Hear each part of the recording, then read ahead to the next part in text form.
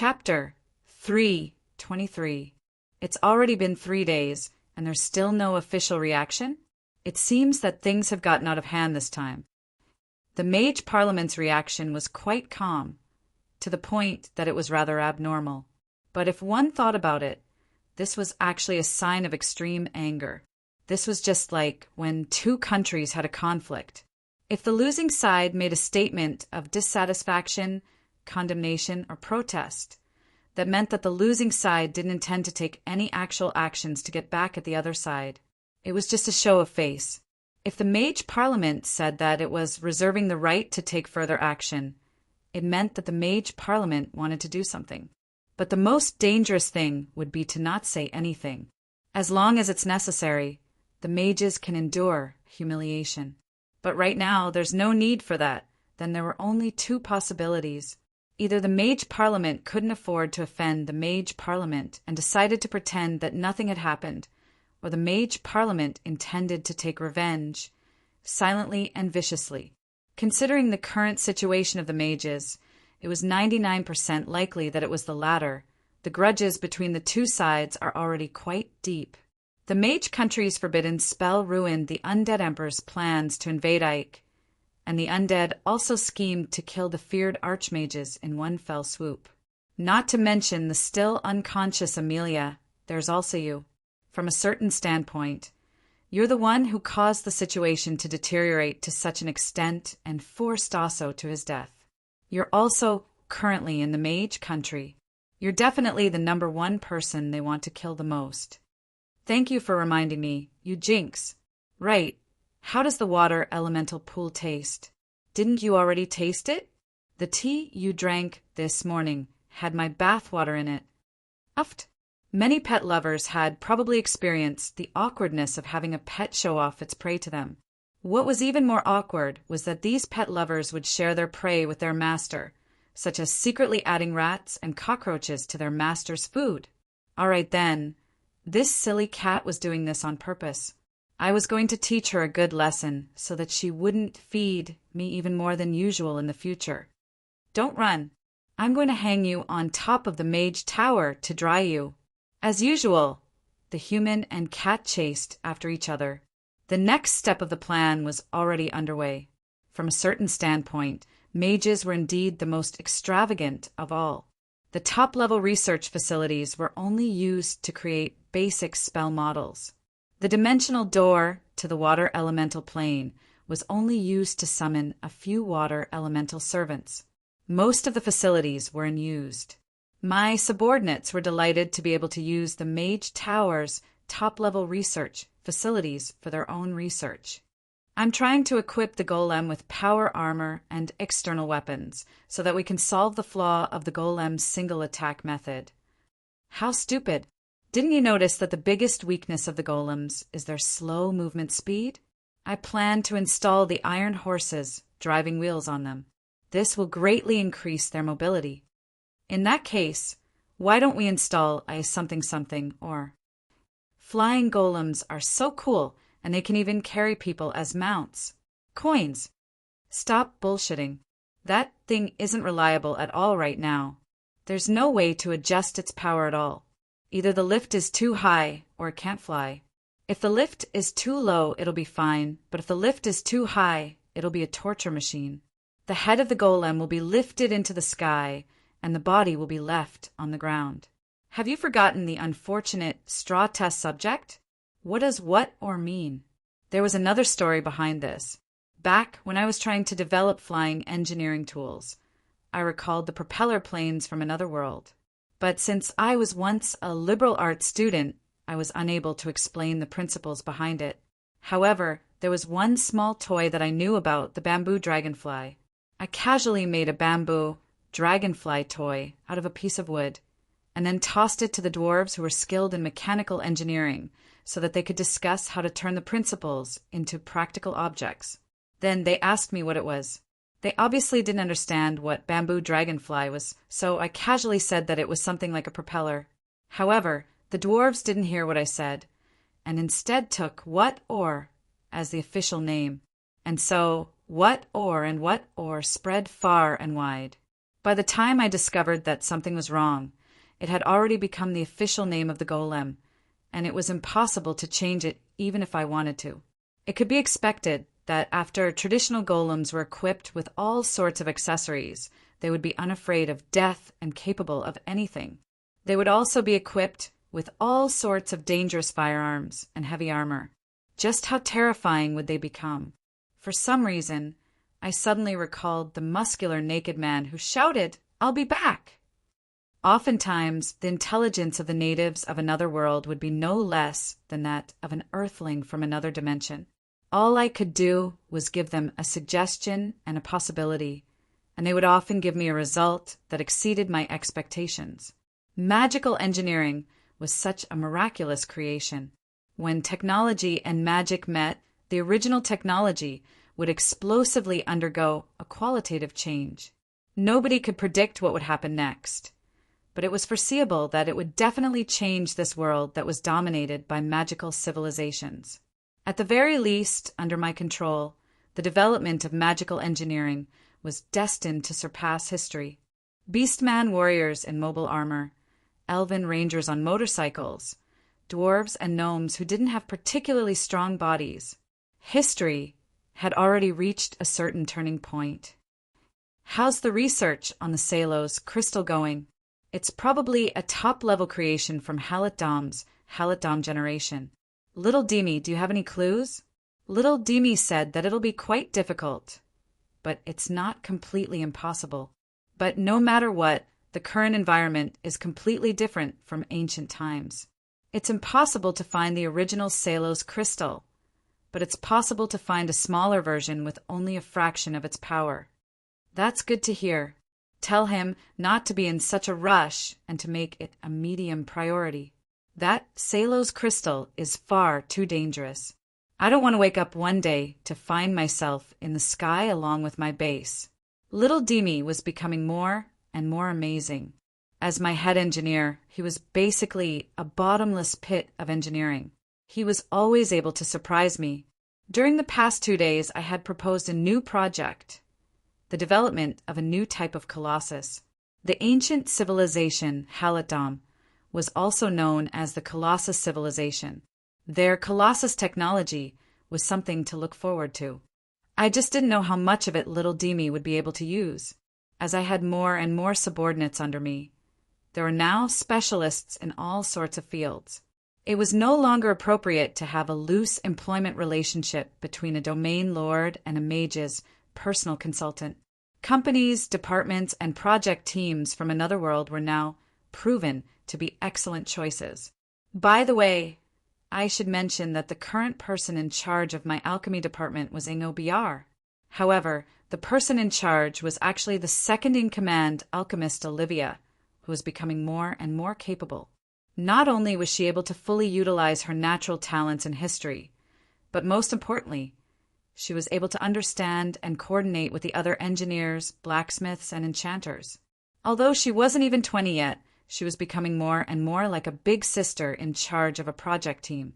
Currently, the most important projects for me, such as improving my mobile armor and researching Olivia's magic box, were all given to her to handle. With her around, at least the alchemy and engineering teams under her wouldn't start fighting each other.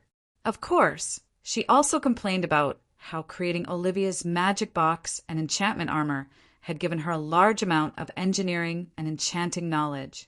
She was now able to work as an enchanter and engineer, but she was getting further and further away from her dream of becoming a great alchemist.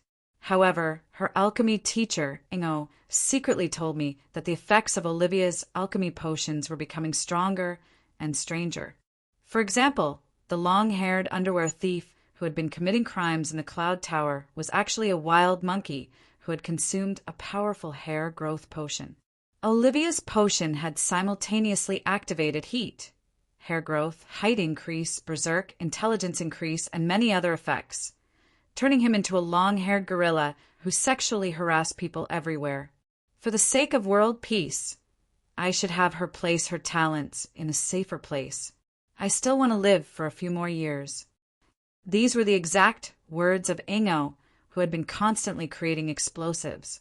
since that troublemaker felt that his own disciple was a huge problem. His back and face were covered in cold sweat as he said this. It seemed that he had been tormented by his own genius disciple.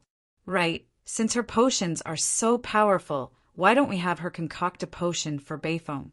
Perhaps that will make him more obedient. After all, he's already beyond saving. It's impossible for him to become any worse. Aren't you afraid that it'll have the opposite effect and that a Mega Beifong will appear? Perhaps he'll awaken to a new hobby, just like that experimental monkey. I thought back to that male long-haired gorilla who went around stealing old men's underwear. If Beifong also became like that, it was my turn to break out in cold sweat. Just thinking about it made me feel despair. Let's talk about it later. If that really happens, the end of the world might arrive earlier than expected. Suddenly, the gnome seemed to have thought of something frightening as he revealed a terrified expression filled with despair. Recently, Beifong has been treating Olivia to meals all the time. Perhaps he wants her to concoct a potion for him. That can't be. Does he think that he can still be saved? I don't know if he can be saved or not. Perhaps he wants to give the potion to his companion. Just as we were exchanging glances, we heard a cry for help outside the window.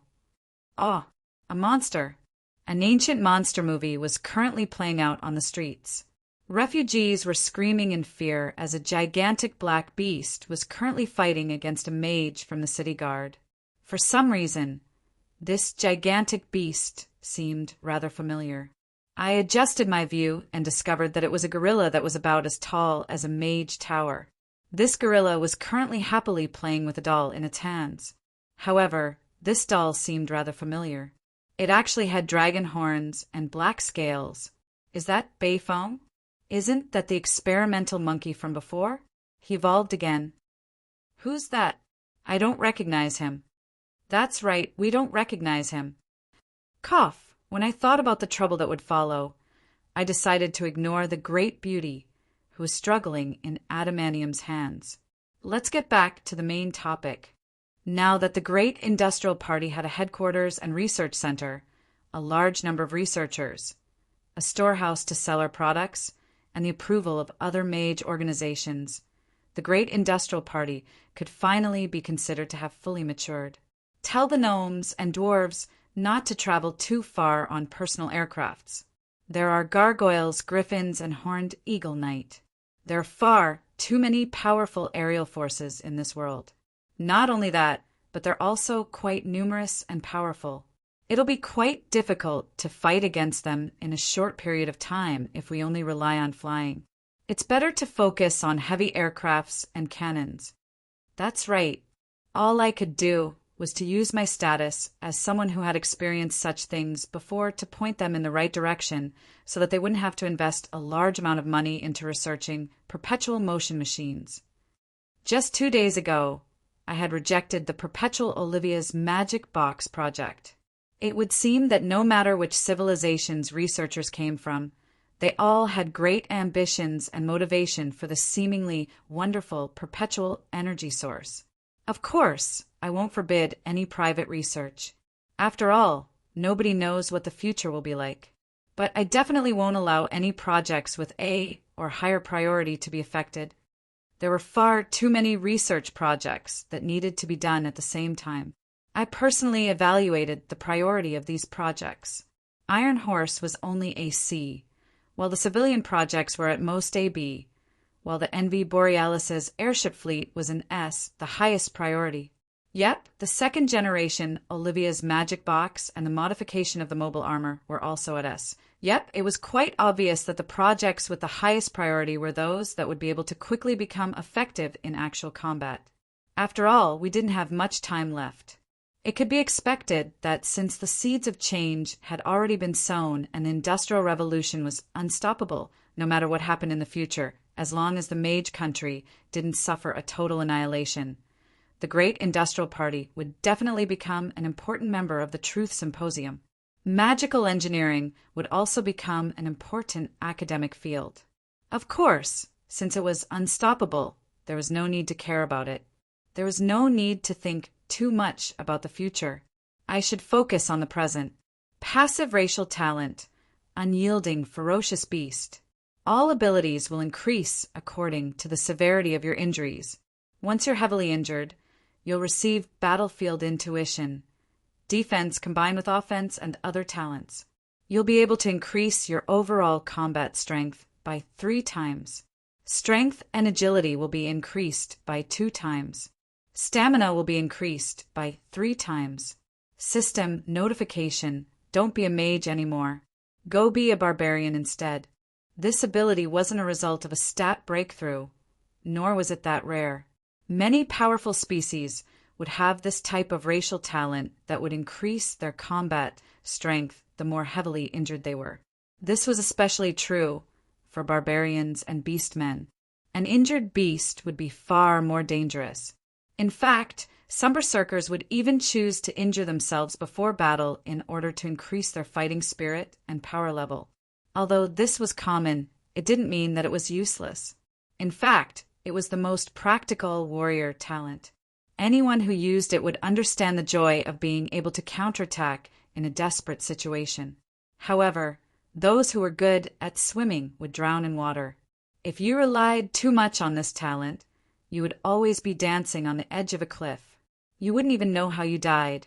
You really did choose the wrong profession. Did you close your eyes and fill in your application? This was what Harloise had said to me when she learned that I had this talent. However, in a way, she wasn't wrong. After all, I was indeed a holy knight. In my second life, I had switched to magic in order to make up for my inadequacies, as well as to hide my true identity. However, the system's final blow to me was to directly open up a series of powerful melee job classes, including the Barbarian Berserker, Cross-Armored Knight, and Dragon Knight. Please prepare your own mount. Some of these job classes were truly attractive. If it wasn't for the fact that my bloodline required the power of order and chaos to be in balance, I would have really wanted to take on these job classes. In order to test out this new talent, I swept through the entire arena and unexpectedly discovered a few good candidates, which I recruited to be my subordinates. Of course, there was also a small accident. A barbarian mage? Me. All right then, it was indeed rather shocking for me to defeat a heavily armored wild boar knight with my bare hands. However, after seeing my emblems of truth, he actually said that he wouldn't fight me unless I promised not to use magic. And so, I could only satisfy him. So, you crushed the enemy's iron helmet? Then you threw his mount onto the arena? What a barbarian. Cough, that was just an accident. Now that the Great Industrial Party and Thorn Garden were on the right track, the Truth Symposium's decision arrived. It was time for me to leave. Chapter 3:24. By the time I returned to the Forest of Dreams, I couldn't even recognize it. The moment I disembarked, I noticed that all sorts of flags were hanging from the docks. There were flags from the Ottoman Empire, Donlan Empire, Mage Country, and so on. There were even flags from the Bardi Empire itself. It would seem that the Bardi Empire had no intention of giving up on the Forest of Dreams, even after taking such a huge detour. The docks were filled with busy people loading and unloading goods. However, the most eye-catching people were the adventurers from all over the world. Judging from their equipment, every team had at least one contract hero who wore the armlet. Actually, for adventurers who wanted to earn justice points, compared to the harsh combat environment of the Ottoman Empire, the scale of the battles here was much smaller. There was also a safe zone that was absolutely safe, so this place was naturally much more popular. Although most of the adventurers were humans, there were many other species here as well. After all, adventurers had an obvious advantage over other species. Not only were there barbarians and beastmen from the Northlands, but even lizard men from remote desert regions could be seen here. It would seem that this place is quite popular. After leaving the docks and heading deeper into the Forest of Dreams, the changes were even greater. There was a flourishing market area and a busy administrative district. The wood spirits in the forest and in the air all had their own shortcuts. The shops here seemed to be doing quite well. There were busy people everywhere. This place was no longer a barren desert. When our Ivy League airship returned here, it caused quite a commotion. While most airships were small to mid-sized wooden airships that could only carry 30 to 50 people, the huge wooden airships that were at the level of a battleship gave everyone a strong sense of awe. The moment the large airship arrived, it immediately started doing business at the edge of the docks. Thorn Gardens branch in the Forest of Dreams is officially open for business. Don't miss out on this opportunity. The Ivy League airship was originally a huge airship to begin with, so it had plenty of space to transport goods. That was why I decided to modify it into a cargo ship that was also a traveling merchant ship. As for its main business, it was naturally Thorn Garden's various war machines. Now that the large airship was parked horizontally at the docks, all the automatic cabin doors opened to reveal various mobile shops. The wood spirits that had returned to their homeland were in high spirits as they started doing business. There were iron horses equipped with auxiliary wheels, simple mobile armors, engineering cannons, and all sorts of war machines. Of course, there were also some new weapons and equipment that were still being experimented on. Buzzing sawtooth swords, the latest dwarven firearms, portable dwarven cannons, and mechanical shields with their own defensive force fields were all waiting to be tested on the battlefield.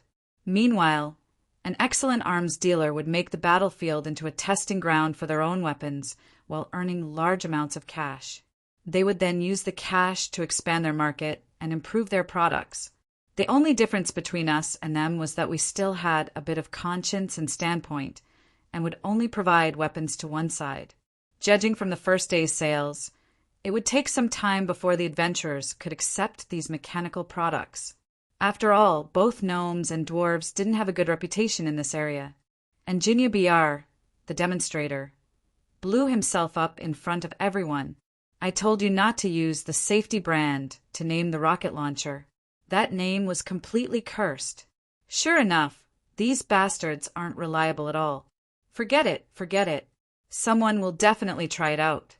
Let time and combat results prove it for us. There was another reason why we had returned so quickly to the Forest of Dreams. We had gone there as envoys of the wood spirits, and our alliance could be considered a success. However, when we returned, we had a new problem on our hands. The Mage Country sent Barty as an envoy to negotiate a truce. How troublesome. I wasn't the one being asked to do this, but rather share. It seemed that someone had learned of our relationship, so there was obviously a problem with this assignment. Since they had sent her as an envoy, of course I couldn't possibly stay out of it. Leaving such a task to a gold rank novice would be akin to tormenting her to death. It doesn't matter. I want to see what those fellows are up to anyways. However, I personally felt that they probably wouldn't directly ask me to do this. They were probably afraid that I would cause some sort of trouble or something. After all, compared to me, who was an outsider, Cher was more of a local talent. She would probably care about the Mage Country's benefits. I had already decided on my plan. I would reorganize myself in the Forest of Dreams for a few days before heading to the Barty Empire's capital. As for whether or not I should check out Nitrain City, which was currently at war, that would depend on my own judgment. Yes, it was just me. The envoy went directly to the Barty Empire's capital, but I didn't follow them. I only set a meeting point in the Barty Empire's capital. Rather than being a diplomatic envoy that was being watched by others, I personally felt that it would be better to act alone in the shadows. At the very least, there were many things that couldn't be seen on the surface. If it was possible, I even wanted to take a look at the eastern battlefront. Perhaps I would even be able to meet some old acquaintances there. As I strolled by myself in the new town area of the Forest of Dreams, I was astonished by the bustling scene before me. Half a year ago, this place had been the Barty Empire's Victoria Harbor. 2 months ago, this magical forest had been completely uninhabited, yet it had become such a bustling place in such a short period of time. Although there are many injured adventurers, the adventurers seem to be in good spirits. Most of them have smiles on their faces. Is that their hope for the future? It would seem that I don't need to worry about the Forest of Dreams. Or should I find a chance to take a look at the front lines? It was already noon. I casually ordered some dishes at a roadside restaurant as I watched a barbarian bragging about his adventures. Just as our adventuring team was in dire straits, I, as a great thief, took action. I started with a backstab, then knocked the Lich unconscious with a kick. After a series of combo attacks, I single-handedly killed the Lich. Frida! Wait a moment, this barbarian was actually a thief? As expected, as long as there were enough people, there would be all sorts of weirdos. But when I thought about the ogre thief I had met last time, I didn't think much of it. But a Lich could actually be knocked unconscious? If that Lich wasn't an undead mage wearing a skull mask, then it was probably a barbarian's additional racial talent of bragging. Brother Holy Knight, are you by yourself? A young female priestess approached me with a smile. Judging from the gold coin emblem on her chest, she was a mid-level priestess of the goddess of wealth. Of course, she didn't come here for any special services. Many priestesses of the goddess of love had personal hobbies. The goddess of wealth and her worshippers would forever only pursue wealth itself. I paused for a moment, but then came to a sudden realization. This was the front lines of the battlefield. Many temporary hunting teams would come here to search for adventurers. Places with high traffic like bars and restaurants would naturally be places where adventurers would search for companions. I was all by myself, so I seemed to be a lone adventurer waiting for a team.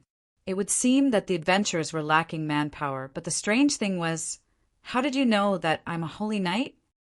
Since I had left the Cloud Tower, I wasn't wearing my signature mage robe. I was only wearing my usual linen robe, and I didn't bring any equipment with me. How could I have been recognized? My sitting posture, my smile, and the marks on my hands. A person who had received long-term military training and night training would have obvious differences in their walking and sitting postures. The marks on their hands were left behind by sword practice.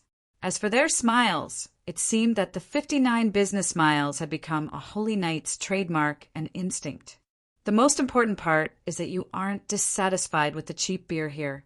Even the barbarians in our hunting team complain every day that the beer tastes terrible.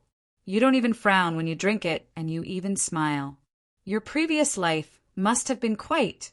Indeed, a noble knight wouldn't even come to a low-level restaurant like this, let alone a cup of beer that cost 2 copper coins.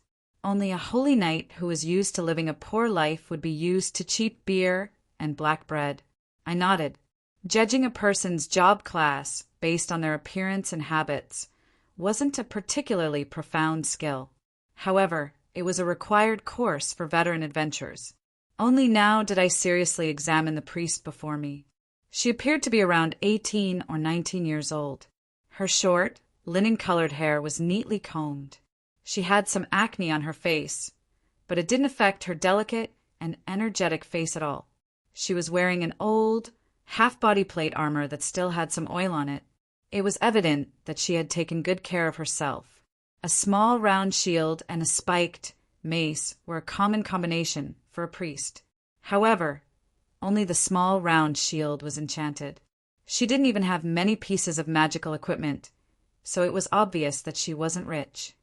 At most, she's a low silver rank. If she's the team leader, then the entire team's rating is probably at the peak of bronze. I lightly tapped my index finger on the table, causing a golden holy light to flash on the table. This proved her guess that I was indeed a holy knight. Do you need something from me? The female priest was delighted when she saw the flash of holy light. However, she then began to hesitate. Originally, she had thought that I was a holy knight who was traveling alone, didn't have any equipment, and was so young, so she had thought that I was a newbie. However, I was able to control holy light so easily. If I was a holy knight who specialized in spiritual spells, then I was likely a high-level job class gold. My team wouldn't be able to afford such a powerful character. Our team accepted a quest with a decent reward, but our defensive warrior doesn't want to do it anymore. That's why we're lacking a melee job class. I furrowed my eyebrows. This quest description was far too simple, and it seemed to lack sincerity. Ordinary mercenaries and adventurers would never accept a vague quest description. The more unknown things there were, the more likely accidents would occur. Perhaps there was something wrong with the employer. Life wasn't a game. It was impossible to start over again. Adventurers who lived on the edge of a knife's edge needed to be cautious. The female priest seemed to notice my dissatisfaction as she hurriedly added, "It's not that I don't want to explain in detail, but this is a major operation organized by the local fairies. We're only a part of it, so we'll only know the specific requirements when the time comes." After a slight hesitation, I nodded and accepted her request. "That's wonderful. Our wood spirits are so cute. Mercenary group finally has a meat shield. We can accept quests again." "What did you say? Can you say that again?" This time, it was the female priest's turn to be embarrassed. She lowered her head and explained in a small voice, "We temporarily formed a team here. We changed our names several times, but they were all the same names. I just randomly said one, and in a way I could understand. After all, the wood spirits were quite popular back in the mage country.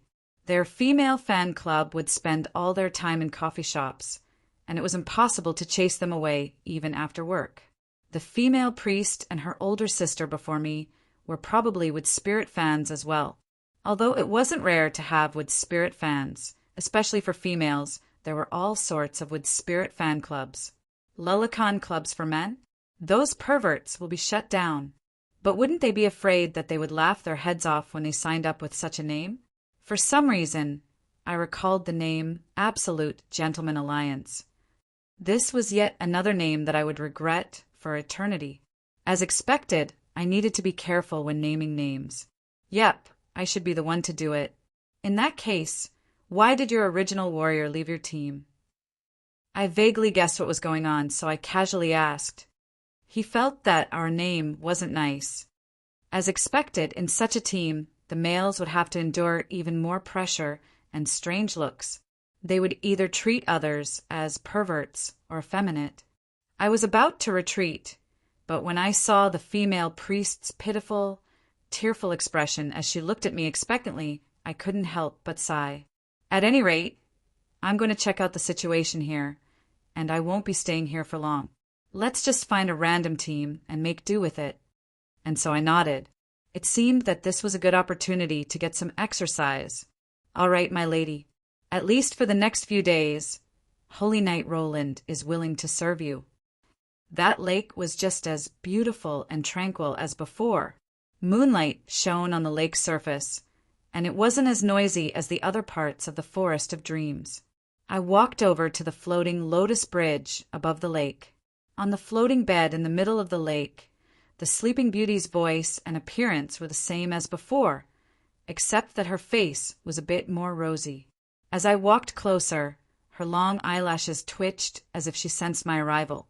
She had a sweet smile on her face, as if she was dreaming of something good, giving me some anticipation. Although you're much cuter when you don't talk, perhaps I'm still hoping that you'll wake up soon so that I won't be so annoyed. Unfortunately, I received no response to my words. In the end, Amelia helplessly returned to her peaceful state. Are the sacrifices still not enough? I seemed to be talking to myself, but I received the answer that I expected. Please don't be too worried. It's only a matter of time before Mother wakes up. The bright red Samantha walked out from behind a tree. Her calm expression seemed to contain a hint of worry.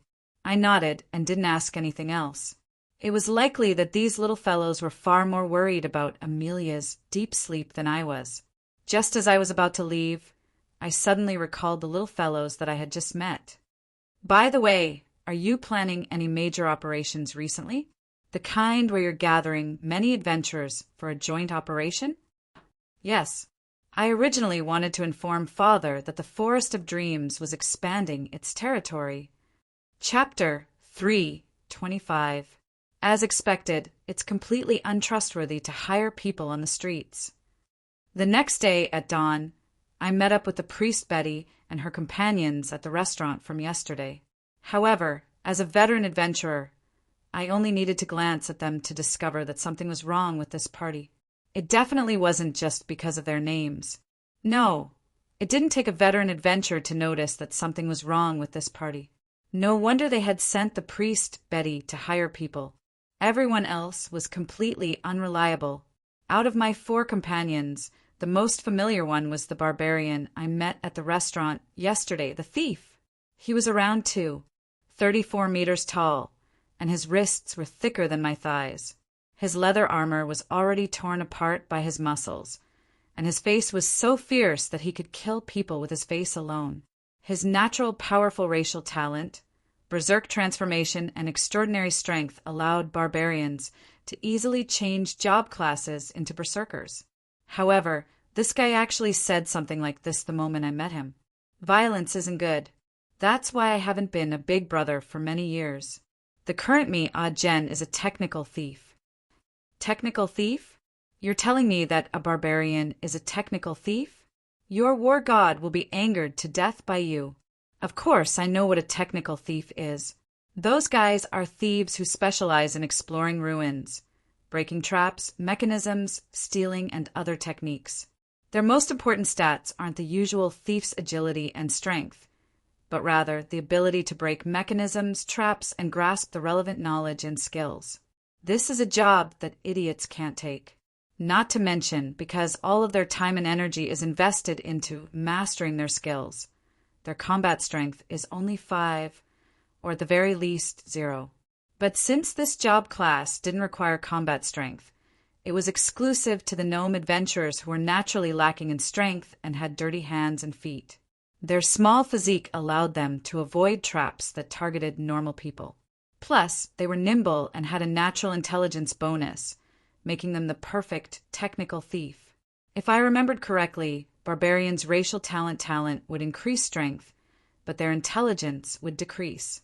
Once they entered berserk transformation, their intelligence would directly drop to around 3, making them no different from wild beasts. It would be difficult for them to even complete a sentence. With Jen's outstanding natural strength, if he had chosen an assassin job class that specialized in combat, I could only say that would have been a rather unconventional choice. Yet this guy actually chose a job class that required the most intelligence, a technical thief. I could only say that this guy was basically a scammer. Manners? I'm now a holy knight. It'll be far too damaging to my image to simply shout and complain.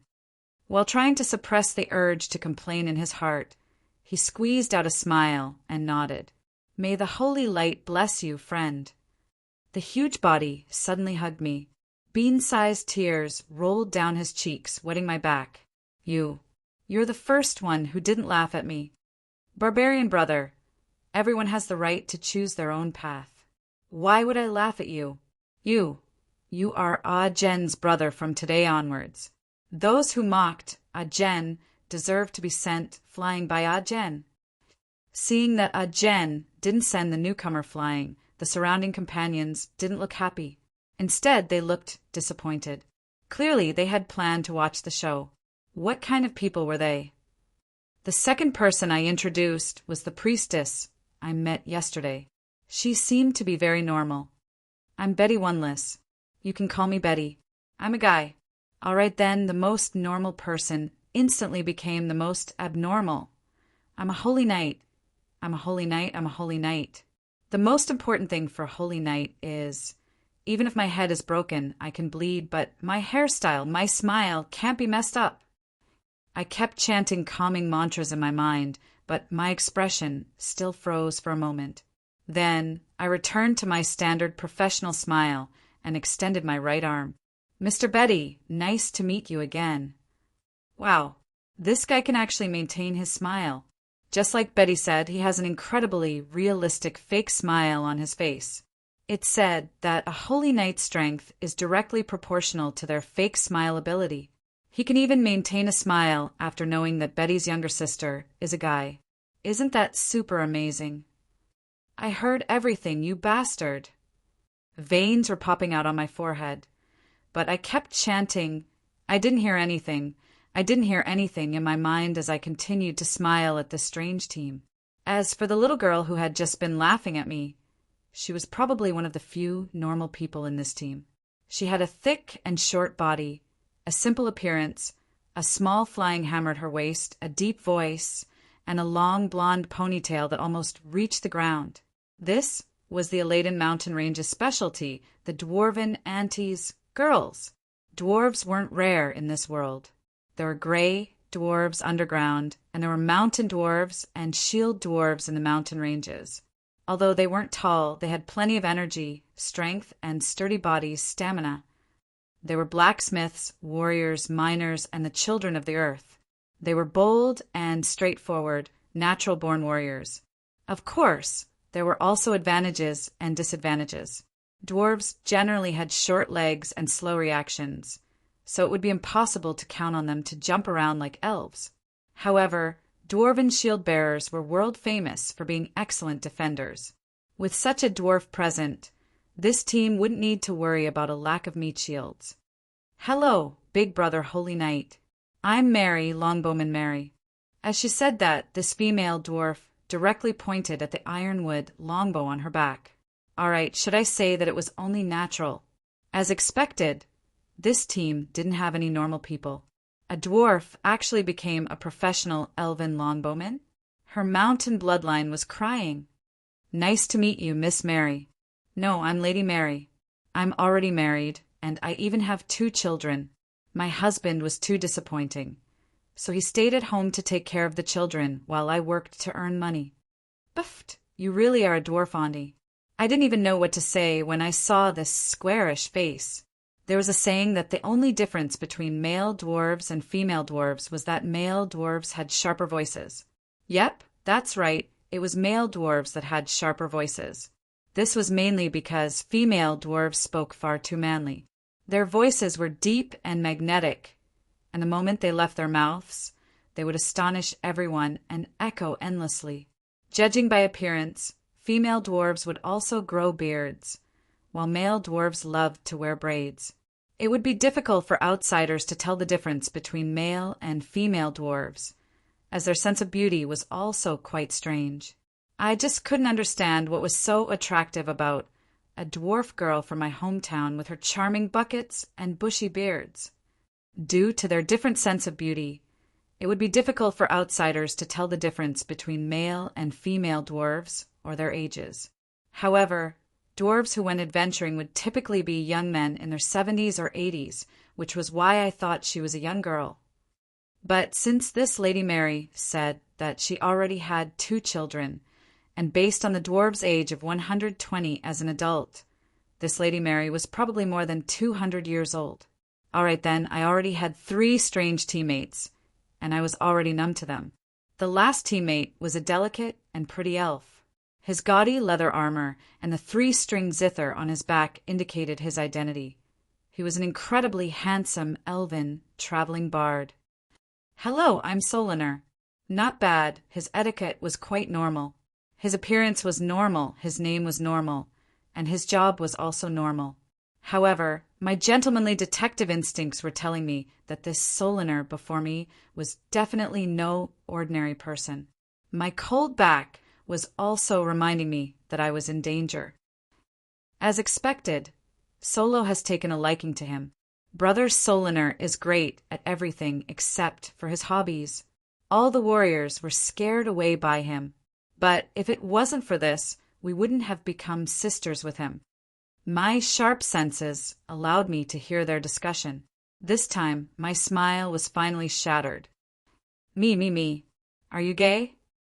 Please don't make it sound so bad. I just like handsome young men." As I said that, I secretly squeezed his hand, causing goosebumps to appear all over my body. F***CK. What kind of demon is this? Let go of me. Eat my broken shoe. / All right then. Our first meeting ended up becoming a full-on brawl. I was panting heavily as I stomped on the gay Solinar. Should Kolos be in a church here? It would seem that I need a healing smile. For some reason, I felt like I would feel much better if I had that wild elf smile. Paha, you're disgusted by a gay Solinar, so you're going to find a trap to heal you? You're hopeless as well. The silly cat's taunts came as expected. However, I didn't even have the energy to argue with her. Just who were these people? It was likely that there was no adventure team in the entire Forest of Dreams that was as strange as this. Was my luck really that bad? Silly cat, meow and act cute. Meow, master, I want to drink milk. I want it to be white, muddy, and smelly. All right then. The silly cat instantly transformed into a young blonde cat girl. She had yellow cat ears, a tail, and a furry meatball glove. She intentionally said that in a sweet and flirtatious manner. As she said that, she even licked her lips and looked at me seductively, as if she was really thirsty. I instantly stood up. Yep, I got goosebumps all over. Go, I'll choose you, Harloise. Transform into a shooting star in the sky. I immediately forced her to transform into the silly cat. Then I suddenly stomped on the ground and threw her like a javelin into the sky, transforming her into a shooting star. Stupid blockhead. You deserve to be molested for the rest of your life. Meow. I hate this feeling. I turned around while panting, only to discover that my companions were currently discussing this matter.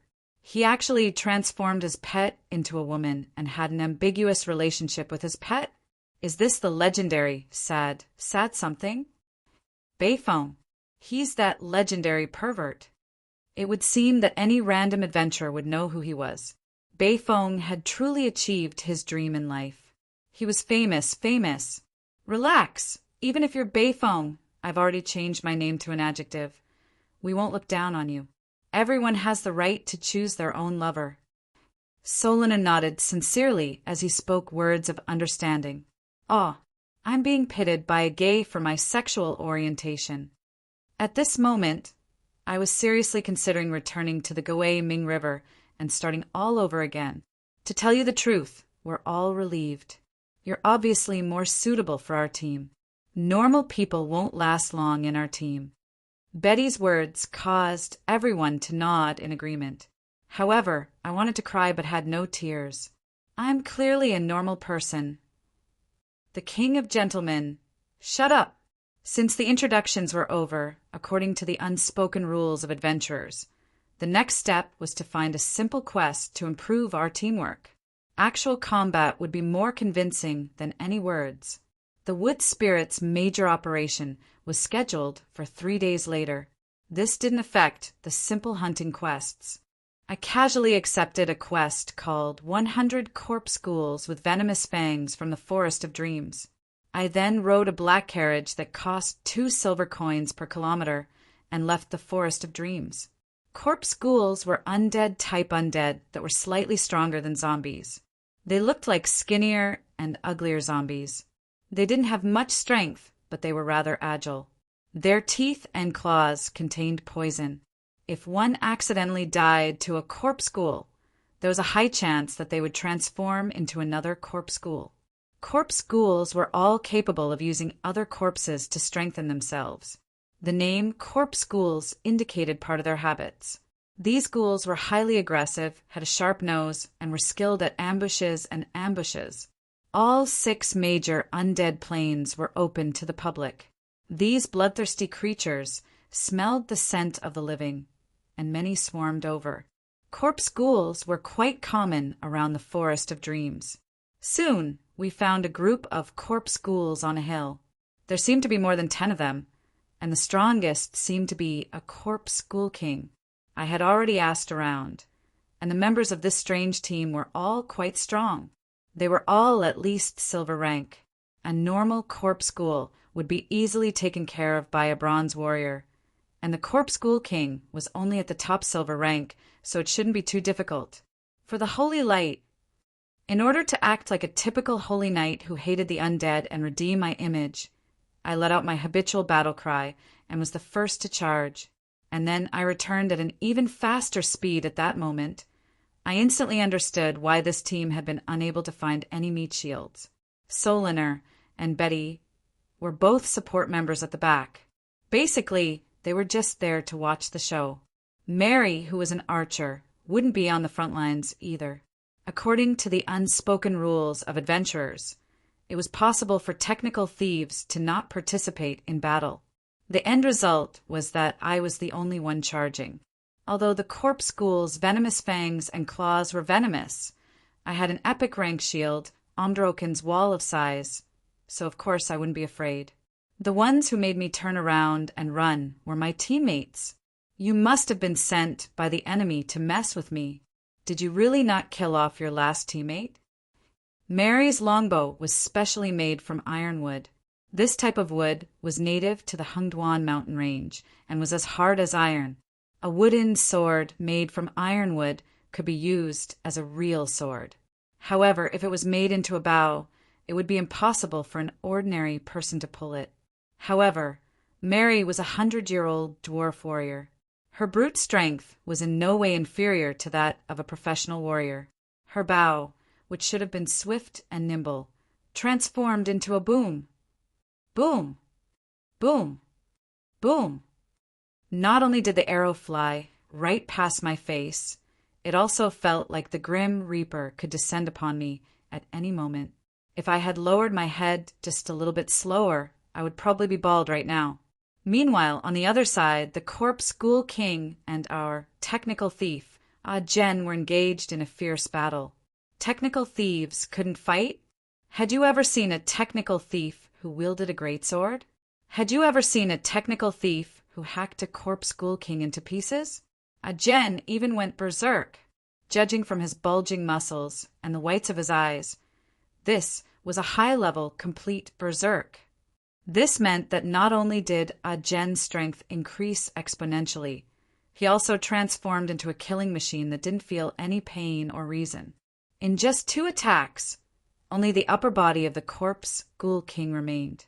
Judging from how Jen was still drooling as he stared at me, I was now his greatest threat. Hurry and run, Brother Roland. Jen is afraid of blood. The moment he sees blood, he instinctively goes berserk and won't recognize anyone. All right then, I finally understood why Jen didn't choose his job class as a warrior. Complete berserk was his final trump card. Since he couldn't even control himself, wouldn't that mean that he would kill everyone on the battlefield? You professional scammers, you're scamming me. Chapter 326. Asalivus. In the undead language, it referred to Osso's eternal rest. And now, this was the name of a new city. Ever since a large number of undead descended from the 6 main planes, the 6 pillars of light, which were strategic locations of the Forest of Dreams, were under heavy protection. What sort of protection could possibly compare to an impregnable fortress city? And so, under the undead emperor's command, a new city was constructed. This city faced the Forest of Dreams from far away, yet strangely coexisted peacefully. The Forest of Dreams and Asalivus, Nitrane City, and the front lines, Tombstone City.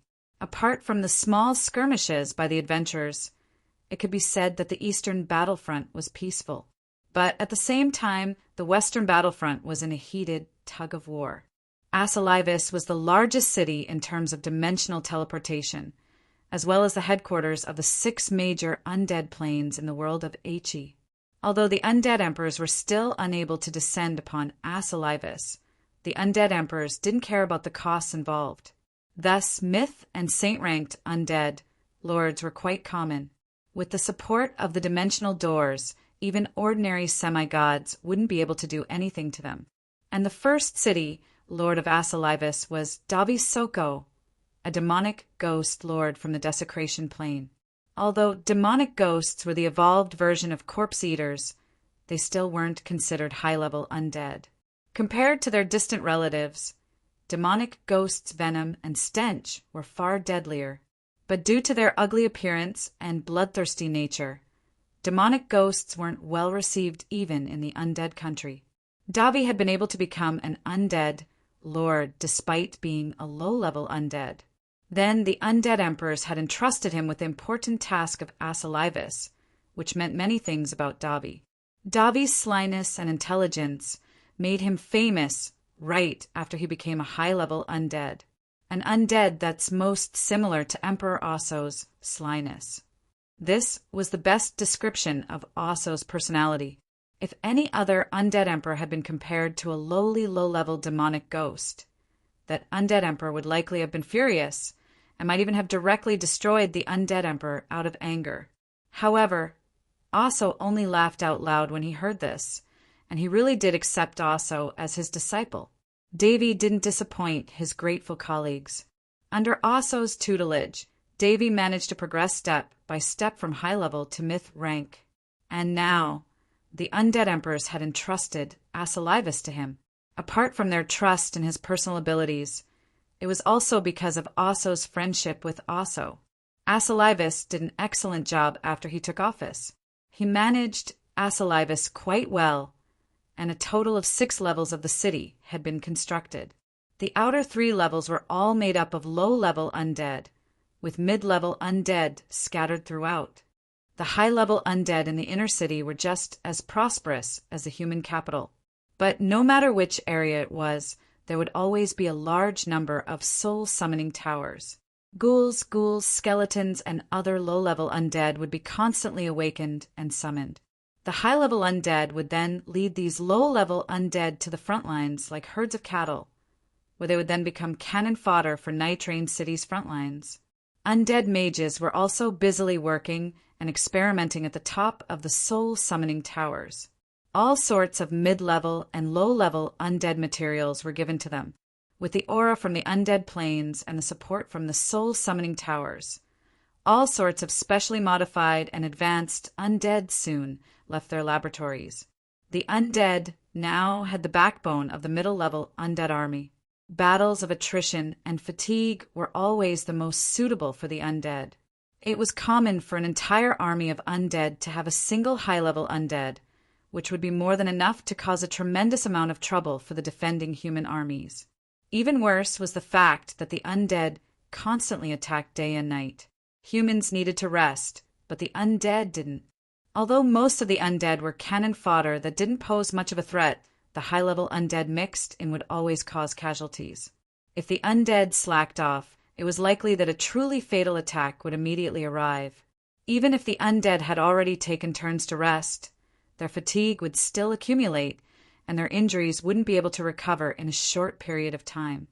And once the undead were on the battlefield, no matter how many supplies and healing resources they had, they would all be used up in a short period of time. It was said that Nitraine City had already been forced to send out the Dragon Knight several times to wipe out the undead skeleton army. Unfortunately, it wasn't very effective. Even if the undead's dragon breath cleared out the battlefield, the undead would soon be filled in again. The undead were slow and sluggish, but there was no end to them. Perhaps the undead would be able to obtain victory after victory against them, but the undead would unknowingly lose all of their comrades.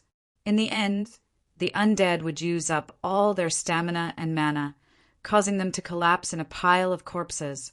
This was how the undead had conquered so many cities over the countless years. The dead in battle would become new nourishment for the undead, making the undead calamity even more ferocious than before. The undead were quite patient. They continued to accumulate strength, as this was only the appetizer. Meanwhile, the hunters in the east began to attempt to stop and restrain the undead heading to the front lines in order to reduce the pressure on Nitraine City's defenses. And so, battles had already broken out everywhere along the way. But right now, as the flames of war continued to burn, Asalivus welcomed 2 esteemed guests. Even the city, Lord Dobby, personally came to greet them. The 2 guests were 2 handsome youths. One was slightly older and had long hair, while the younger one wore a red headscarf. However, the similarity between the 2 of them was that they were so handsome that they didn't seem human at all. Their abnormally well-toned muscles seemed to glow with a golden light, and their dazzling golden hair shone like the sun. Their blue eyes seemed to have the Milky Way swirling in them, and they walked through the air as if they were standing on flat ground. They seemed like heroes from the legends. Esteemed Lord Hartley, Lord Eanes, it's fortunate that you've come to visit us with your mortal physiques. Otherwise, it would have been quite difficult for me to find chairs suitable for your physiques. The old demon had a hunched back and was wearing a black cape. He held a walking stick, making him seem just like an old man who could collapse at any moment. However, he wasn't nervous in the slightest when facing these two gods. In fact, he even started to joke around.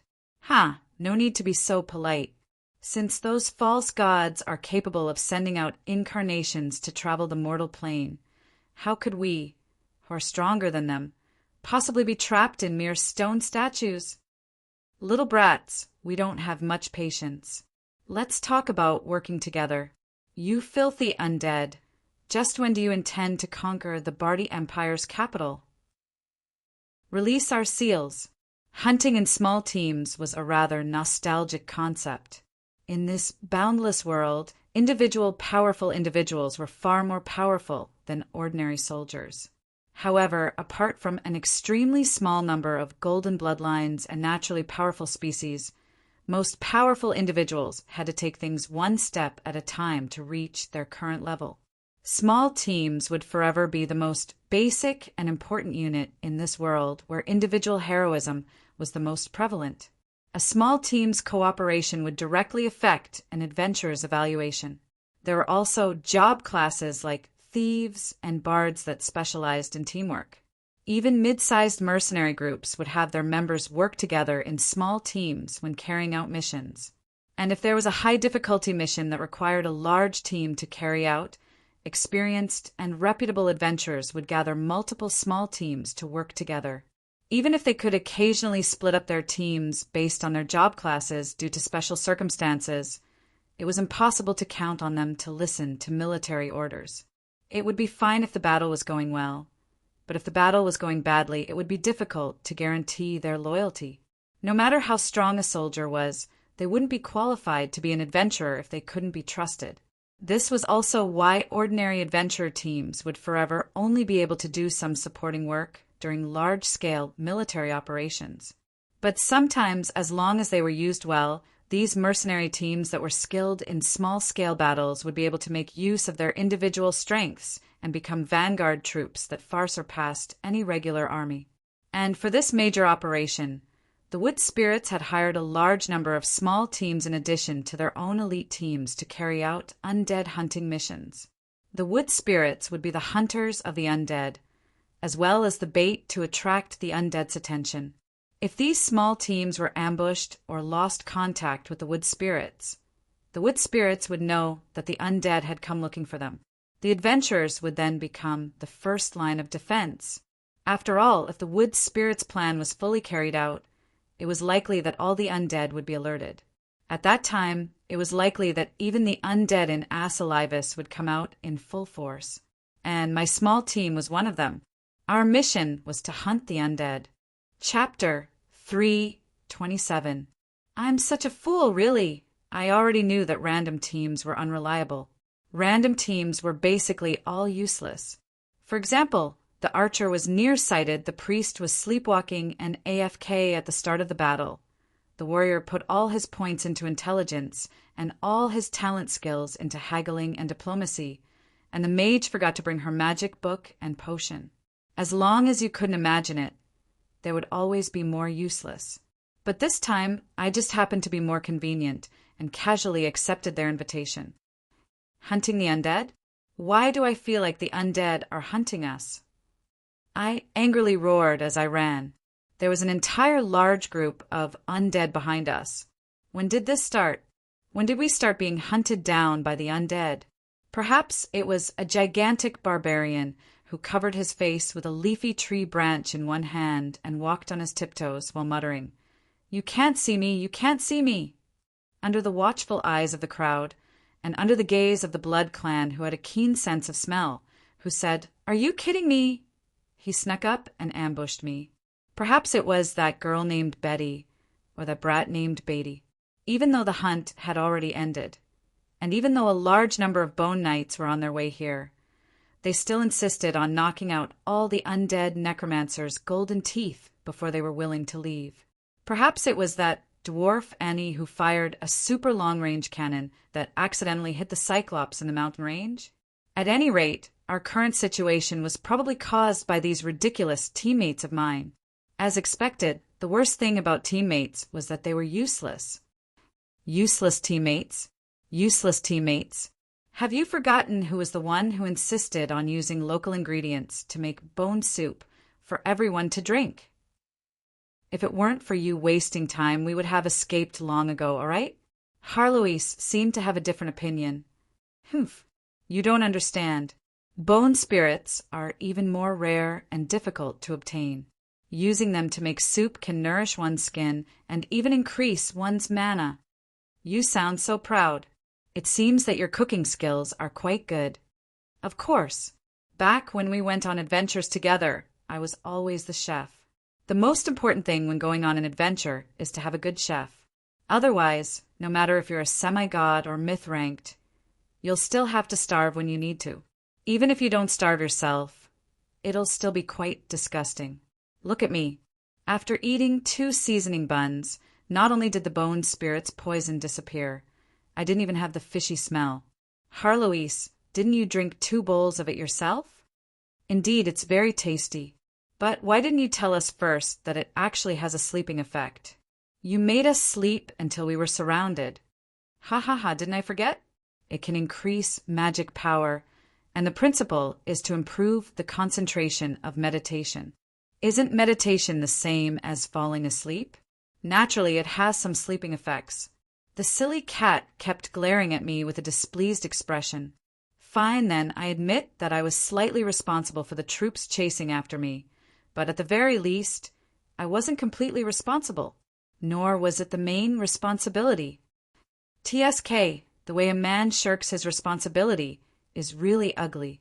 Looking back, there were no longer any low-level skeletons, zombies, or mummies that were slow. The only ones that could keep up with us were the mid-level and high-level skeletons, like the skeleton cavalry. I roughly estimated that there were about 40 to 50 of them. If we were stopped, there would be even more behind us. It definitely wasn't something that our small party could handle. Yep, at least not with our strength on the surface. I don't think I can deal with these guys if I don't use my full strength. If I use my full strength, won't I expose my true strength? No. Why should I avoid exposing my true strength?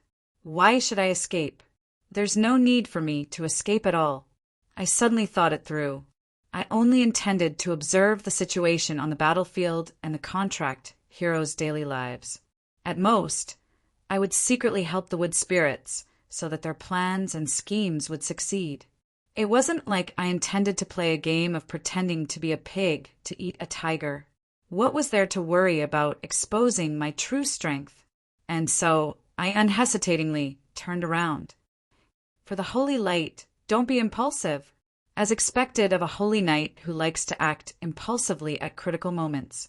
I was right to keep an eye on him. Before I could even draw my sword, the dwarf auntie and the trap priest grabbed me from both sides and started running. Hey, hey, hey! I'm going to kill them. Yep, we all know you're strong. I heard from my older sister, who's a holy light priest, that under the guidance of the holy light, a holy knight will never fear anything. Although she said this, Betty's eyes were filled with pity, as if she was looking at a crazy lunatic who was hopelessly fanatic. Cough! I heard from my old wine barrel that the holy knight has the syndrome of sacrificing himself to cover his retreat, but you should at least find a time when it's worth sacrificing yourself. Young man, don't be so suicidal. I'm already 136 years old. Let me tell you, this world isn't as bad as you think. The dwarf Annie was quite direct, but why did she sound like she was trying to persuade an idiot who was about to commit suicide? I really can kill them. I don't intend to sacrifice myself, and I'm not forcing myself. Yep, I believe you. What did they mean when they said I was just being perfunctory and sympathizing with me? I really could kill them. Oh, let go of me. I'm not crazy. Let me kill them. In the depths of the mountain range, a temporary mountain village had been established. Simple logs were piled together to form a protective wall, and the scattered tents with a campsite. However, if anyone underestimated the defenses of this temporary camp, Then the wood spirits' special magical parasitic vines and trees on the walls would teach them a lesson. Originally, this was a key location for missions. Ordinary adventure teams would only be allowed to enter when they lacked supplies or were injured. However, due to certain special reasons, there were far more adventurers here than expected. And after being busy for an entire day, it should be said that after running for an entire day, the hungry and tired adventurers decided to go to the gathering point early to rest. Look, it's them. Damn it, we had to run for an entire 3 hours. You guys are lucky. The Shield of Glory just killed a high-level abomination and didn't even get the spoils of war to prove their victory. That was nearly 100 justice points. The wood spirits are so cute. Adventurer team was now famous. If you dragged a bunch of wild monsters across the entire battlefield and ended up snowballing, causing your companions to hate their parents for giving birth to you, you'd probably become famous as well. You'd be known as a burden to the adventure team and a professional idiot teammate. Right now, no matter where we went, there would always be people pointing at us and saying, "What idiot teammate?" The other adventurers in the adventure team were ridiculing us, but the adventurers in the adventure team were incredibly calm. It was as if they were already used to it. It was no wonder that they couldn't find any other adventurers. Betty smeared some strange mucus on her face as if she was doing some cosmetic work. Jen happily continued perfecting his own stealth equipment by adding new leaves and colors. To be honest, although many thieves would add colors to their equipment to match their stealth, Jen had added some leaves to 2 tree branches, and now he had even added 2 rotten cabbages and a carrot. This was even more eye-catching than doing nothing at all. Or was he intending to sell vegetables to the undead? Could I pretend that I didn't know him? I really didn't know him. As for the dwarf girl, she was only a little over 100 years old. How could she be considered an auntie? If she was an auntie, then what was I, who was a little over 300 years old? Grandpa. Cough. Getting back to the main topic, this merry girl had inherited the dwarven tradition. After drinking 3 cups of wine, she was already dancing in high spirits. Of course, the dance of a dwarf auntie from afar. It looked like a dancing barrel of wine. Judging from how these 3 dwarves treated everyone's mocking gazes as if they didn't exist, this wasn't the first time they had done this. This meant that they had made many people suffer in the past, so they were used to ignoring other people's condescension. The only normal person in the adventure team, the handsome bard, was in high spirits as he turned today's events into a pub song, playing and singing. Of course, art originated from life, so it was completely understandable that the plot in the story would be different from reality. Making the main character look good was something every author needed to learn. However, it's understandable that he killed a group of skeletons and leveled up into a group of ghouls. Even though he was clearly just a corpse lich and was viewed as a semi-god mummy, it's still understandable that he was seeing things. But after being chased for an entire afternoon, he actually managed to stall an undead lord's army for 3 days and 3 nights. In a bitter battle, he even managed to kill off a myth-ranked lich who was leading the undead army. Not only that, he even managed to save the damsel in distress and the princess. Isn't this too ridiculous and shameless? Isn't this completely illogical? Brother Roland, you don't understand. In this day and age, it's all about fame. Serious storytelling has long since become outdated. If you didn't starve to death, you would have already changed your profession. The more illogical a story is, the more attention it will attract. The scarier the story, the more exciting it will be, and the more rewards the listeners will receive. Even if everyone knows that it's all nonsense, it's fine as long as they're having fun. Who would take it seriously? This is the market. All right then. I was speechless at being taught how to cater to the market by a native from another world. I shook my head as I watched these scammers continue to make more and more of a fuss. I went back to my own business. There was a gigantic ancient tree in the center of the campsite. Although it wasn't as tall as the forest of dream sky tree that reached the clouds, it was still several hundred years old. Yet, 2 days ago, this tree had been completely empty. There were treants and wood spirits guarding this area. It wasn't that there weren't any adventurers trying to find out what was going on. It was that all ordinary adventurers who tried to approach this place would be stopped. A kind-hearted adventurer called out to me when he saw me walking over. "Don't go over there. Those wood spirits won't let anyone pass at all." Before he even finished speaking, I had already walked past the blockade. However, the wood spirits and guards ignored me as if they hadn't seen me at all. Right after that, the muscular adventurer who had just spoken ran over to try. However, before he could even get close, a wall of thorns suddenly rose up, and the wood spirit's vigilant and hostile gazes caused him to shrink back. He could only smile apologetically and return to his original location. The adventurer who witnessed this scene remembered the appearance of the young man who had just entered and hurriedly asked which team he was from. After all, only that person had been allowed to enter, and he was the leader of the adventurers in this expedition. Yet this unfamiliar young man had received the same treatment. Even if he didn't have anything special about him, it was likely that he had a special relationship with the wood spirits. In that case, it would be necessary to investigate him. Of course, I didn't know any of this, since I had already entered the treehouse. What surprised me the most was that I met a human here. He had shoulder-length blonde hair, blue eyes, and fair skin.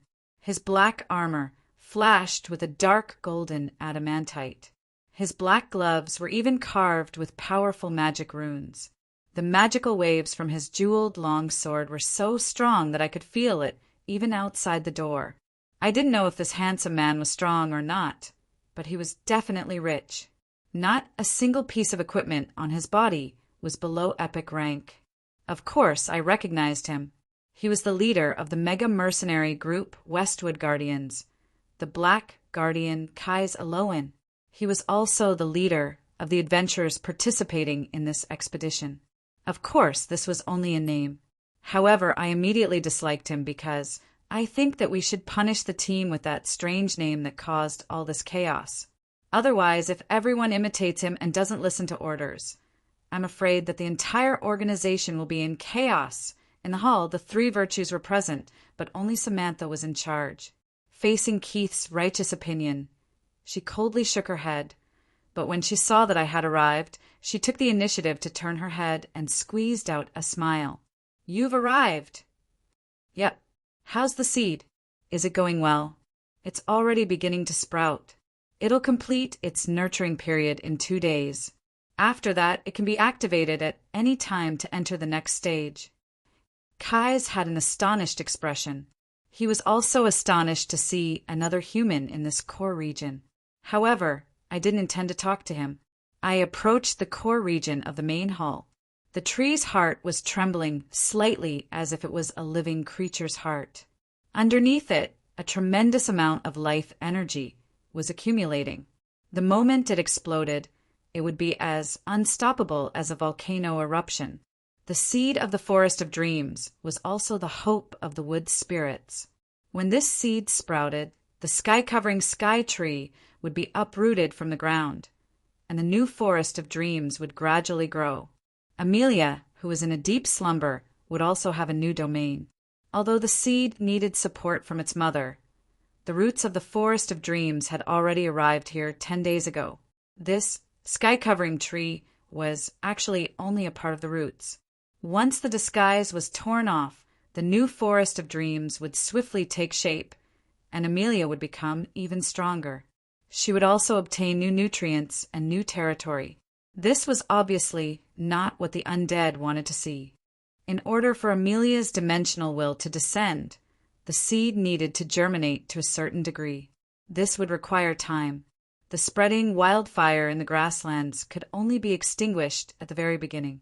The undead weren't blind. When the dimensional will expanded its domain, the entire natural laws of the world would be affected.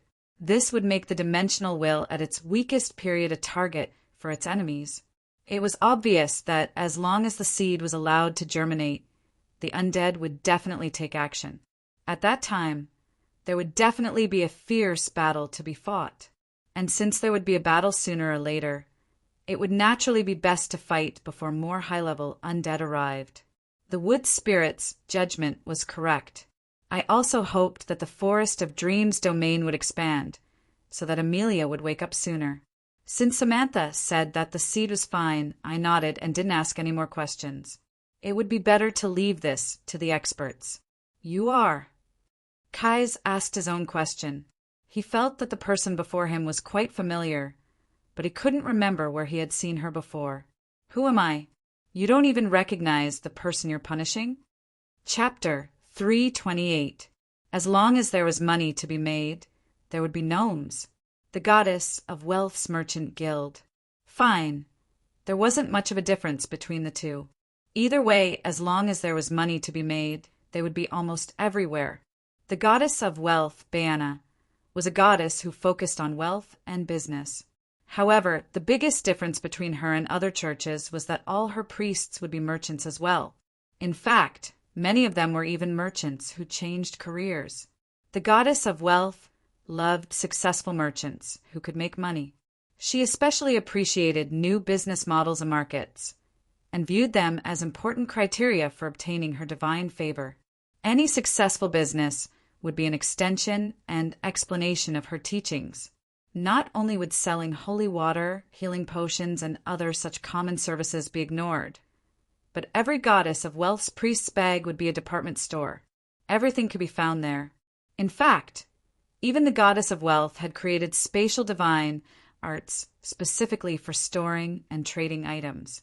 However, unlike the gnomes who always caused trouble, the goddess of Wealth's priests were incredibly popular everywhere. After all, they weren't here purely to earn wealth for themselves. Instead, they were here to create more wealth. There was nothing more worthy of the goddess of Wealth's favor than a new business route or source of wealth. The best goddess of Wealth's priests didn't care about how much money they had. Was it a little difficult to understand? There was once a classic example of this. The Icewind Valley was so poor that it was frozen for at least 300 days a year. There were only incredibly powerful ice magic beasts there, and it was impossible for any crops to survive. However, there was an incredibly delicious ice lake fish there.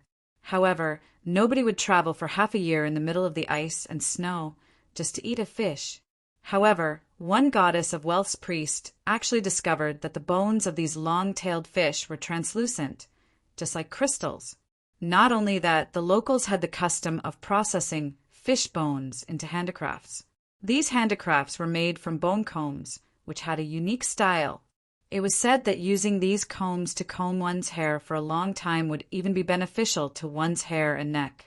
As a result, through a series of marketing campaigns, such as inviting famous city lords to wear these handicrafts from the border of Ike to attend important banquets, and increasing the price at auctions, the locals forcefully turned these bone combs, which weren't even worth a single coin in the local area, into a rare and priceless item in the center of Ike.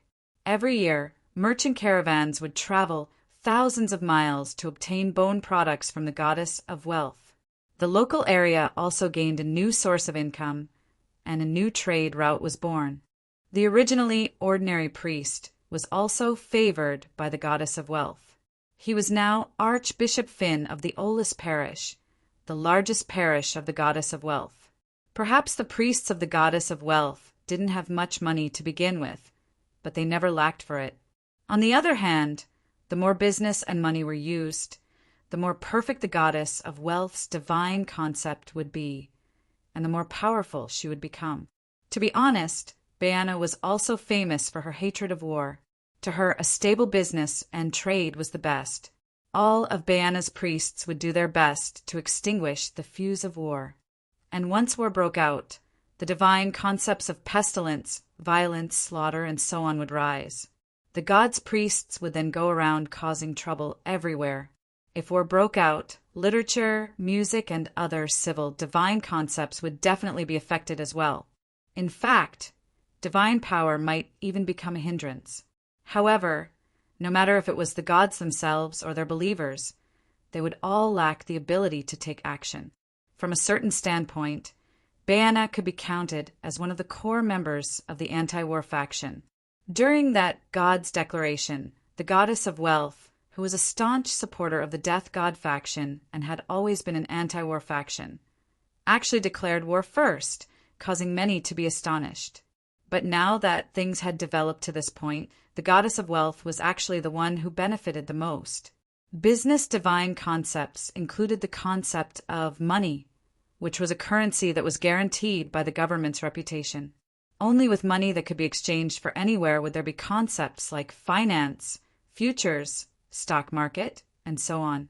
Only then would the goddess of wealth be able to further strengthen the concept of wealth. In other words, if there was a true god in the earth dimension where money worship was rampant and all sorts of economic forms were developed, the goddess of wealth would probably already be at the level of a high god.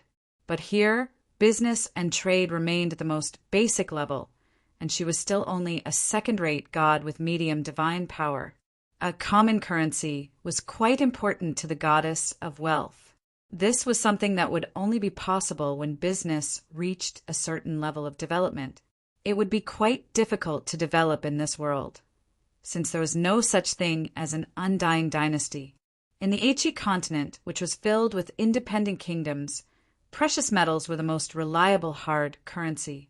However, carrying money wasn't a necessity. Some people had thought about using paper money and tried before, but nobody really dared to use it. Even if some kingdoms tried to forcefully use paper money, it would either be used in an extremely small area, or the kingdom's credit would go bankrupt, leading to a pitiful end. But ever since that declaration, a new common currency that was purely based on credit appeared in this world: justice points. Although it didn't seem like much had changed, it was actually the beginning of credit currency. That was because without a true god's guarantee, this currency would definitely be worthless. This was a classic example of virtual currency. The natural laws of the world changed because of this. Baiana, who had mastered the art of justice point exchange, even created several unique divine arts that allowed her high-level priests to act as wartime shops that provided all sorts of items for exchange. This miracle helped her obtain even more faith, gratitude, and fame. What followed was a steady increase in her divine power. In fact, just creating the concept of justice point exchange gave the concept of wealth a new meaning, allowing it to successfully improve. Of course, providing such a service would be the equivalent of a priest directly communicating with the gods. This would be impossible without sufficient divine favor and holy power. Basically, only high-level priests would be able to do this. The moment I returned to our campsite, I discovered that there was already a long line outside our tent. At the very front of the line, Betty was carrying out her divine concepts requirements by providing adventurers with a justice point exchange service. Silver light gathered in her eyes. Her usual smile had transformed into an emotionless, cold, and dull expression. Beside her was a pitch-black dimensional space that constantly distorted light like a black hole. He simply listened to Betty's request and erased the justice point record in her armband. Then he took out the completed item from the black hole and handed it to Betty. His speed was quite fast, and he made no mistakes whatsoever. Seeing this, I knew that my worries had been unnecessary. Just Betty alone was an essential strategic factor for this operation. As long as she was here, we wouldn't need to worry about our adventurers being ostracized at all. And so, I directly turned around and left our temporary campsite by myself. From a certain standpoint, this was a bad habit of mine. Even if there were professional scouts around, I would still investigate the situation myself. While it was true that I didn't trust others, it was precisely this bad habit of mine that would cause others to criticize me. However, this bad habit of mine had saved my life several times in the past. But before I even left the campsite, I met someone who seemed rather familiar. His name seemed... What was his name again? Kate. I'm Kai's Alorn. It would seem that Kai's was quite well-mannered. His smile didn't change even after I called him the wrong name. Do you need something from me? If you have the time, I'd like to have a chat with you. It was quite obvious that Kai's wanted to find out more about me, but I was too lazy to feign civility with him. I don't have the time. I'm just about to go out and investigate. Perfect, I was planning to do the same. Why don't we go together? Black Hurricane, come out. As he said this, he activated the enchantment on his gloves. Black smoke suddenly rose up, and a completely black steed walked out. This steed was at least a head taller than ordinary warhorses, and its red eyes had a bloodthirsty glint to them. When the light shone on its body, it seemed to distort in a strange manner. A nightmare warhorse? This was a rare item. This type of warhorse had the bloodline of a nightmare beast. Its endurance and speed far surpassed ordinary warhorses, and it even had some supernatural abilities. When it galloped at high speed, its distorted light could create illusions that would cause arrows to miss. Its bloodthirsty nature made it unafraid of any opponent, and the most convenient part was its nightmare beast bloodline. It could also be summoned at any time as a contracted beast, which was quite convenient. Yes, during our previous adventure in Terrasil, our team coincidentally obtained it. It's really beautiful, isn't it? Kai smiled at me as he gently stroked the horse's head and intimately touched its neck. For some reason, this scene reminded me of a certain beast tamer that had been intentionally forgotten but would probably jump out on his own soon. At the very least, if he was here, I wouldn't have to personally investigate. But when I saw Kai summon his mount, I had to reevaluate his power level. For a night job class, more than half of a person's strength depended on their mount. This was a good horse. Although it didn't have any powerful special abilities, it was still an extremely useful ability to distort arrows. It could increase the user's combat strength by at least 30%. And the fact that it was able to obtain such a priceless mount in the market proved how powerful this magic knight was. I found it rather amusing. Kai's was actually showing off his abilities in front of me, as if he intended to use his power to suppress me. But at the same time, he didn't make me feel too disgusted. All right, if you can keep up, then keep up. Irene Bela. But the strange thing was that my waving hand landed on empty air. There was no response to my summon. Uft! Not far away, the magic knight couldn't help but snicker, which made me feel rather awkward. However, I was also rather confused. Although Irene Bela had been sleeping in my frigid winter earth recently, accumulating power in preparation for her evolution, it shouldn't have been impossible for her to not hear my summons. Humph. You haven't let me go out to play recently. Did you forget about me? All right then. I had been wandering around the city recently, so there hadn't been many opportunities for her to go out. No wonder she was complaining. I'm sorry. I'll remember to take you out for regular walks in the future. For some reason, I recall that Bao had been acting like this when she was throwing a tantrum when I hadn't gone on walks for a while. How insincere. Weren't you forcing me to use my trump card? Did you think that I didn't know what you wanted? Strawberry ice, banana ice, 10 people's worth, 1 month, and I'll make sure you eat your fill. From a certain standpoint, ever since the frigid maw invented fruit-flavored shaved ice, they had developed new hobbies. Apart from the taste of fruit-flavored shaved ice, what they truly liked was the dyeing effect of fruit juice after it entered their bodies. Their poop yellow ice dragons and green tortoises were truly a test of one's endurance. The most unacceptable part was that they would even change their appearance in order to match their color. For example, they would have a yellow X that was even taller than a house. Fine then. Just thinking about it made me feel uncomfortable, so I shouldn't think too deeply about it. All right, deal. Hurry up and come out. Look at that brat who's secretly laughing over there. I've almost lost all my face. Right after I said that, I floated into the sky. However, I wasn't on my saddle, but rather being held in a gigantic claw. Above my head was a gigantic creature that covered the clouds. It was a crystalline ice dragon. Although it had a similar appearance to a bone dragon, it was purer and more powerful. Ice dragon transformation? Irene Bela, you've broken through? No, I've just recovered. Your world is basically the ice elemental plane. I can feel the comfort of home there. Home? Ice elemental plane? I faintly understood something. but now wasn't the time to think too deeply about it. That was because I would have to think about how to deal with the magic knight who was gaping at me in astonishment. Chapter 329. Looking for trouble with the undead? Many people would choose to find a holy knight or a holy priest. They viewed the undead as their natural enemy, and many of their abilities and divine spells were specifically targeted at the undead. There were also specialized undead detection divine spells.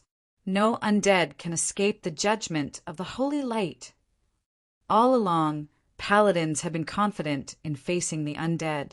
But if I had to say, the Holy Knight's undead detection ability was a bit exaggerated. Its principle was to release a small amount of holy light and use the holy light's natural resistance to the power of death to detect the surrounding undead. First of all, due to the limited amount of holy light, its detection range wasn't too large. Even a high-level holy knight would only be able to detect a few kilometers, while a low-level holy knight would only be able to detect a house's area. If the holy light was in an open area, it was highly likely that the holy light would be able to detect the holy light in front of the holy light's detection range.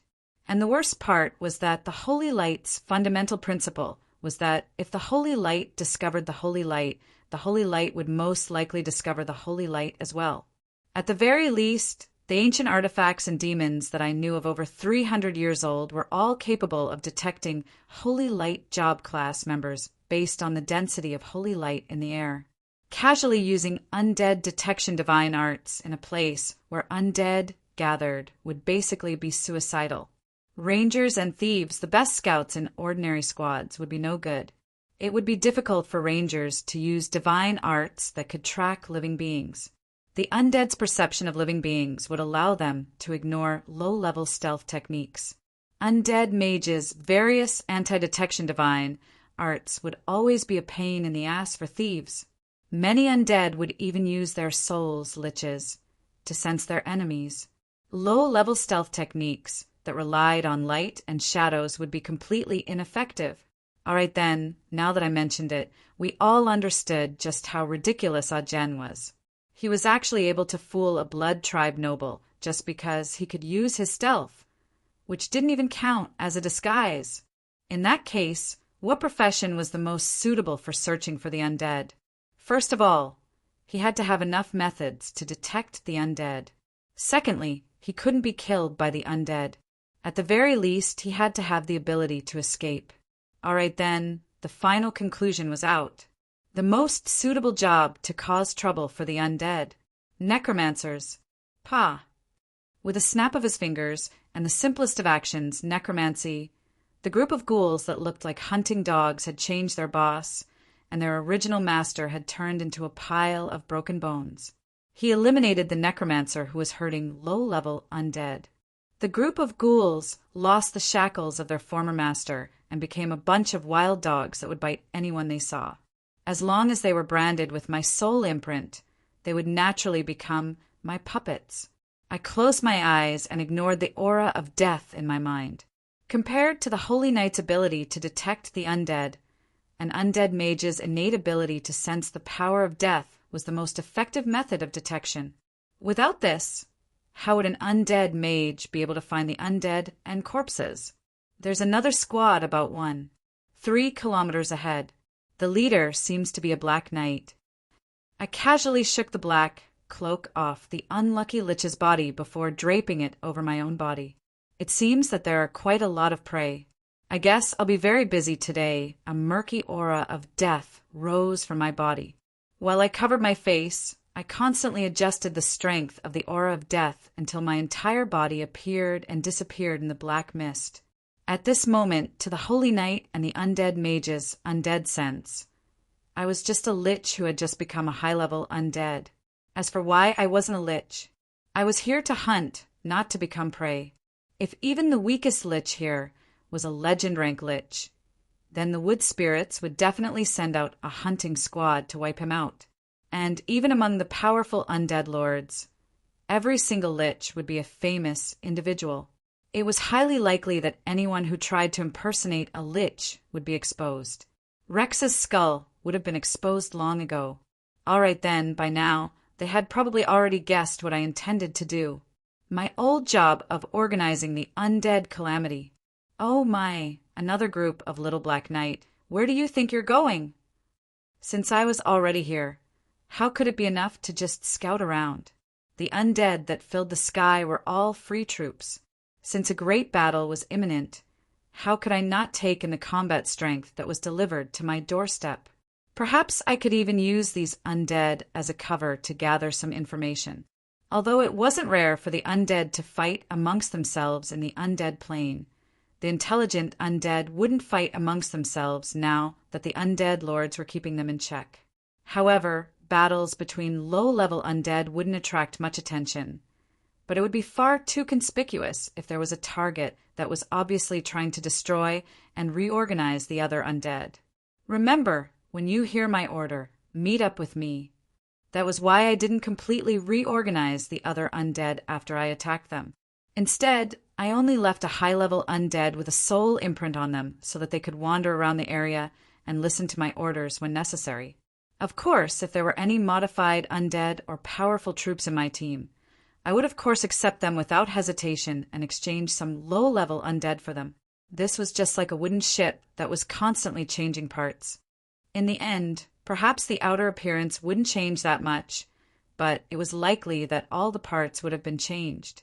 As for whether or not it would still be the original ship, I wouldn't bother with such a philosophical question. At the very least, my undead soldiers were rapidly becoming stronger as they changed. Our prey this time is going to be rather troublesome.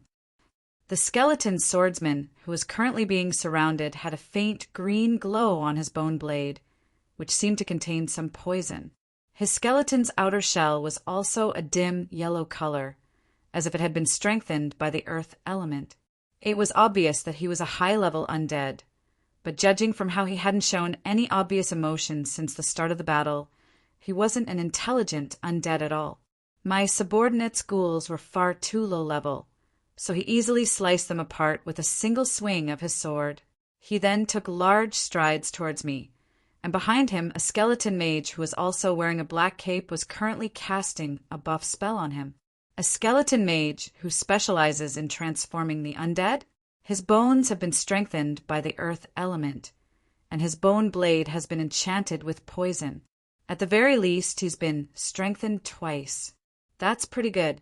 Although killing the main body of an undead mage is obviously the most important thing to do in a battle, but the skeleton mage was already right in front of me.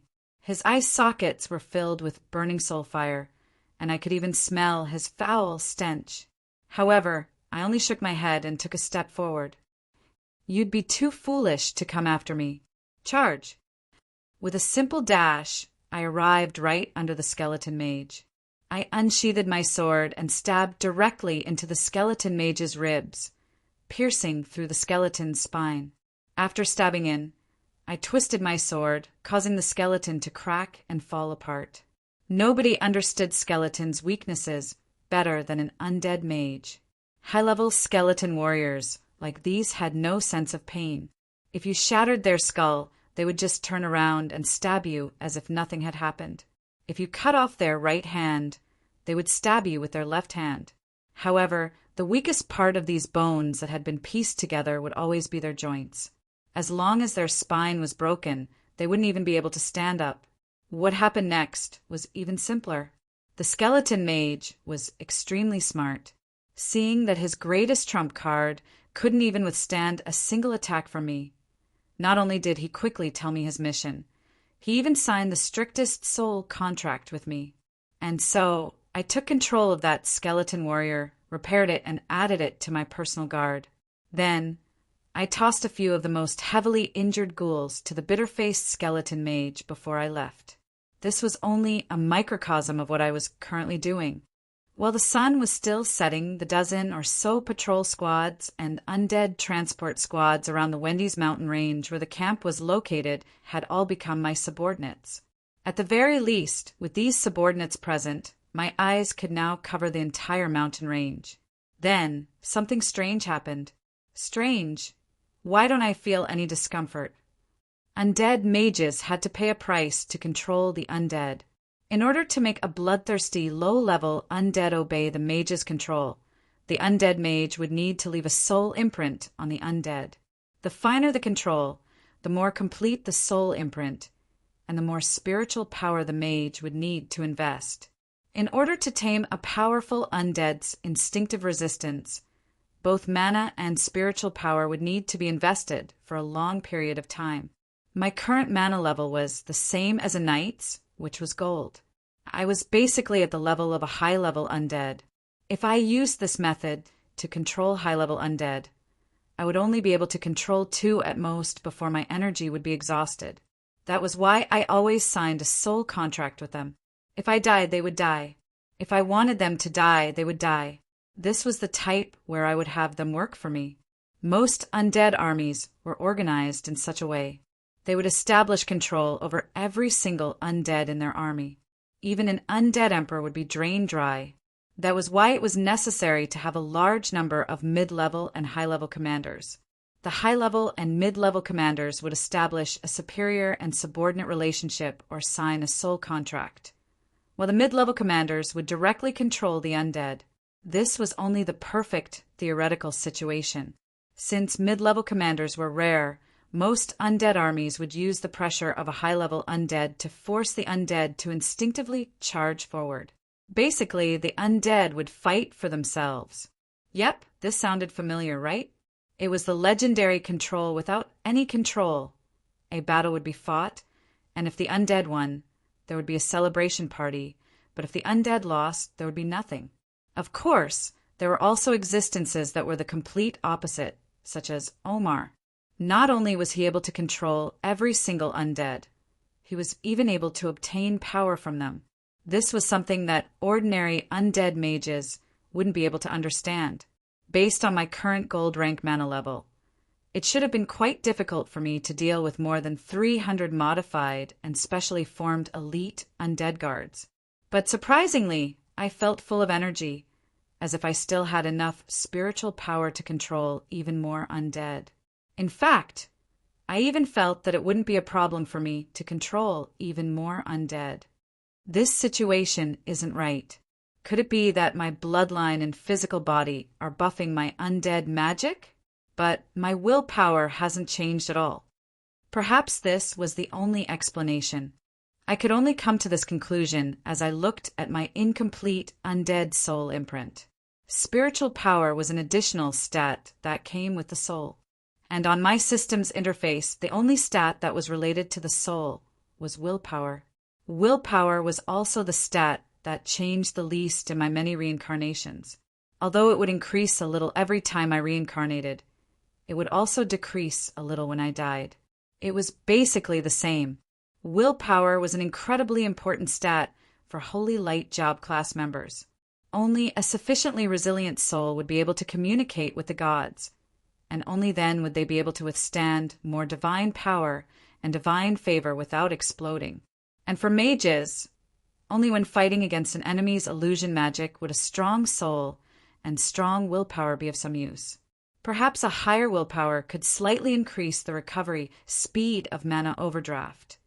But no one would overdraft their own mana and mental strength for no reason. Perhaps willpower could allow a necromancer to control more undead at the same time. But the increase was so small that even the necromancer themselves might have overlooked it. System. If I didn't understand, I should have asked. How was I supposed to improve myself if I didn't even understand my own body's condition? Their bloodline is part of the mountain tribe's royalty. From a certain standpoint, they are of the same species as Ale, as well as the same species as the great immemorial devils. As the earliest users of undead magic, they are indeed quite talented in undead magic. Congratulations for discovering your own hidden racial talent, Whispers of the Great Immemorial Devils. You have a natural affinity for undead magic, contract magic, and curse magic. You will definitely not be devoured by them. System notification. This is a hidden passive ability of your bloodline. It is impossible to analyze its specific effects. Hidden racial talents won't be notified before they are discovered. After obtaining this body, I didn't have any spare time to research undead magic. I also seem to have missed the opportunity to research my own bloodline. My Arbiter bloodline can even surpass the Titan giants. Since it's a double diamond bloodline that far surpasses the dragons and Titan giants, it definitely contains more secrets than what I've shown so far. It would seem that I've overlooked many things. My job class was going to enter the legend rank, and I needed to repair my other 3 soul imprints. That wouldn't be something that could be done in a short period of time. Perhaps it would be easier to see results if I focused on discovering my own natural talents and potential. After 2 years of growth, this new physical body of mine seemed to have more potential to be discovered. I have nothing to do anyway, since I still have some mental strength left. Why don't I try making something? For example, that frost lich that was created by combining frost magic and necromancer. It just so happens that there are so many test subjects here. Just as I was looking at my new subordinate with ill intentions, a hoarse voice that originated from an undead soul spoke up in my ear. It was the skeleton mage that I had just taken in not long ago. Master, a human gave me a letter and told me to give it to the higher-ups of the undead. Judging from the token he gave me, he should be one of us, undead. A traitor? Before I could even express my astonishment, a familiar figure approached me from behind while holding a camouflage cloth that had cabbages and radishes tied to it. Not far away, behind a nearby rock, several troublemakers that specialized in making people angry were pushing and shoving each other. Go. Aren't you a priest? Hurry up and purify that lich. Purifying undead is a holy light priest's job. I'm a priest of the goddess of wealth, and my job is to make money. How about you go first? Actually, I used to be an excellent adventurer as well, but 3 minutes ago I took an arrow to the knee. A small magic spell caused the wind to transmit their words to me. Meanwhile, that large fellow that was stealthily continued to slowly and steadily approach me. 1 centimeter, 2 centimeters, 1 centimeter, 2 centimeters. No, look, they're all high-level undead. Since he's able to simultaneously control so many high-level undead, he's definitely no ordinary undead. Perhaps he's a lich. Finally, someone pointed out the crux of the problem. However, this hadn't been a problem from the very start. None of them were newbies, so they naturally recognized their opponents. However, a strong opponent equaled rich rewards.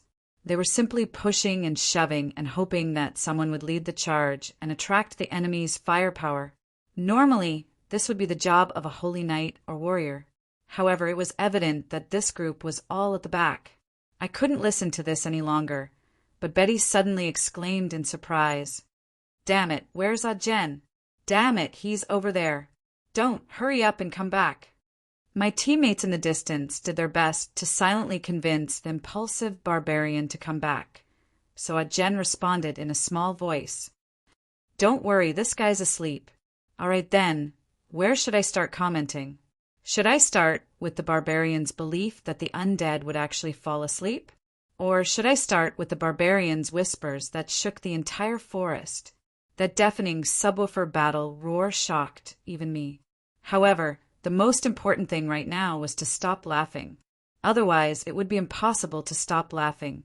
Wait a moment, let me recall how I should speak at a time like this. Living, since you dare to enter our territory, have you already prepared to pay the toll? I mean, hand over your own soul. Chapter 330. The internal battle of the Wood Spirits, our so cute mercenary group ended in just 5 minutes. My undead army now had 4 new, elite modified undead. Don't misunderstand, I didn't kill them, nor was there a need to.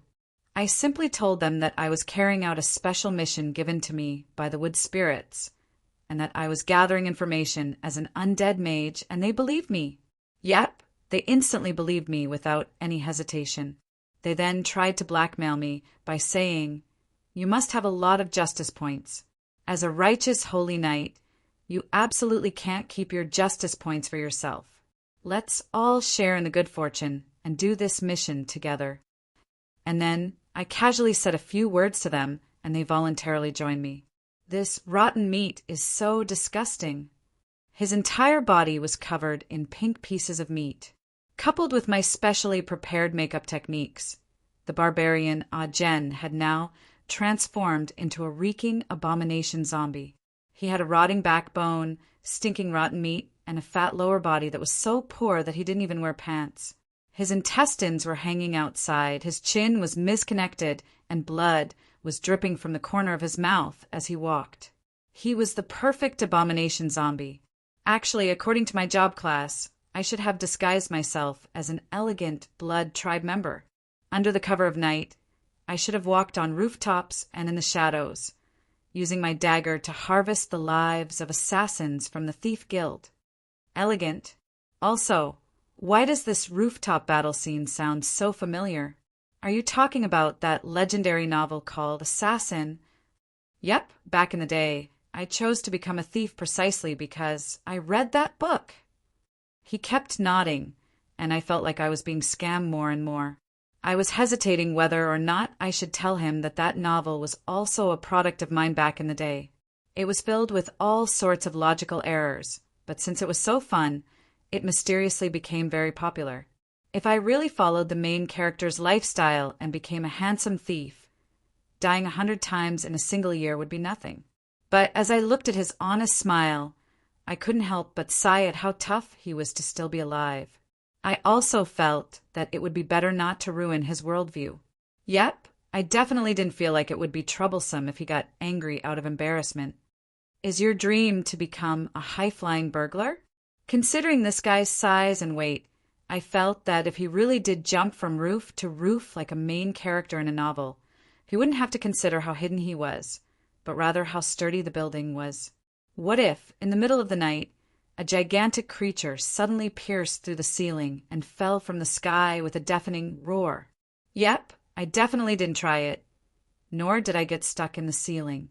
When he thought about this big guy being sandwiched between the ceiling and the floor, he suddenly felt very excited. Perhaps he could let him try it next time. It would be best if he wore a red cotton-padded jacket and a big beard. If he was discovered, he could still. He, I am Santa Claus. Only good children can receive my gifts. What, is it summer? I'm sorry, I went the wrong way. That damned gnome compass is too unreliable. That stupid unicorn didn't even know to warn me. I actually flew to the wrong hemisphere. Cough, cough. I seem to have gotten distracted again. Let's get back to the main topic. This was my personal collection of a complete, evil-increasing appearance gift pack, which was perfect for powerful warriors. It was cool and practical, and its thick, rotting flesh and protruding eyeballs could even increase one's charm towards banshees. Roland, let's have a nice private chat later.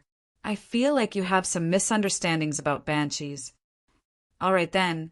It seemed that I had accidentally said something bad about banshees in front of the person in question. When I thought about how this former banshee queen was becoming more and more adept at meowing, licking, and meowing, I meant how felines usually pounced, bit, and swept their tails. I really needed to seriously consider how to explain this. Cough, I seem to have gotten distracted again. Let's get back to the main topic. Thanks to my undead skin pack's disguise, the wood spirits are so cute team. Yep, the newly formed wood spirits, mother, love team. No, the newly formed wood spirits are so cute team no longer had any semblance of a living person. The previously mentioned Ajen was wearing an abomination outfit, and the priest Betty was wearing a cape to summon shadows, pretending to be a shadow priest who offered sacrifices to the death god. The handsome elven traveling bard was disguised as an equally handsome blood tribe member, and he even applied some blood-red disguise on himself. The valiant dwarf Annie was still a domineering dwarf Annie. This really couldn't be blamed on my lack of makeup skills. I couldn't think of a more suitable way to disguise a barrel-sized body that weighed over 100 kilograms, but was less than one. 4 meters tall as an undead with only rotting flesh and skeletons. If she was also disguised as an abomination, then only an undead mage with an abnormal brain would create such a miniature undead monster. Blood tribe? A true blood tribe member would probably cry for a blood tribe member with such a body. Of course, in the end, I still managed to find a way to disguise her as an overweight ghoul. Although she still had the short and stocky build unique to dwarves, if other undead mages were to see her, they would only think that she was a dwarf who had transformed into a ghoul and that something had gone wrong during the transformation. Of course, the prerequisite was that this Annie was willing to put down her wine barrel. Which corpse ghoul would carry such a large wine barrel on its back? From time to time, it would even secretly scoop up a cup or two to satisfy its cravings. However, I knew that it would be impossible to convince it to put down its luggage. Wasn't there a saying, making a dwarf put down his wine glass is as impossible as making an elf give up their art and pride? What a pity. My skin gift packs are all masterpieces, and they're free products of conscience. These fellows really don't know what's good for them. Sooner or later, I'll find a bad merchant who's good at scamming noobs and scam them. All they need to do is wear a hat and a pair of glasses, along with some random gifts, and sell it as a new skin gift pack. How could they have any conscience? Don't be so calculative. It's already good enough that they're willing to help. Don't be so calculative. All right then. Although this group of scammers didn't seem to be that strong individually, at least I didn't need to divert my attention to control them. They could still be added to my combat strength. Of course, due to certain reasons, I also slightly distanced myself from them. A spy? It's possible for the undead to plant a spy among the living. When I mentioned the information I'd just received, everyone's astonishment wasn't fake at all. In the minds of ordinary people, and even most adventurers, the undead were a group of wild beasts that were impossible to communicate with. They would actively attack everything before them. How could such an existence possibly plant a spy among the living? Perhaps it should be said that even if they became a spy for these bloodthirsty undead, what could they possibly obtain? Of course, this also meant that most of the adventurers in this adventuring group were still noobs. The Shilua Empire had many spies in the human kingdoms. For nobles who possessed authority and wealth, their greatest enemy was death.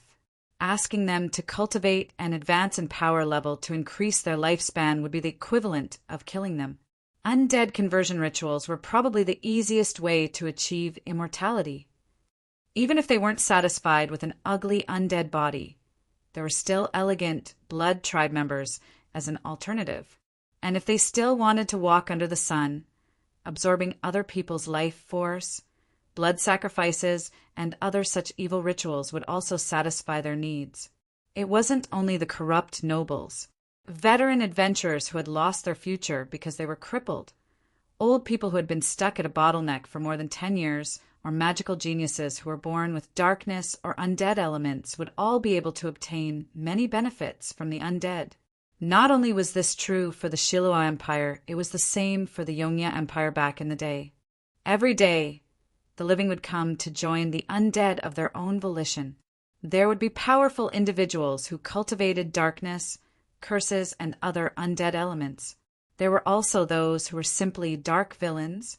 That sounds really cool. If it was the former, I would happily add them to the cannon fodder faction. If they could prove their own abilities by surviving, I would also make an equivalent exchange with them. If it was the latter, I would also add them to the cannon fodder faction. It was just that they would have to undergo an undead conversion beforehand. Even if they were undead, they would still be undead even if they were transformed into ghouls. At the very least, they would be able to discuss their enemies.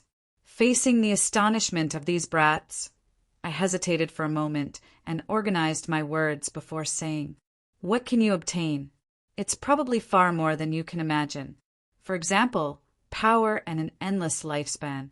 As long as you're willing to pay a small price, it'll be far faster than cultivating step by step. After all, many times, if you don't care about the consequences, the path of evil will be far faster than the path of righteousness." I didn't say anything else as I looked at everyone's contemplative expressions. Reality would always be cruel. Rather than blindly believing that all other adventurers were your companions, it would be better to save on this tuition fee and make necessary preparations beforehand. Soon, I received the information I was hoping for from my new servant, the skeleton mage Cougar, a short, cloaked individual with a dark green snake-shaped dagger. He has an aura of darkness.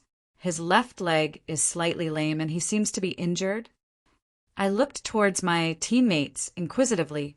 After all, compared to me who had just arrived here, they should be far more familiar with the adventures here. Some of them then looked up at the sky, while others checked their weapons. However, not a single one of them replied. It was obvious that these people were unreliable, or perhaps they had no interest in other adventurers at all, nor did they try to collect information on other adventurers. I could only helplessly shake my head as I accepted the letter that Cougar handed me. From a certain standpoint, this was quite ironic. The undead had placed a spy among the living, but had mistakenly given important information to the spy the living had placed among the undead. The yellow envelope was quite light. It seemed like an ordinary letter had been sealed with red beeswax. It seemed that it could be opened with a single tear. However, judging from the faint magical waves coming from the envelope, there was also a common little mechanism hidden within. If the recipient didn't know the normal way to open the envelope and casually opened it, the envelope would self-destruct. The person who had set up this little mechanism would also know about it. However, such a little mechanism was meaningless to me. I lightly tapped on the envelope, and a small piece of ice sealed the envelope. The absolute zero ice, which would bring eternal slumber, sent this mechanism into eternal slumber as well. When I tore open the envelope, I saw that the letter was nothing but a boring digital account book. It seemed that this was a common digital password that would only require deciphering against various secret code books. Although it would be possible to decipher it if I spent some time, and I had faintly learned how to decipher it, but I recall that you've never even passed your secret code, deciphering, and basic mathematics. That's right. Even back in the day at the Cloud Tower, I couldn't escape from annoying numbers, engineering, elemental magic, and spell model construction. But what did you mean by basic mathematics? You actually had calculus and solid geometry as your basic mathematics? Didn't you know that I chose law in my previous life precisely because I didn't want to study those annoying advanced mathematics subjects? As a liberal arts student, I hate math so much. And I hate it even more that there's advanced mathematics in another world. However, as a delinquent student who was constantly on the brink of passing or failing every subject, I had actually achieved the dreams of many similar students. Teacher Harloise, it's all up to you. I can only count on you. You only think of me at a time like this. That's right. Although I failed my basic mathematics subjects, I always had an old granny, cat pouncing in protest. Teacher with me. The wood spirits are planning to expand the Forest of Dreams territory. It's expected to begin on the second Sunday of May, which is 3 days after the letter was sent. Harloise was becoming more and more skilled at translating. It was evident that she had already figured out the pattern of the secret code. However, the more I listened, the colder my heart became. Harloise knew quite a high level of secret information. It was evident that there was at least a spy among the higher-ups of the adventurers. But it was precisely because of this grim reality that I faintly had an idea. Perhaps I could even beat them at their own game. Chapter 331. Justice Points? Rewards? Do you need justice points?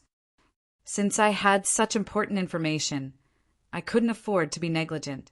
And so I left those scammers behind and directly rode Irene Bela back to the campsite.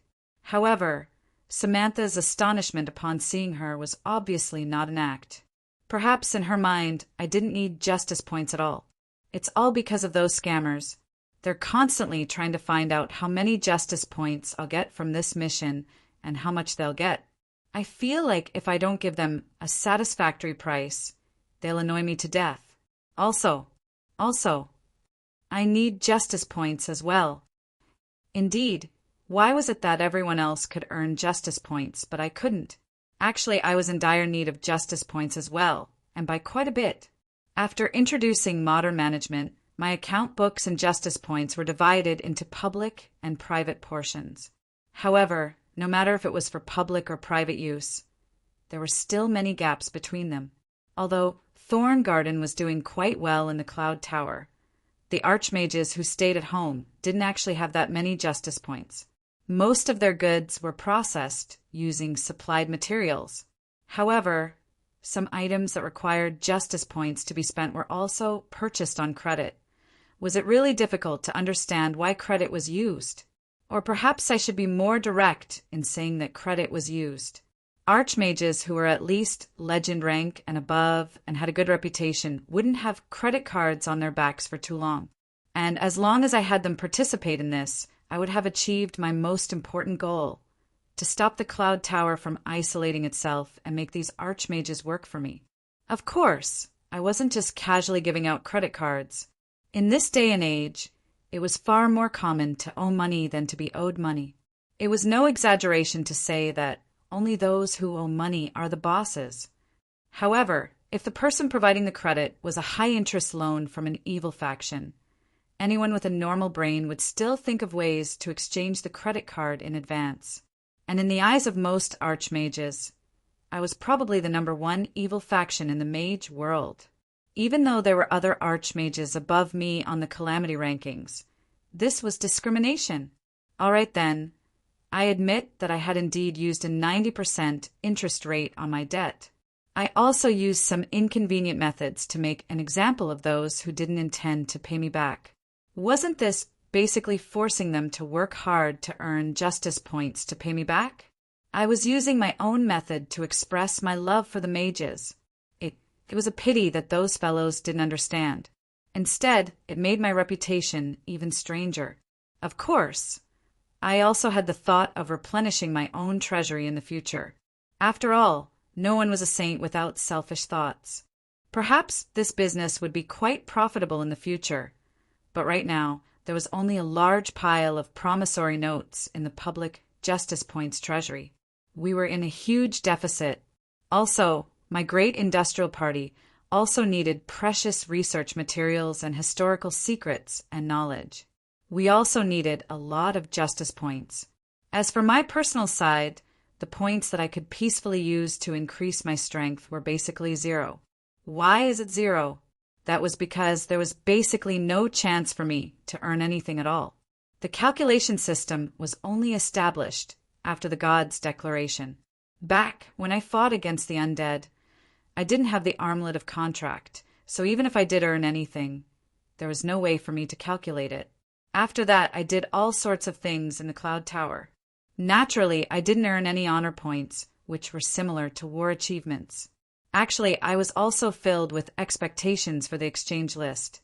The essence of ancient sword saints' swordsmanship, first-generation undead, immemorial devils, and even ALS personal undead research records, as well as the ancient gods' understanding of the power of order and holy light.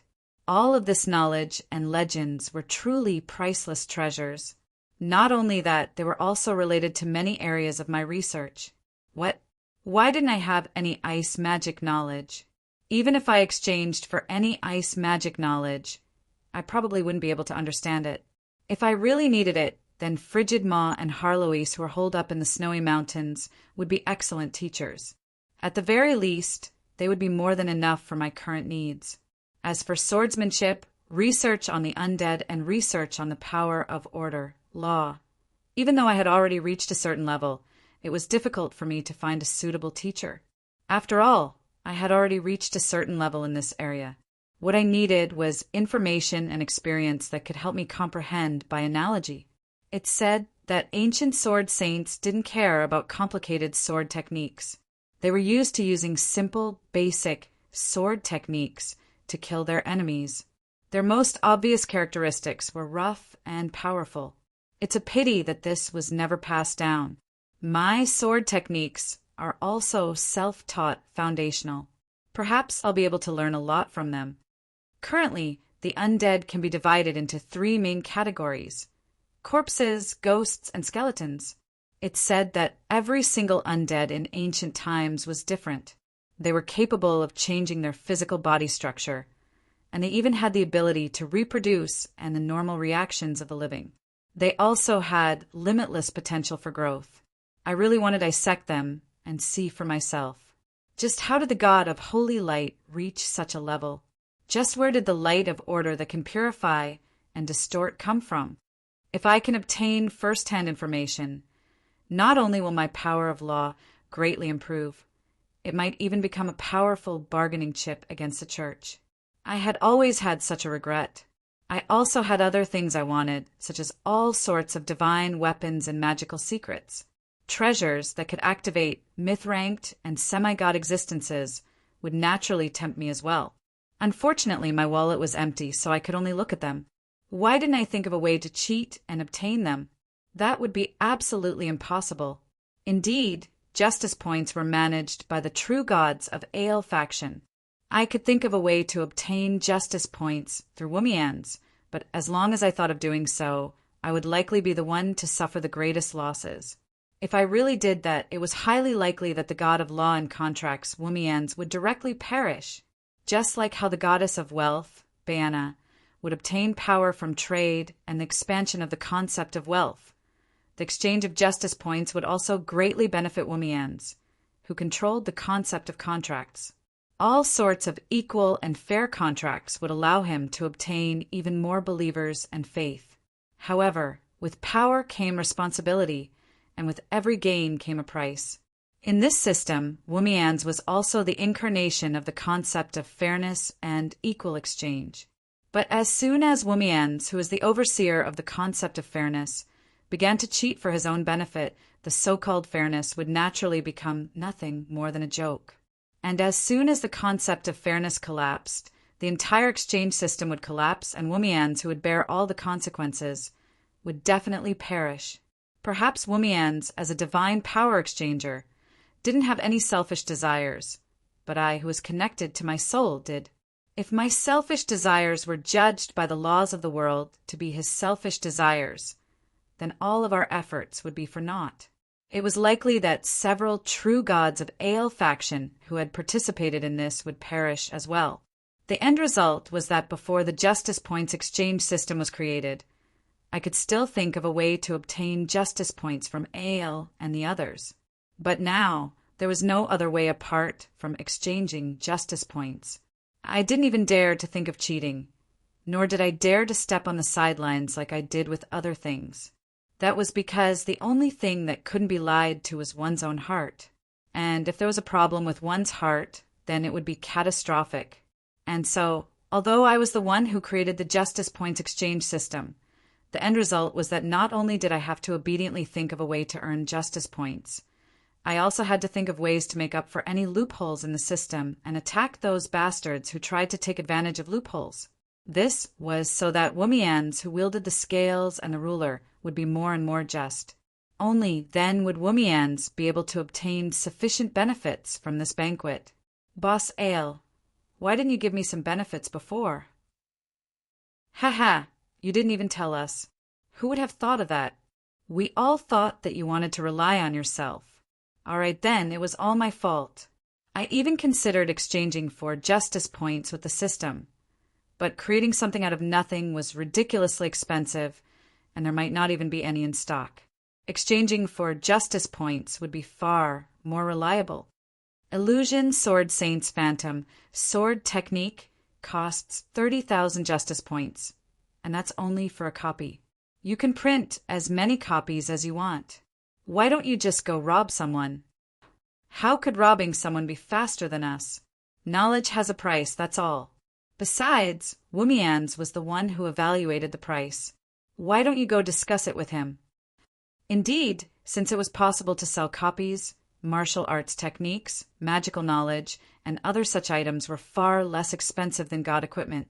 But for the veteran powerful individuals, these secret sword techniques and magic techniques from the immemorial generation might not be any worse than god equipment. But in order to sell them for a good price, they would have to sign a magical contract before purchasing them. Otherwise, they would have to spend money to purchase 1 or 2 copies. Not only that, top-level knowledge even had a limit. For example, This phantom sword technique that could create a physical clone only had 10 copies. I suddenly felt that this method of scamming money was rather familiar. Yep, that was Wumian's opinion.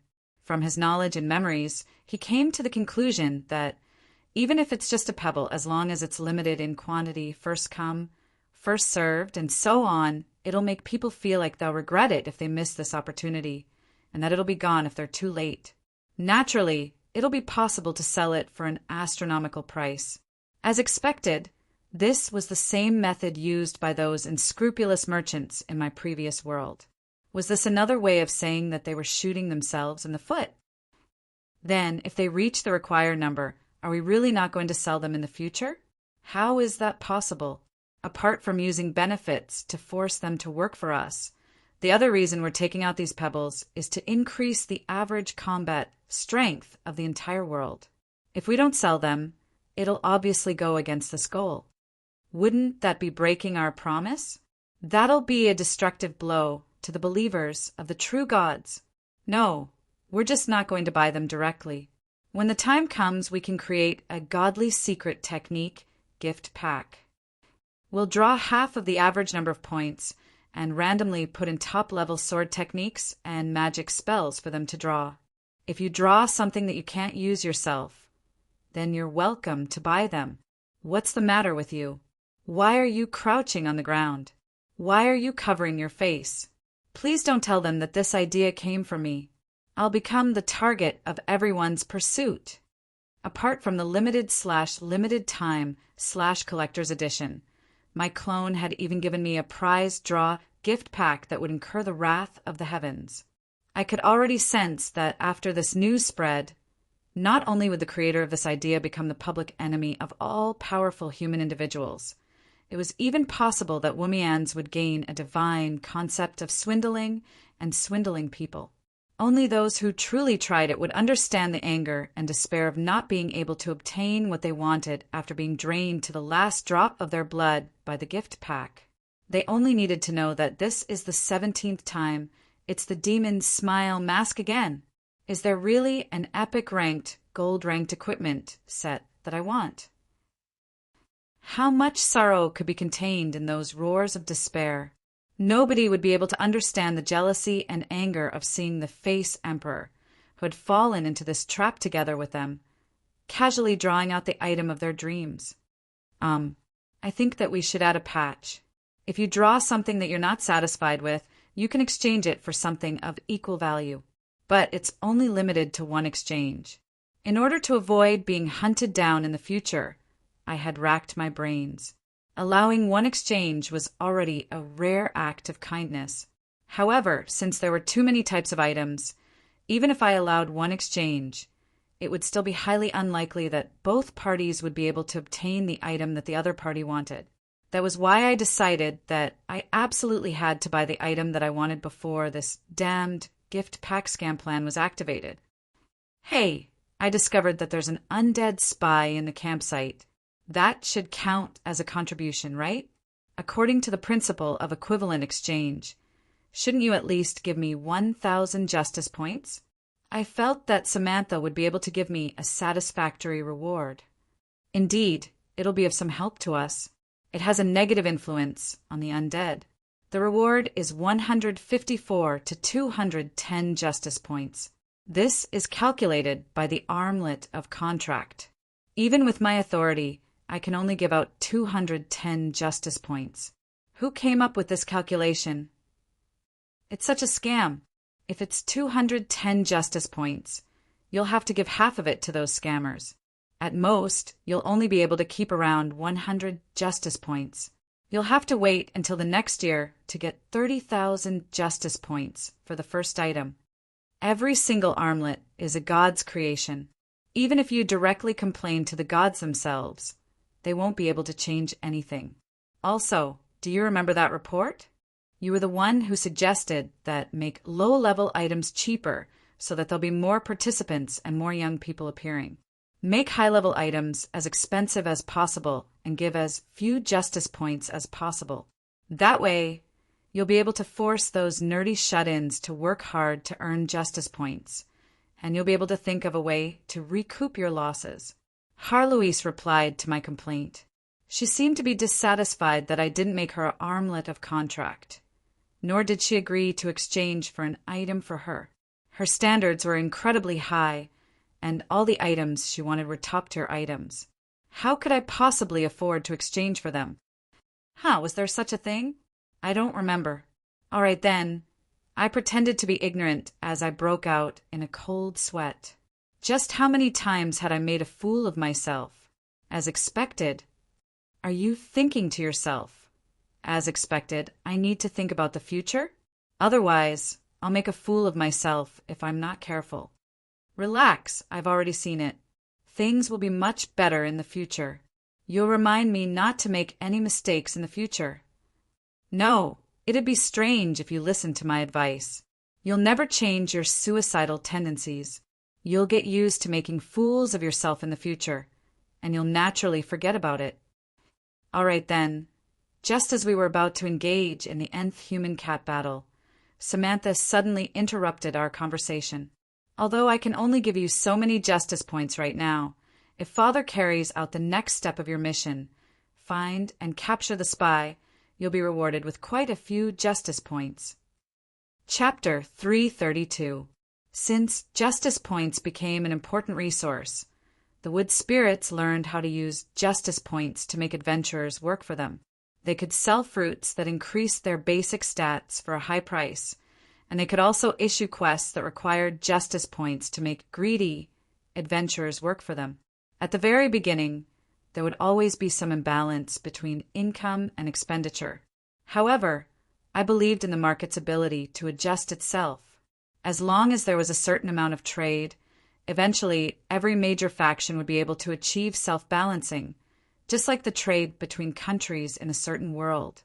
Even if the trade was always imbalanced and ended up going bankrupt, it wouldn't be my fault.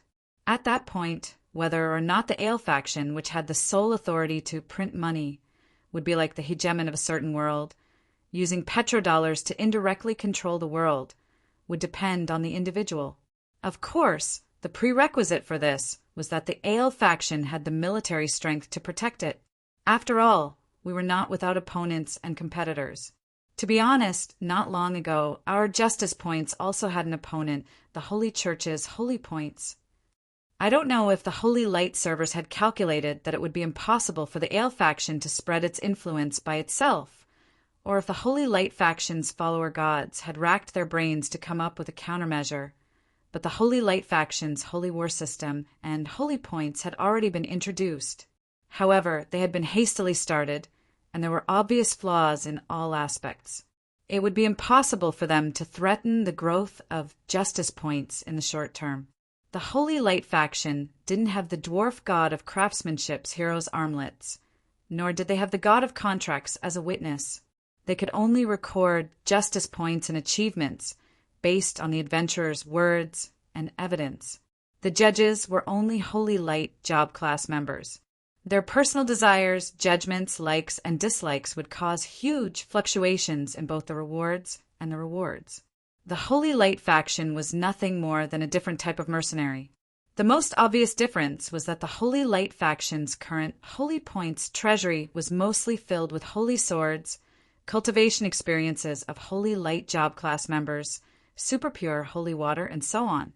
Even the holy bearers who had the right to exchange for justice points were mostly members of the Holy Church or trusted believers. It seemed like there was indeed nothing wrong with doing this. However, it was still the same as before.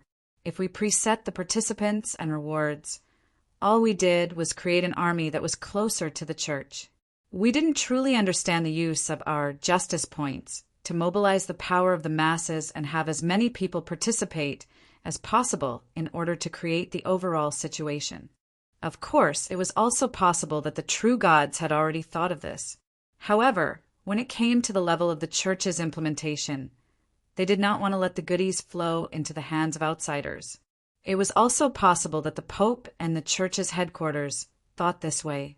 However, when it came to the basic level and the specific implementation, it was still, how can we give these treasures to outsiders?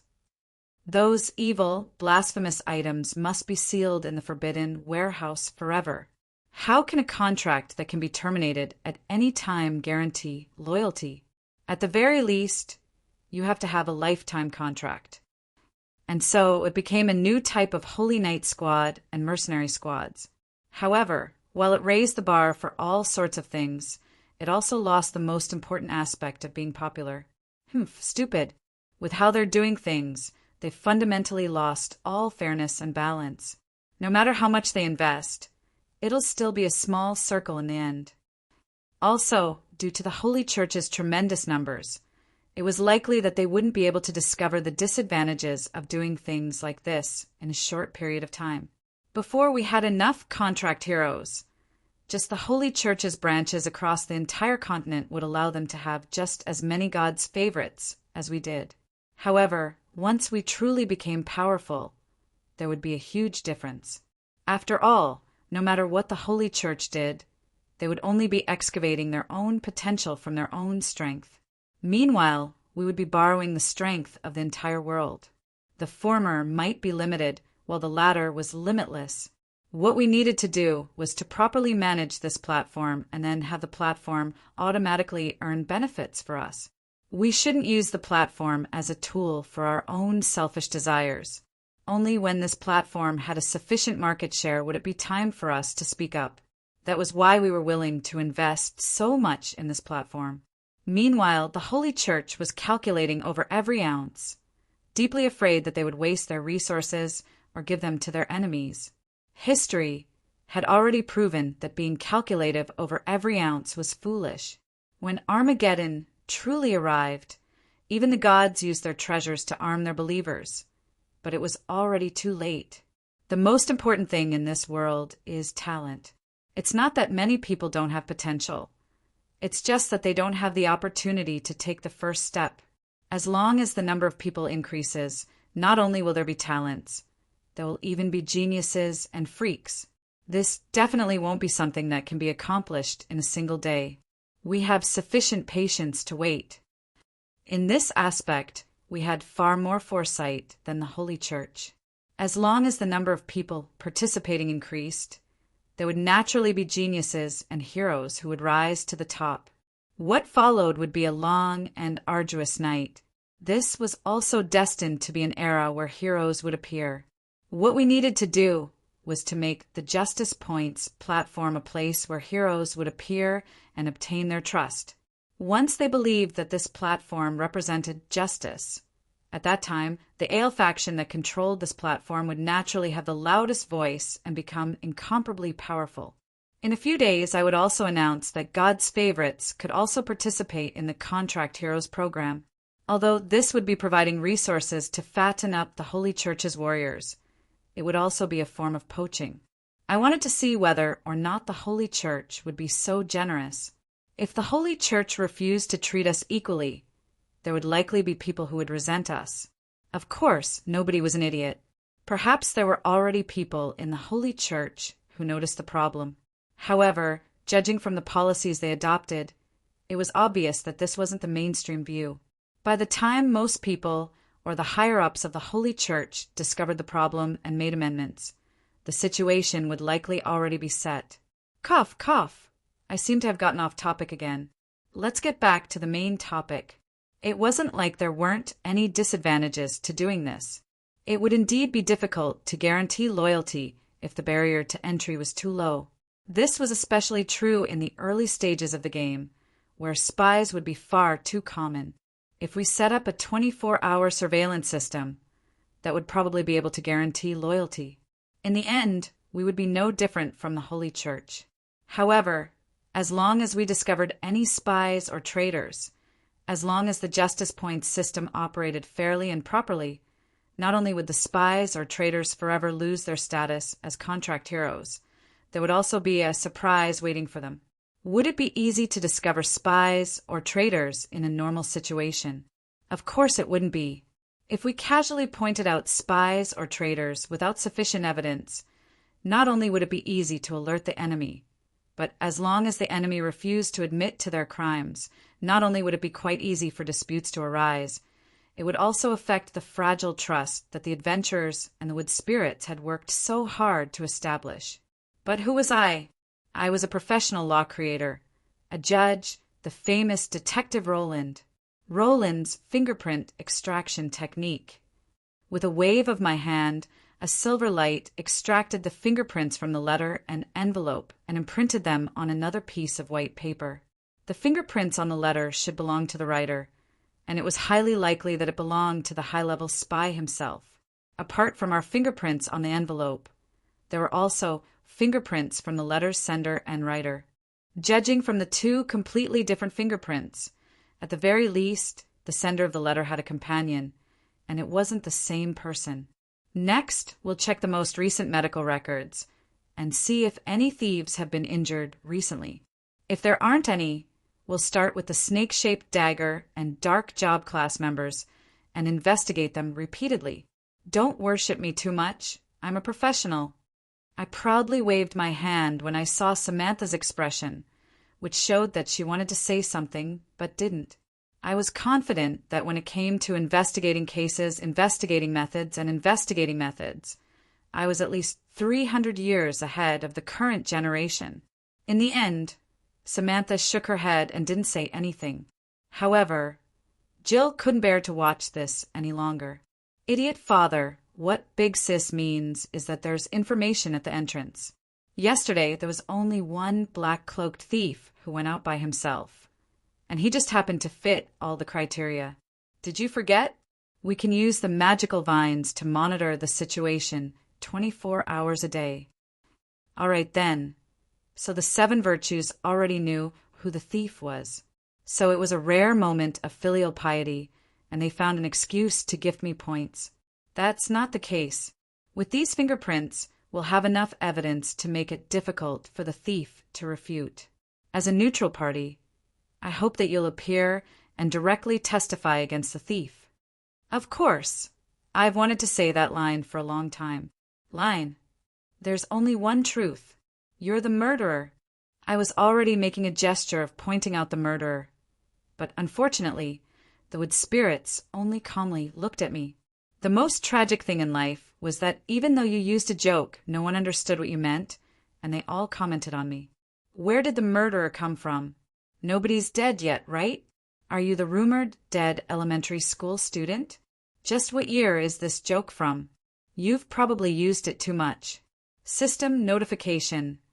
Commenting on someone's crime at your doorstep will cost 5 justice points. Oofed. You're actually providing such a service. Wait a moment, it's justice points, not fate points? What do you need justice points for? I also have beauty products that I want to exchange for. Do you think that your system can exchange for beauty products from other systems? Let me tell you, this is called racial discrimination. No, this is racial discrimination. You actually dare to discriminate against a system? Do you want to challenge the ultimate death quest? Biffed. Why would a system like you need beauty products? You're forcing me to comment on you. Let me say this first. I'll charge for commenting as well. Poison Dagger Fane, a silver rank thief, and the captain of the 4th small party in the Wind of Cass adventure group. He possesses an elite poison dagger, Snake's Curse. He's skilled in stealth and assassination. He doesn't have any famous deeds or evil deeds, but it's said that he really likes to gamble. His gambling luck isn't good, and he owes a lot of money. When I saw the name list of the messenger, I wasn't in a hurry to arrest the messenger. In this case of being a traitor, the most important person wasn't the messenger, but the person who wrote the letter.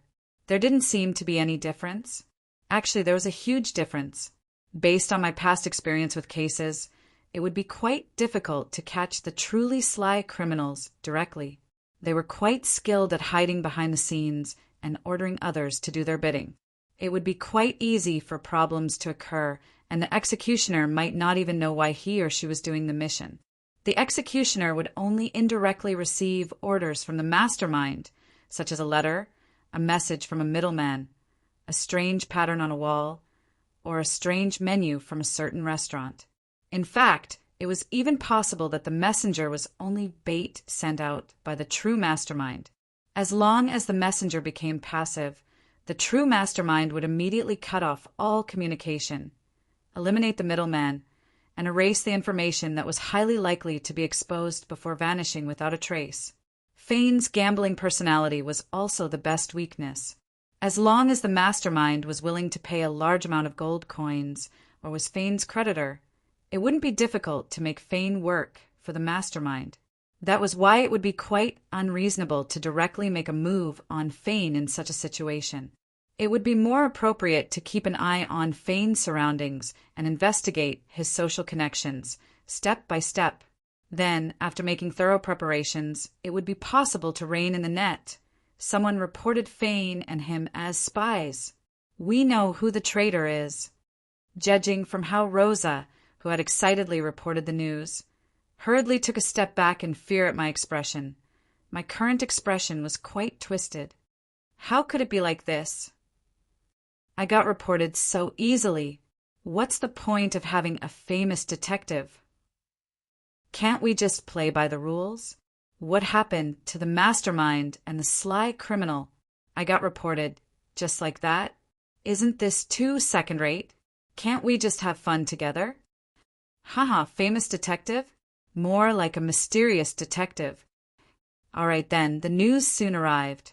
The person who reported this was someone I was familiar with. He was the leader of the large mercenary group, Westwood Guardians, the Black Guardian Kaiser Loven, a subordinate of his. I'm Mullane, a bronze-ranked bandit. Our boss sent out a bandit squad to patrol the surrounding area. In the end, that kid went out alone suspiciously, so I followed him. In the end, I found out that he was meeting with the undead in private. Then, we beat him up and that kid was done. It turns out that he owed someone money, and a black-clothed person threatened him with this, forcing him to deliver a letter for him. The black-clothed person was also arrested. He's a bronze-rank undead mage named Dion. Impossible. I swear on my grandfather's name that he's definitely not the real culprit. Someone must have pushed him out to be the scapegoat. The main culprit on the surface definitely isn't the real culprit. That's how all detective novels are written. Haha. You should just admit defeat, mysterious Detective Roland. Chapter 333. Only 50 justice points. Sigh, what a pity. Since a certain mercenary group had volunteered to help me, the only justice points I earned from finding the traitor was the 50 justice points I had earned from providing the fingerprints. However, those two undead fellows admitted to their crimes without any hesitation. One claimed that he was addicted to gambling and had become muddle-headed, while the other claimed that he had mysteriously been bewitched by a lich. I didn't even need to use any evidence before they took all the blame. I also unhesitatingly used a forbidden spell to extract their memories. Their brains were completely blank for a few weeks, but I didn't gain anything else worth mentioning. The rookie undead mage Dean indeed believed that he had been controlled by an undead forbidden spell and had become the servant of a lich that might have existed. Both his testimony and fingerprints proved that he was the one who wrote the letter. However, I felt that the situation wasn't quite right.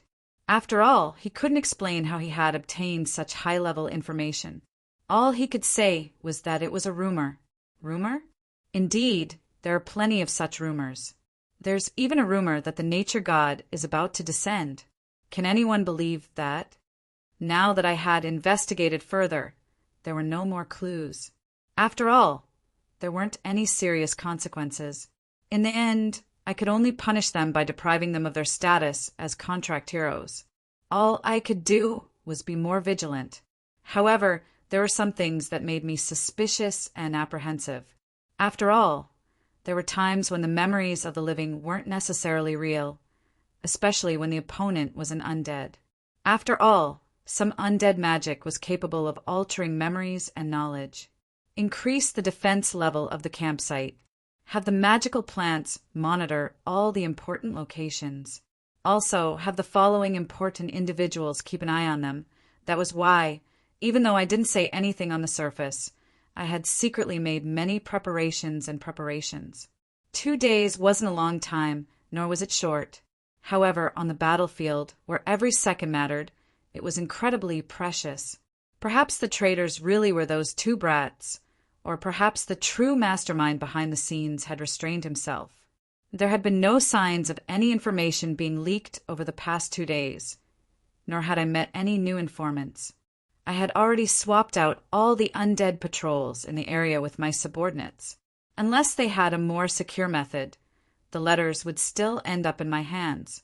And if they had a more convenient method of contacting me, they wouldn't have needed to send me letters earlier. Another piece of evidence that everything was becoming peaceful was the fact that the undead lords hadn't sent out any large-scale armies in the past 2 days. This seemed to mean that the undead hadn't discovered anything. This was doubtlessly the best news of all. At midnight the next day, a magical pattern suddenly flashed in the night sky. It was an emergency signal to summon all adventurers. At this point, concealment was meaningless. Since they were about to be discovered anyway, it would be better to gather all their combat strength and prepare for a direct battle. However, the adventurers who went out to hunt were worried that they had gone to the wrong place when they returned to the camp. After all, the changes here were too great. In fairy tales, elves were capable of building a small house in a single night. In reality, the elves were capable of borrowing the power of the forest to build solid defenses. Meanwhile, the wood spirits were far more skilled than the elves. Under the protection of their mother goddess, they were capable of distorting reality. The century-old tree in the center of the camp had already shed its disguise. Its withered bark was blown away by the wind, revealing a gigantic root extending from the ground. This was an extension of the strongest tree in the forest of dreams, the sky tree. This ugly and gigantic root had already spread throughout the entire camp. Countless green lights were spilling out from its roots. The wood spirits became even more spirited as they bathed in this light, providing the plants with endless nutrients. In the next 2 days, the wood spirits used a small shovel made from the sky tree to dig a small hole that was 1/10 of a meter wide and buried 2 stones in it. This was a ritual to worship the earth. Next, they would sprinkle seeds from the forest of dreams and pray for 10 seconds to sincerely thank their mother for her gift. Then they would pour rainwater from a silver container to remember nature's grace and majesty. Once all 3 were done, the ritual would be complete. The abundant essence of nature would cause the tiny seeds to transform into a gigantic treant or a dangerous magical plant within 3 minutes. You make it sound so complicated. Isn't it just digging a hole, burying the seeds, watering them, and waiting for 3 minutes? Why 3 minutes? I suddenly thought of instant noodles. Are these all instant seeds?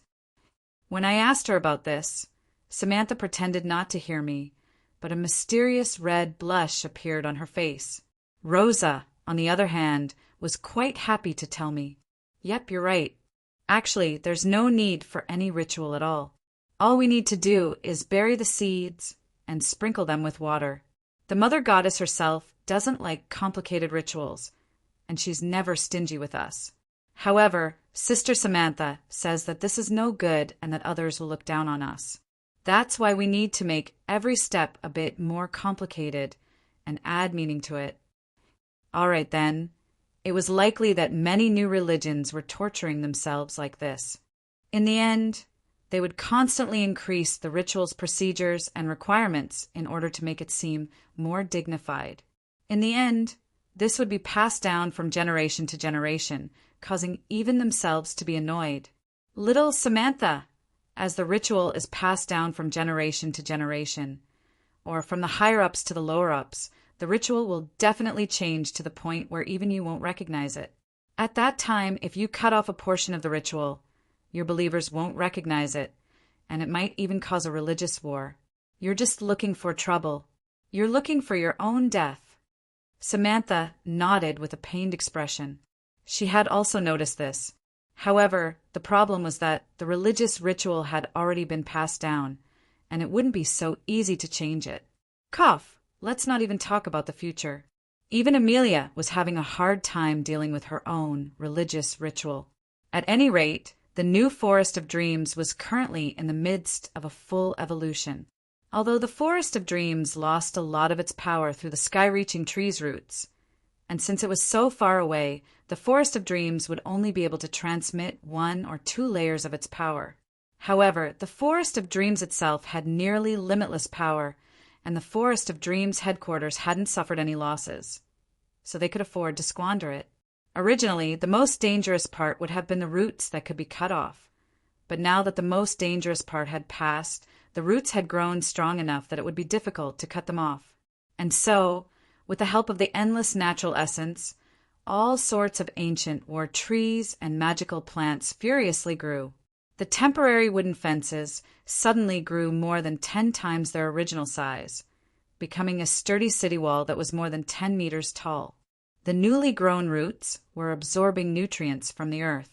Compared to an indestructible city wall, a city wall that was capable of self-repairing would be even more despairing. Each and every one of the ancient war trees was tall and sturdy. However, their eyes were filled with confusion.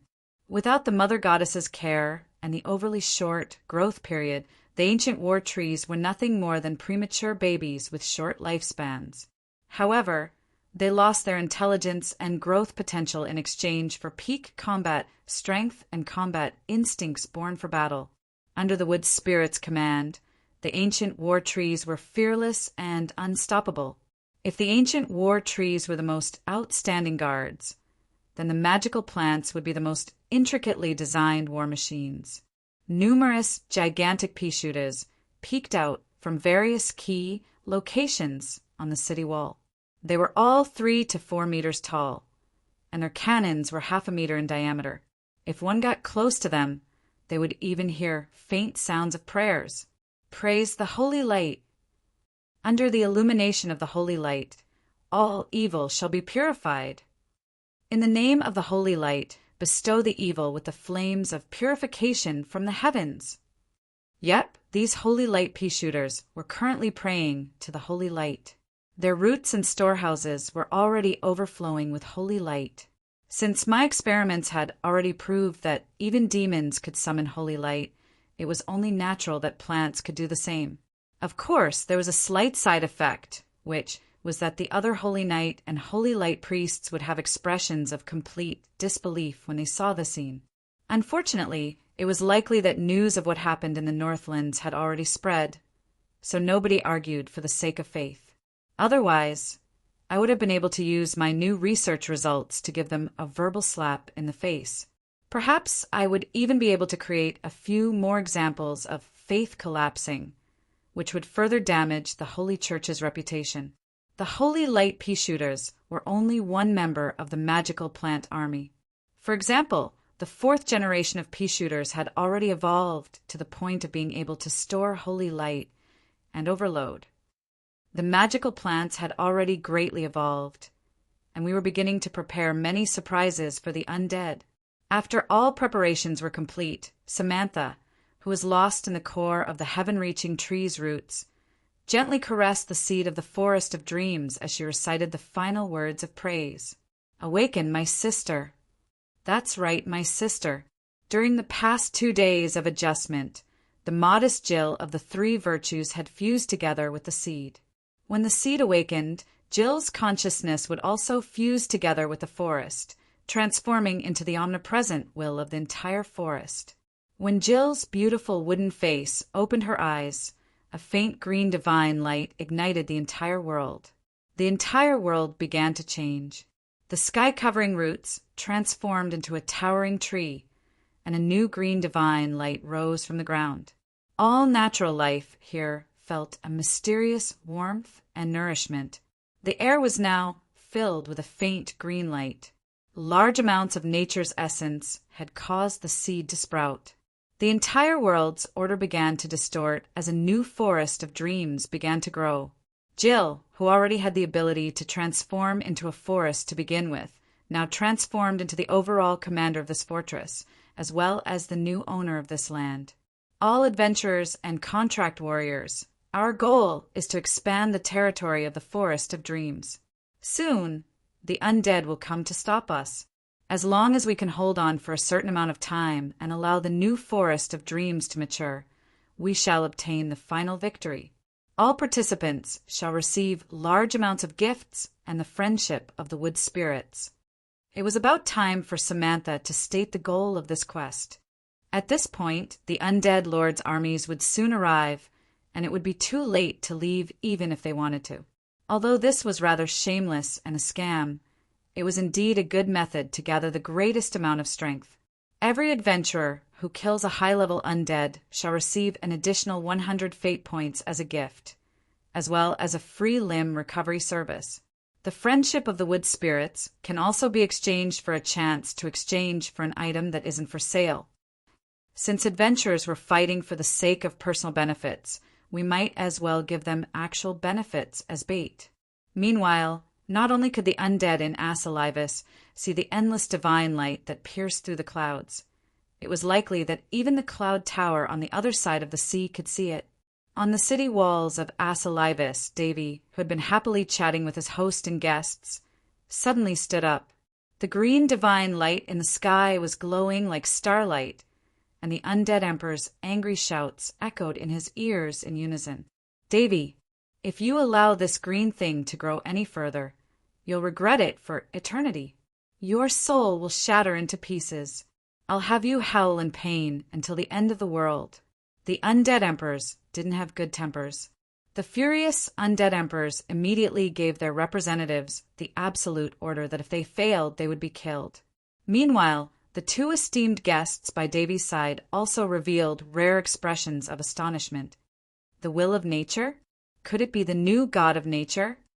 No, it's even more powerful than the god of nature. This is a threat on the level of the creator goddesses. It reminds me of that insane woman and her older sister. This is a threat to our entire species. We need to eliminate it as soon as possible. Up until now, the undead emperors had always looked down on the wood spirits. After all, there were far too many coincidences involved in the wood spirits' existence. Even their creator, Amelia, wouldn't necessarily be able to defeat any undead emperor under normal circumstances. This arrogance came from their foundational knowledge. It was similar to how old-time nobles would look down on a lucky millionaire who happened to win the lottery. It came from the fact that the undying were used to seeing meteors disappear in the blink of an eye.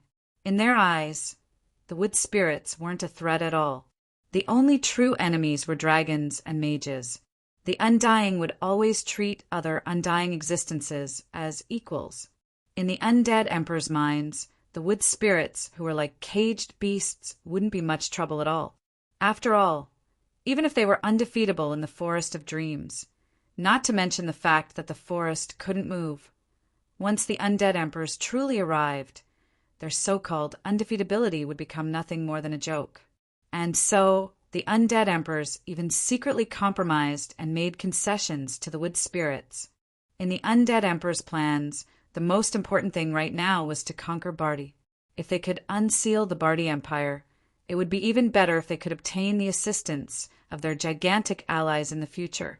As for the area around the Victoria Harbor that the wood spirits had occupied, they could leave it to them. Even if someone tried to ambush the undead through this area, they could just let them ambush them. Anyways, a small army wouldn't be worth it to surround and annihilate the entire undead calamity. If any country's army really did invade through this area, they would have to face an astronomical number of undead calamities as soon as they exited the forest. It was impossible for the forest to move to the undead's core territory, so the undead would have plenty of time to prepare their strategies. Yes, all of the undead strategies were based on the most basic of common sense. The forest wouldn't move. But now it was moving. Perhaps the newly conquered forest wouldn't cover a large area. But as long as the seeds were planted and large areas were spread out, the undead's territory would be slowly nibbled away. If both the eastern and western front lines were at the level of a direct battlefield, it would be taboo for a military strategist to face enemies on both sides. Their entire strategy would likely collapse. How can this be? Get rid of those damned weeds and little things. The entire undead country started moving. Countless high-level undead began summoning their own armies. This was a battle that would determine who would be the ruler of this land. This was a battle of an unimaginable scale. As for me, I had been waiting for such a long time. Frostmourne, Ice Calamity is hungry. It's thirsting for more souls. I raised my pitch-black, crystallized magic sword as an endless undead army gathered behind me. The undead would never imagine that someone of their own kind was thirsting for more souls right here. I'm not hungry. I only drank 2 bottles of milk this morning, meow. The silly cat pretended to be naturally cute. Do you really like to make fun of me that much? Can't you just keep acting cool? Chapter 334. After the undead emperors gave the urgent order to gather together, the undead armies ended their vacation. If one looked at the real world as a map, they would see countless black dots gathering at a certain location. The undead armies were currently gathering in a canyon more than 100 kilometers away from the wood spirits' camp. The undead's roars reverberated through the air as the undead lords communicated with each other through soul fluctuations. While the undead lords were afraid of the undead emperor's rage, they were also secretly delighted to see Davy fall out of favor. Leading the undead armies back to the world that originally belonged to them and re-establishing their own country was a dream that every ancient undead couldn't refuse. Even Aso was unable to resist such a temptation. And while the undead emperors were restricted by the dimensional laws of the mortal plane, the highest glory fell upon the despicable, demonic ghosts. That's right, Davy was Aso's favorite student, but he was still a demonic ghost. He was an ugly, stinky, low-level undead ghoul that crawled on the ground with a hunched back. The undead lords had their own pride. Most undead lords were born as high-level undead, such as skeleton mages, liches, and banshees. They had always viewed zombies as brainless, lowly slaves, and would never tolerate a low-level demonic ghost climbing over their heads. Most undead worlds weren't so peaceful. Souls were the foundation of an undead, and devouring souls represented the highest law of survival of the fittest. The undead's method of resolving disputes was simple, crude, and effective, directly destroying their opponents. Submit, die. This was the typical choice of the weak in the undead world. If it wasn't for the fact that the undead emperors had forcefully forbidden the undead from fighting amongst themselves in the mortal plane, no matter how powerful Davy was, he would have been challenged to the point of death by other undead lords of the same power level no matter how strong he was. And right now, the undead lords were excitedly discussing how to drag Davy down and make him lose his composure in battle. Then, they would save the day and use their military achievements to drag Davy down from his high horse. Of course, for Davy, this was pressure and threat, but also motivation and a once-in-a-lifetime opportunity. If Davy was able to prove his abilities in this battle, with the undead emperor's support, he would be able to stabilize his position as the supreme commander of the mortal plane and become the #1 individual below the undead emperors. This was the trouble a general had to face, especially when he had to face all kinds of miscellaneous soldiers from all over the world. This was a bad habit of the military, or perhaps it could be called an unspoken rule. Even the undead emperors outside the dimensional barrier could only tacitly agree to this collective behavior of the undead lords. Of course, this would only be limited to this one time. As long as Davy could prove his own abilities, the other undead lords would have to maintain the most basic level of respect and obedience. Only then would Davy truly be able to take his position.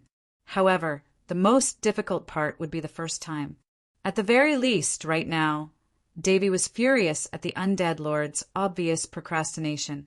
Lord Zhanmu said that he has diarrhea today. It seems like he is suffering from food poisoning. Let's not talk about how a lich could eat. He was already a skeleton with no guts or intestines, so how could he be poisoned? Great Sovereign and Een said that his wife is about to give birth, and he hopes to receive forgiveness. All right then, this headless knight actually had the ability to reproduce, had a wife, and was even able to give birth.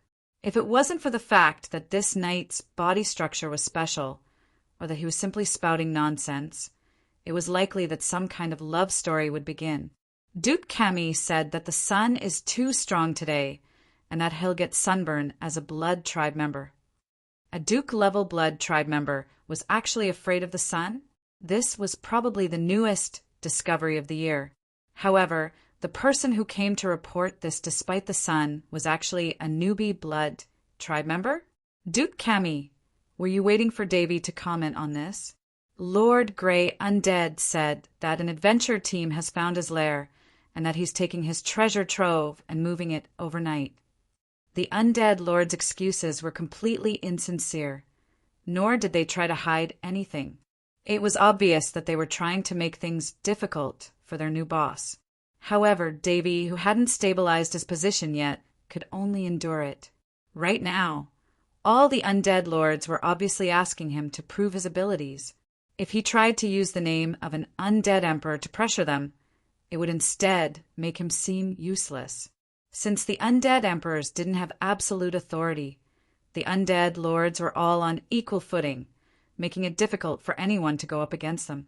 Back when Yongye died in battle, the Yongye army immediately started a civil war. This wasn't without reason. It wasn't that there weren't any undead lords who believed in Davy and volunteered to help him at such a critical moment. However, Davy still had the disadvantage of having insufficient military strength. And so, Davy could only forcefully hold on with his direct subordinates. When he thought about the 2 top-level undead lords who volunteered to help him, he became filled with confidence again. Meanwhile, certain someone, yep, I was referring to myself. However, it was impossible for me to think so far ahead. It was just that it was rather strange that there weren't as many undead as I had expected. Hey, are we really all right like this? Meanwhile, in the temporary undead camp, I was wearing a black cape and surrounded by black mist. I was doing my best to look like an evil villain boss. That's right, I had managed to sneak in with no difficulty at all. I had managed to sneak in just like that. Originally, I had expected to meet with a fully organized undead army. At that time, the little bit of manpower I had would only be able to be used as cannon fodder or a small ambush squad. However, when I ambushed a corpse wizard lord, I unexpectedly discovered that the undead army was disorganized. In order to deal with this calamity, the current leader of the undead army was willing to take in any undead. And so, I brought a few skeleton soldiers with me to sneak in.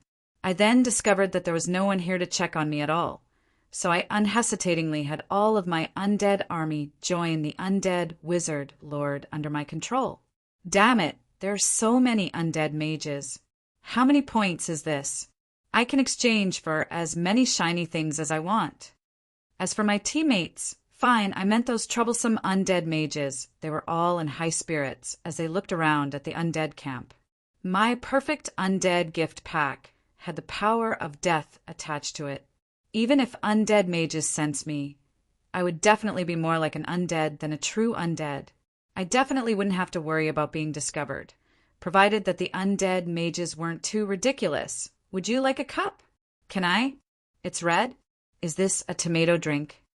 Ha, you're so humorous. Hey. Didn't pretending to be a blood tribe member make you drink blood? Can you even drink blood? TSK, as expected, you spat it out. What a waste. What, you want fake teeth? Actually, I have some freshly plucked golden teeth here, but they're a little expensive. Could it be that priests of the goddess of wealth could even earn money from the dead? Damn it, there was actually the light of God's blessing. My act of selling fake teeth to zombies had been approved by the goddess of wealth? Could this be the new path of wealth? Hey, could priests and goddess of wealth have some morals? Cheers. Jen, why did you lose so much weight again? My dear dwarf lady, it's already ridiculous enough for undead to get drunk and go crazy. You're not seeing Jen, but a skeleton elf that only has bones left. How could I not lose weight? Stop pouring wine for skeletons. It's already leaking out from their jaws. What a pity. Damn it. Why was I so foolish as to pretend to be a lich? I can't even drink wine now. Still, it was no wonder that they were so happy. After all, we had just killed an undead lord. If we sold the spoils of war Even if we didn't count them as justice points, we would still be able to earn quite a bit. How did we kill him? The Lich had simply brought him into that unlucky skeleton general's camp. He had first set up a soundproof barrier, then ambushed the skeleton general and killed him with a single slash. It was that simple. Just like how Betty and the others had never expected that there would be undead spies among the living, the great majority of the undead would never have expected that there would be living ambushes among the undead. As long as an ordinary undead lord got close to me, I was confident that I would be able to defeat it within 10 seconds. Then, I would forcefully sign a contract with the undead and turn their troops into my backup force. We've already ambushed 3 undead lords. If this continues, it'll be easy for something to go wrong. It's fine. They're just noobs who barely reached high level. It'd be a stretch to call them lords, so it won't affect them at all. It's still too early for that. I'm still planning on digging up more cannon fodder before the battle begins. Right, has Jen returned yet? Is there any news? No. From the very start, I felt that it was unreliable for him to go scout. You know how skilled he is as a thief. Wait a moment. Weren't you the one who told him to go scout? That's what he said. All right then, it was now time for Betty and me to stare at each other in shock. It would seem that this seemingly honest barbarian, Jen, wasn't lacking in slyness. Not only that, this seemingly honest barbarian, Jen, didn't have any ill intentions when it came to swindling people. Even someone as experienced and sly as I was would fail miserably if I wasn't careful. Asterisk bang. Asterisk the sound of something crashing outside caused us to relax slightly. Ever since I watched Robin Hood, Peter Pan's Roland version, this barbarian would always hop when he walked. Along the way, he toppled more than 10 tents, more than 30 trees, dug more than 100 holes, and got stuck in a mud pit twice to ask for help. But the most ridiculous part was that he actually jumped out of a hot spring. Cough! Judging from this sound, this barbarian thief who had successfully swindled us had returned alive. It seemed that he had completed his mission well and was in a good mood. Brother Roland, I met 2 strong men who were even stronger than me. I just arm wrestled with them and lost. You're stronger than me. Come, let's go take revenge. Arm wrestle? Strong men? Wait a moment. There's someone alive here. Chapter 335. What were the undead? If someone asked this question, everyone would have their own answer. Undying villains, destroyers of order, existences that should be purified by holy light. This was the standard holy light answer, as well as the mainstream view of this world. Miraculous creations created under certain conditions are existences that are the complete opposite of living beings with life energy. There are 2 main conditions for their creation: sufficient negative energy and soul shards. This was the standard answer of a mage, with comparisons and hypotheses. Professional undead mages would probably add a bunch of comments, such as the types of undead, the necessary requirements, and so on. I like the term miraculous creations, but forget about negative energy. The first undead didn't have any negative energy at all. They were usually noble and unyielding war spirits. As the first undead, Ale once mentioned that the first undead were naturally born. They were brave warriors, unwilling to die. Only those with undying wills that were strong enough to resist the cycle of reincarnation would be able to walk out of their graves by themselves and transform into the undying Valkyrie. Yep, they were also the legendary natural undead. Everything originated from the soul. Those who were able to use their pure souls to resist death's sweet eternal slumber were all extraordinary historical figures. There might not even be one in every generation. The later undead were created by demons to study how Valkyrie was created. In order to allow the undead that didn't reach Valkyrie's standards to move, they used negative energy from the lower planes to fill in their bodies. This special type of negative energy came to be known as the power of death. This was a power that originated from the chaos abyss. However, it possessed bloodthirsty, insane, and chaotic natures. Even a wise archmage would become insane and incomprehensible after transforming into a lich due to the loneliness of living in solitude and the corrosion of negative energy. Low-level undead that only relied on negative energy to move about were even more bloodthirsty, killing machines. And now that I mentioned the classic undead created by negative energy, it was time to talk about positive energy and negative energy. Positive energy and negative energy were two types of energy that counteracted each other. There were many types of positive energy, with the most common being holy light and the power of nature. Many angels and god envoys in the upper planes could almost instinctively use these types of energy. But the reason why they were called positive energy, apart from the fact that they were commonly connected to the source of order, was that these types of energy were often beneficial to the living and could even heal injuries. On the other hand, negative energy was the opposite. Due to the rise of undead and undead magic, negative energy was now equivalent to the undead's power of death. However, this type of energy was harmful to the living just by coming into contact with it. It was the most important nourishment for the undead. The so-called death planes were where negative energy and the power of death gathered. For an ordinary mage, this level of research would be more than enough. After all sorts of offensive spells such as exhaustion rays, curses, mental retardation, negative energy contact, and so on only required one to follow the classic spell model and create a specific type of negative energy, then toss it out in a specific way to injure others. Since negative energy was the undead's most foundational energy source and filler, it wouldn't be enough for an ordinary mage to study it. It could be said that most undead mages had done quite a bit of research into negative energy. Instead of summoning the undead, there were curse masters who specialized in negative energy type offensive spells. This was the most famous branch of undead mages. But interestingly, the same type of negative energy spell would be highly damaging to the living, but it would be a light of healing for the undead. Could it be that life and death were such opposites? Perhaps in the eyes of other mages, this was nothing more than a natural phenomenon like rain after dark clouds, but I was quite interested in researching why dark clouds form and how raindrops form. The body would still be the same body, and the soul would still be the same soul. Could it be that the difference between life and death was only limited to the power of death or the power of life? Could it be that life and death represented two completely different forms of existence? Why was it that some Valkyrie were even more powerful than when they were alive, while the undead were generally weaker in power, and their potential for development was greatly limited? Just what happened during the transition between life and death? When I was at my craziest, I once conducted insane experiments. Every step of the transition between the living and the undead was recorded in a chart. After hundreds of precise experiments, I came to a very strange conclusion.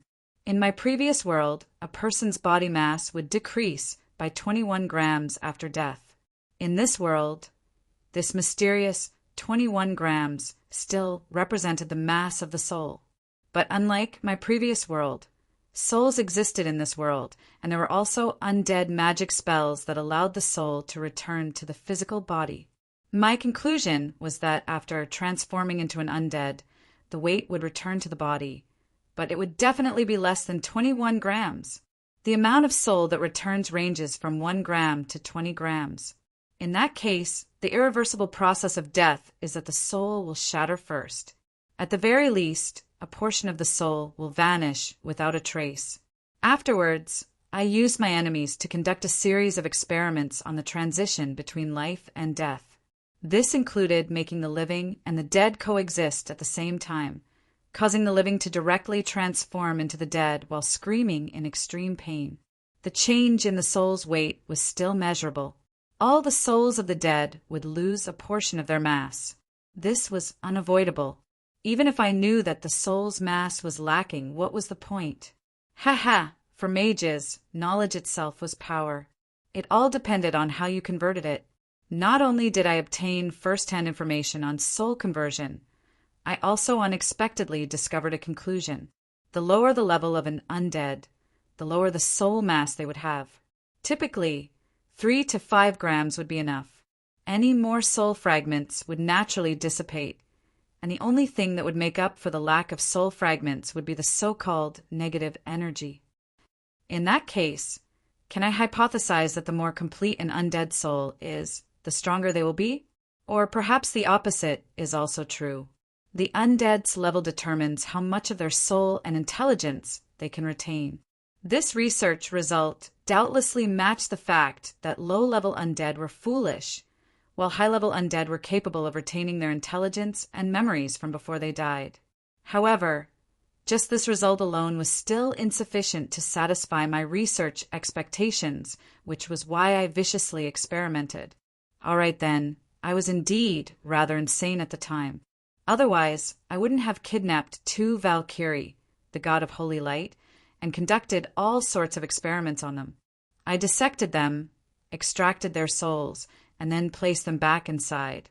I also tested the Valkyrie's body's capacity to hold low-level undead souls, and so on. Before the 2 Valkyrie's souls became nothing more than fragments that couldn't be pieced back together, I obtained sufficient experimental data. The results were quite astonishing. The Valkyrie's souls were astonishingly complete. Their souls weren't 21 grams, but rather 23 grams and 25 grams. And after dissecting 2 living saint-ranked undead, I confirmed that all living saint-ranked undead souls weighed 21 grams, which wouldn't change due to the difference in power level. In that case, the only possibility was that their souls had increased in weight when they transformed into Valkyrie. Since a decrease in the soul's mass would mean a decrease in power level, wouldn't an increase in the soul's mass represent some sort of evolution and sublimation? As for Valkyrie's souls, they indeed had obvious advantages over common souls in all aspects. Just their souls alone had natural magical resistance, and they were also capable of increasing their physical body's power level. They were even capable of switching between different physical bodies without dying due to their souls shattering. Fine then, it seemed that I had gone overboard back in the day. Even the sturdy Valkyrie's souls were reduced to mere fragments. In that case, my conclusion and experimental goal were revealed. If I was also capable of increasing the soul's mass, would I be able to create undead that were even stronger than Valkyries? And so, my premise and experimental method were confirmed. Valkyrie was usually the sublimation of ordinary souls. In that case, what exactly happened during the sublimation? What was it that caused Valkyrie to become Valkyrie? Only the venerated would be able to accomplish heroic feats and be chosen by the gods to become Valkyrie? I laughed at the church's methods. I wasn't a theologian, I was a scientific mage. As long as I had enough experimental materials, such mystical things could still be transformed into actual experimental data and conclusions. And so, I set my sights on several famous heroes. Through various methods of tempering, scheming, and cruel battles, I had them die at the most glorious moment of their lives. The first few dozen heroes only provided me with undead subordinates that were far above average in quality. However, the priest named 219 actually succeeded in transforming into Valkyrie, and I recorded the entire process of his transformation. Sacrifice. In the face of despair, he ignited himself in order to protect his companions. A wall of light blocked the undead from invading, and at that moment he also died the world's recognition? A venerated spirit? No, as I've said before, we mages don't believe in such mystical things. With sufficient data and samples, we can find out the truth behind those hypocritical slogans. The spirit and resolution of sacrifice, virtue, or rather, stubbornness, or more accurately, intense emotions so intense that they can interfere with the world. I never expected that it would be the same thing as the creation of natural undead. Although I had such a conclusion, as a strict researcher, I naturally had to be careful in verifying it. And so, I'm unwilling to die here. I still have things to do. Is my sacrifice really meaningful? When I used undead magic to repeatedly inject these intense consciousnesses into an individual, causing them to explode with intense emotions before they died. Theoretically speaking, I should have been able to obtain an artificial Valkyrie. In the end, I failed. What I obtained was the most berserk, evil spirits. They furiously attacked everything before them. And this still didn't explain why the soul would increase in mass. After all, even if a powerful stubbornness ensured the soul's completeness, where did the extra mass come from? And so I repeatedly thought back to that successful, heroic spirit, 219, and completely simulated the environment of that heroic spirit, 219. However, I removed certain conditions one by one in hopes that I could find the critical point that I had overlooked. It was likely that during those 2 years, the Holy Church would have been quite confused as to why 7 or 8 heroic spirits would suddenly appear in a single year that hadn't been seen for 10 years. Not only that, more than 10 times the number of elite priests would suddenly die. Finally, after I removed one of the crucial conditions, it was impossible to successfully create an artificial Valkyrie. I also found the lost orb. His heroic deeds were passed down by the world, and his descendants were proud of him. So that's the important point. Valkyrie must be perceived by others. My eulogy for Valkyrie was another proof of my research. Making one's deeds known by others, preferably witnessed by others before one's death, was a necessary condition for one to become a Valkyrie. In that case, could a fake legend combined with a hypnotized hero really become a Valkyrie? If it was possible, then my conclusion seemed to be correct. And in the end, as I laughed maniacally, the first artificial Valkyrie in history, the Dragon Slayer King Sven, was born and became the god of holy light's Valkyrie. And 5 years later, in my intentionally arranged second encounter with Sven, I conducted a second experiment. That unlucky person whose hypnosis I removed discovered that he was only a despicable murderer and instantly transformed into a holy firework. This also proved that Valkyrie's stubbornness was necessary. And at the same time, it also proved that the Holy Church's explanation of souls and Valkyrie was complete bullshit. Finally, after many more experiments, my conclusion was the closest to the truth. No wonder soul worlds are able to distort reality. In this world, human nature, knowledge, beliefs, and stubbornness are all part of one's power. They can become nutrients for one's soul, making it complete and able to resist the corrosion of negative energy. And after reaching a certain level, one can even transform into a Valkyrie form and begin to use positive energy. This also explained why those Can mages whose heads were filled with the spirit of a knight were still able to retain their moral character and wisdom even after transforming into undead. Their stubborn knight's virtue protected them in a way. Meanwhile, those lonely archmages who had incredibly high intelligence yet had no experience with relationships and viewed their so-called beliefs as a joke would naturally gradually lose their sense of self under the corrosion of negative energy. At the same time that I obtained this experimental result, I also understood the true nature of Valkyrie. For mages, knowledge was power. My infallible Definder also had the ability to temporarily transform undead into Valkyrie. This was absolutely unparalleled in the world. If that was all I had, then I would probably be the greatest heretic and blasphemer in the past 1,000 years. And if I added on the hypothesis that I came up with based on this conclusion, then I would probably be the greatest heretic ever since Aichi created the world. Perhaps the so-called gods are the next stage of evolution for Valkyrie, which has gathered so-called beliefs and divine concepts. Doesn't that mean that the so-called venerated gods are just another type of undead? They were already dead the moment they ascended to the throne of God. The remaining ones are only soul shards that were kidnapped by beliefs and divine concepts. All right then, if I revealed the results of my research, perhaps half of the true God's believers in the world would be busy scolding me for spouting nonsense, while the other half would be busy trying to kill me. But I had proof. My experiment was a success. That's right, it was Wumian's. His successful ascension to godhood, even in the eyes of a powerful individual like Ale, was nothing more than a fluke. But only I knew that this was the final experiment to prove my theory, artificial gods. Sometimes I would think about what would happen if I spread this truth to the entire world. But I would give up after thinking about it. After all, most people wouldn't believe me, and if they really did, the world would probably be destroyed. Don't go any further. You've already reached the source.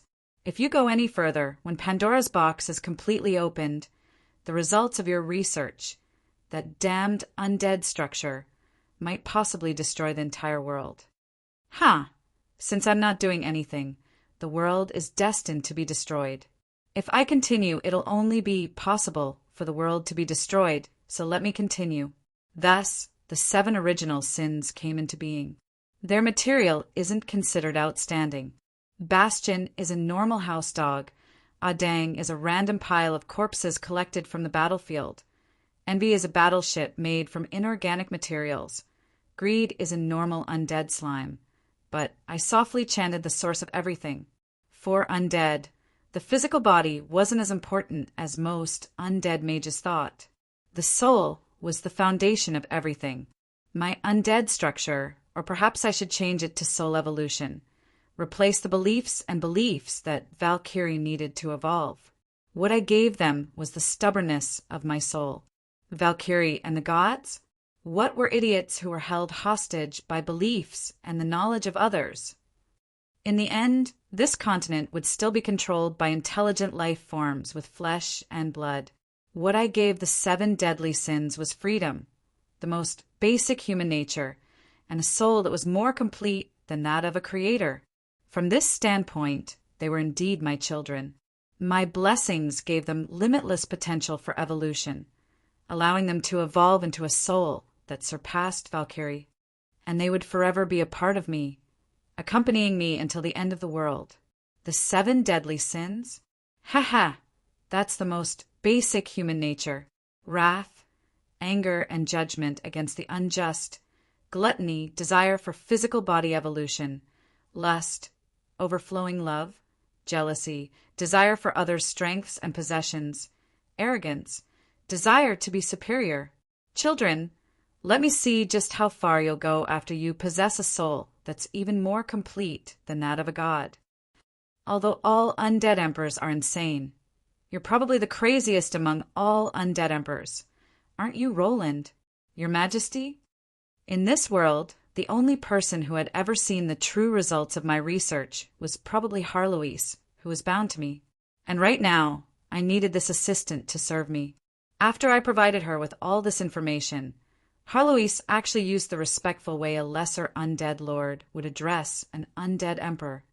I'm still inferior to you in this aspect, but I won't lose. I have my own understanding of undead magic as well. One day, I'll use my own research results to become an undead emperor as well. I really look forward to your research results. But right now, please help me. I need your accumulated knowledge and experimental data. Help you? In this campsite that's filled with undead? Oh, you intend to create undead creatures. Original sin level. No, not at all. It's just that you seem to have a lot of materials and want to create something slightly interesting. Although it won't be original sin level, it doesn't mean it won't have the destructive power of original sin. It was likely that none of the undead knew that due to a certain someone's sudden decision, they were in deep trouble. Chapter 336. Disappeared again? How could this be? Although it was hard for him to express any surprise with a skeletal face, Edwin still couldn't believe what he'd just heard. It was now midnight of the 2nd day since great Lord Davy's army had started gathering. What was unbelievable was that more and more people had gone missing in the camp. If it was just an ordinary, low-level undead that had gone missing, then perhaps they would naturally fall apart as they walked. It wouldn't be a big deal. If it was a mid-level undead that had gone missing, then perhaps there were strong hunters hunting in the dark. That was understandable, but it was, yes, one side of Great Lord Cabin's camp in the southwest district is empty. The tents are there, the equipment is there, and even everyone's personal belongings are there, but there's no one there. The informant was a ghost. His expression was indistinct. but the flickering shadow shell showed his agitated heart. How is this possible? This is the 37th time that the army has gone missing. High-level undead are patrolling the area, but they're still missing. Right, does Great Lord Cabin know? This was a wonderful irony. The undead had actually encountered a ghost story. They couldn't understand how their comrades had disappeared without a trace. If they'd been ambushed, how could they just disappear without any reaction? There weren't even any signs of battle. If it was any other race, it might have been a large-scale psychic attack, but the undead were immune to psychic magic. How could they just disappear without a trace? Great Lord Cabin was in the camp at the time.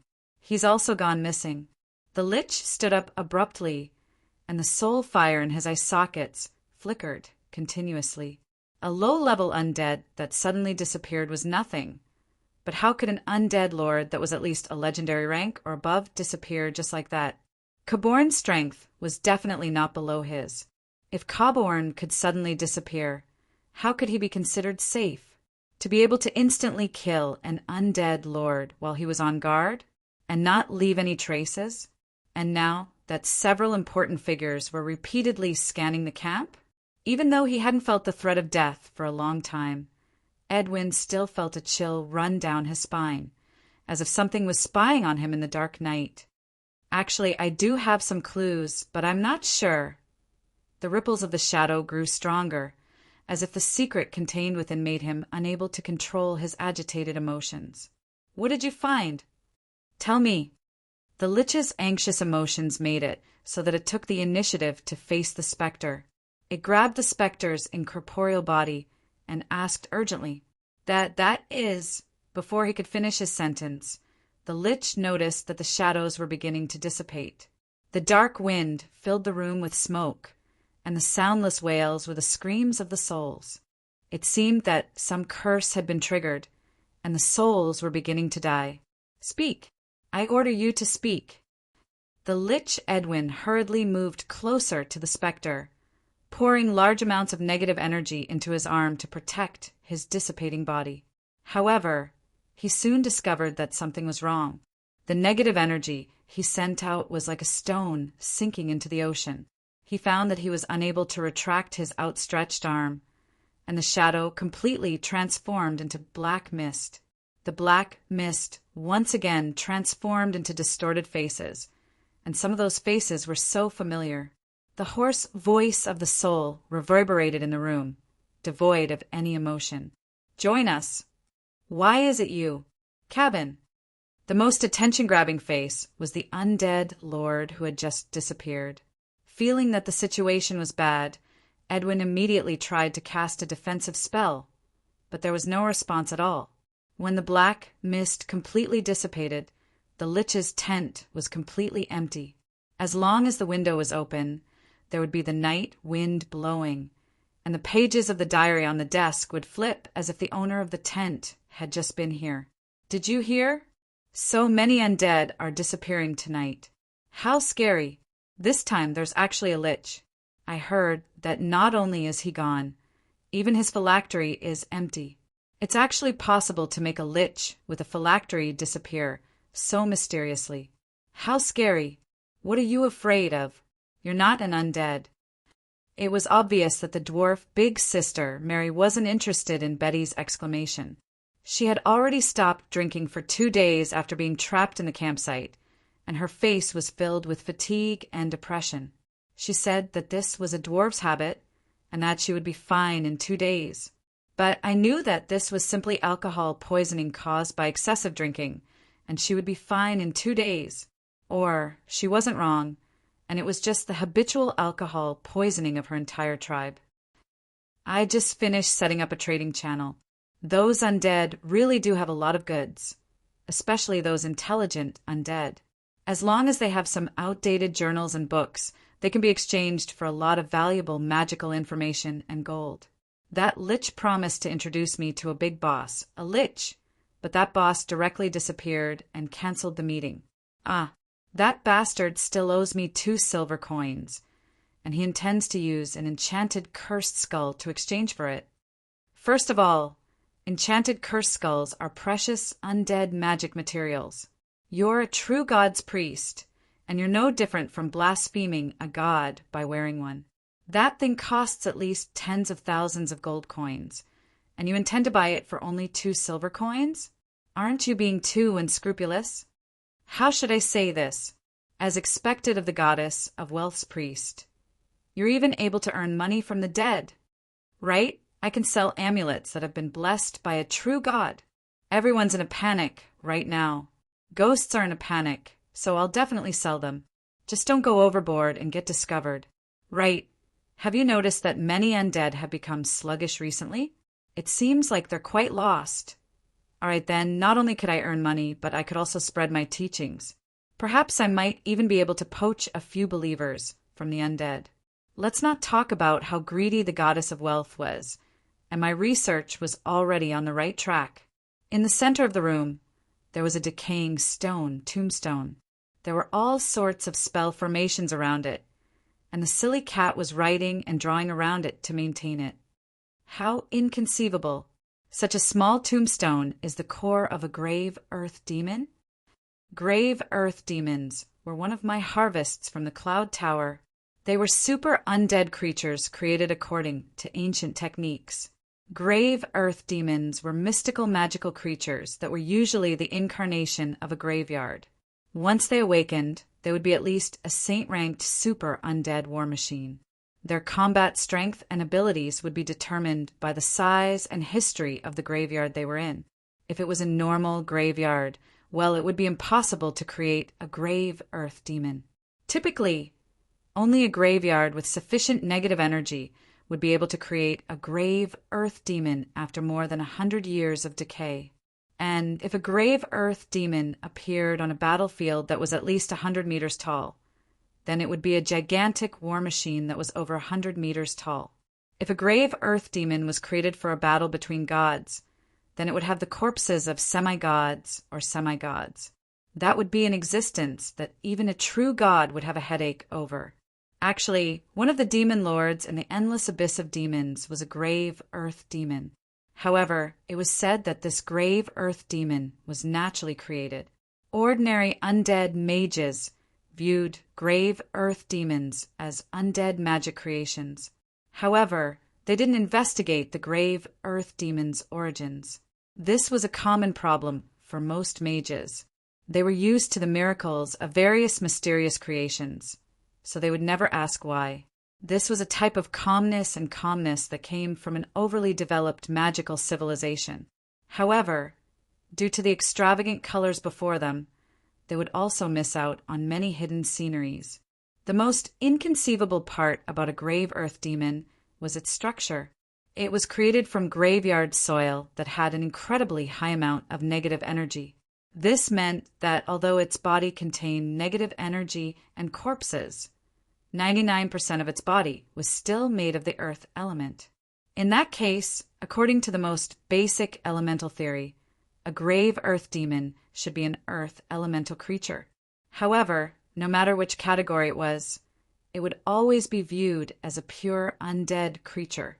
Without a doubt, this went against the current mainstream undead research theory. Unlike my research method, which was based on the essence and foundation, most undead mages would start from the undead materials that they could see and touch. They were inclined to use better undead materials to create stronger undead creatures. According to my personal theory, this wasn't wrong. A strong soul must have a strong physical body in order to unleash its full potential. A gentleman, a positive soul, must have a healthy body to sustain it. Otherwise, there would most likely be problems. However, this definitely wasn't everything about undead creations. The corpses of legend rank experts could often be used to create legend rank undead. However, this didn't mean that all legend rank undead needed to be created from the corpses of legend rank experts and above. In the eyes of most undead mages, this was an unquestionable truth. If one were to follow the classic undead creation model, it would be impossible to explain how a grave earth demon, which was 99% made of soil, could be so strong.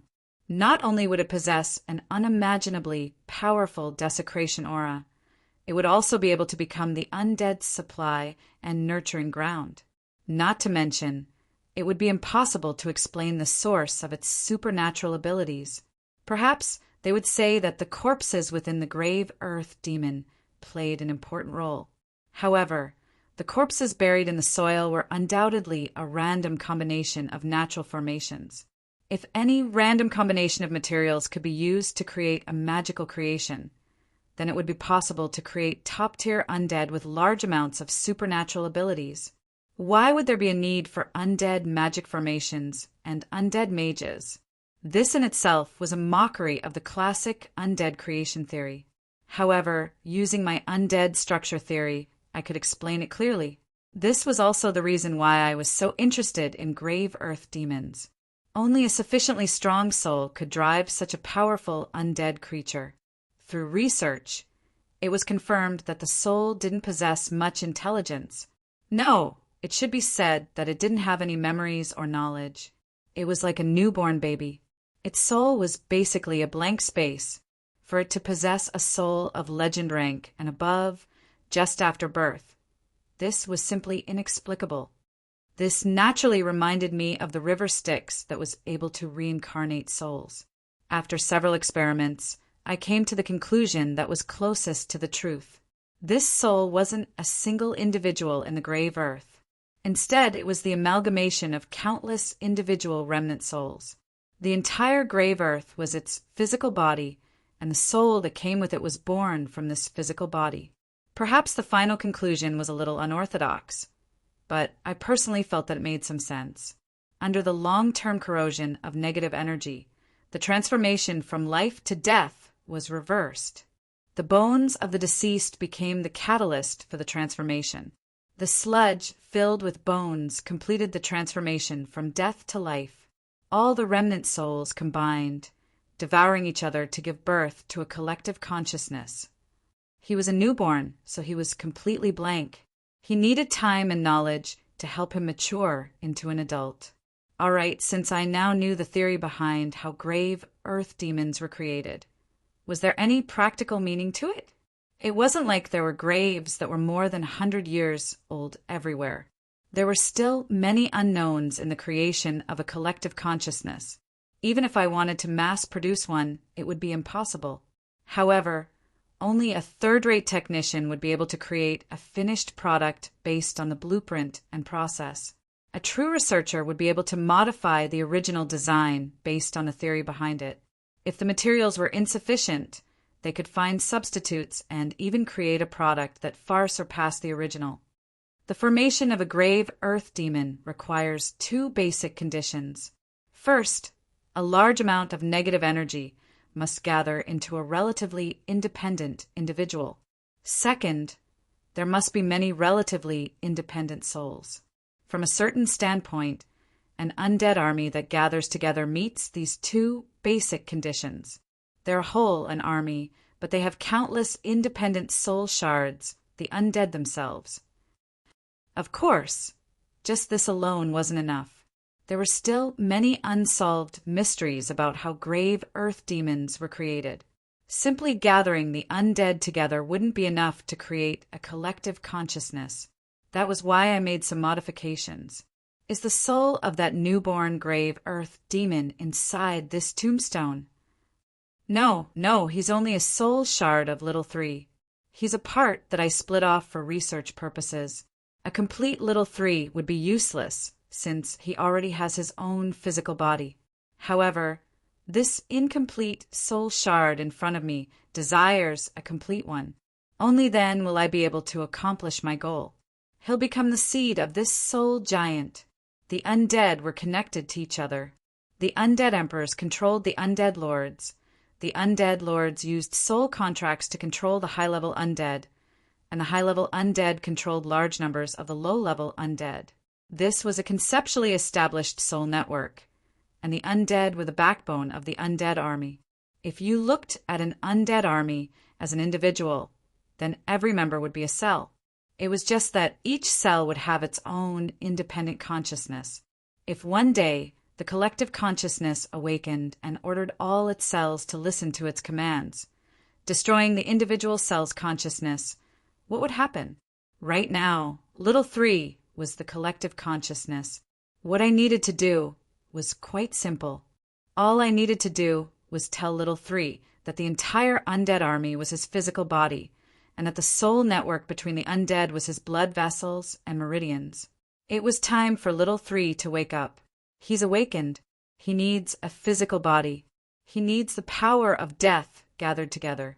He needs all his cells to rearrange themselves according to his will. He's a prematurely born child with a congenital deficiency. He wants to be born.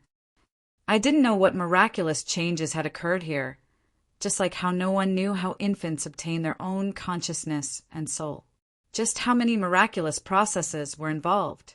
All I did was satisfy the conditions for this phenomenon to occur, and then the phenomenon naturally occurred. However, to be honest, I don't know what the results of doing this will be. But don't you feel that it's more interesting because you don't know? An experiment that's destined to succeed is meaningless. The unknown is the most attractive. And if I succeed, I'll have a new understanding of undead structure. And now my experiment had shown results. This entire camp and undead army had come to life. Little 3 cleansed the impurities in their bodies and perfected their souls and physical bodies. Little 3 ordered his blood vessels, torso, limbs, and organs to listen to his commands in order to create the most perfect body for himself. The undead gathered together with confusion in their eyes as they fused and devoured each other. They were unable to resist, nor would they resist, just like how a physical body was unable to resist the soul's command. Only the powerful individuals who had used their soul imprints to prove themselves to the world would be able to temporarily maintain their independence. However, the undead armies would automatically seek them out and transform them into nutrients. Since they were still a part of this undead army, it was only natural that they would be devoured without any resistance. A new soul was on the way to being born. As I was the leader of this experiment, I couldn't even finish recording my daily experiments. Countless inspirations flashed through my mind. It seemed that I was about to witness the birth of yet another excellent work. And this time, since this was an army that brought about war, I intended to call it Mars.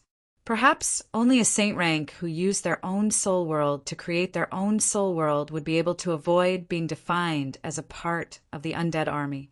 Judging from the fact that a saint rank undead lord had already been unlucky, even such a standard wouldn't necessarily be enough. Of course, it was quite easy to refuse Mars' summons. All you had to do was tell yourself that you weren't a part of the undead army, but rather an outsider. And then, Mars would naturally be unable to define you as a part of his physical body. But unfortunately, as long as I didn't say anything, not a single undead would be able to think of this. This was indeed quite unreasonable. But based on the beliefs of the Middle Ages, if someone prophesied that even metal creations could float and fly on water, that person would definitely be treated as a lunatic. Many seemingly unreasonable phenomena were simply the result of insufficient research. However, the results of my experiments could be used to deduce the underlying theory. If this experiment was truly successful, I would probably have to deduce the entire process in reverse, which would definitely yield many benefits. Have you thought about how you're going to end this? This thing is giving me the creeps. Aren't you afraid that you won't be able to control him? Relax, I've already thought about it. You've already made preparations to control him? How did you do it? When did you do it? I should say that since I can't think of how to control him, I don't intend on controlling him at all. Will parents ever properly plan their newborn child's future? Let him grow up happily and freely. Yep, judging from his appetite, he's going to be a healthy and good child. He'll definitely be very healthy, but everyone else will definitely be very unhealthy. Don't make it sound like you're an idiot parent who's proud of your naughty child's excessive vigor. Can't you reflect on yourself a little? While he's still pregnant, he even ate a saint-ranked creature as nourishment. Have you ever thought about what kind of monster he'll become? High-level undead's physical body composition is obviously much better than negative energy soil.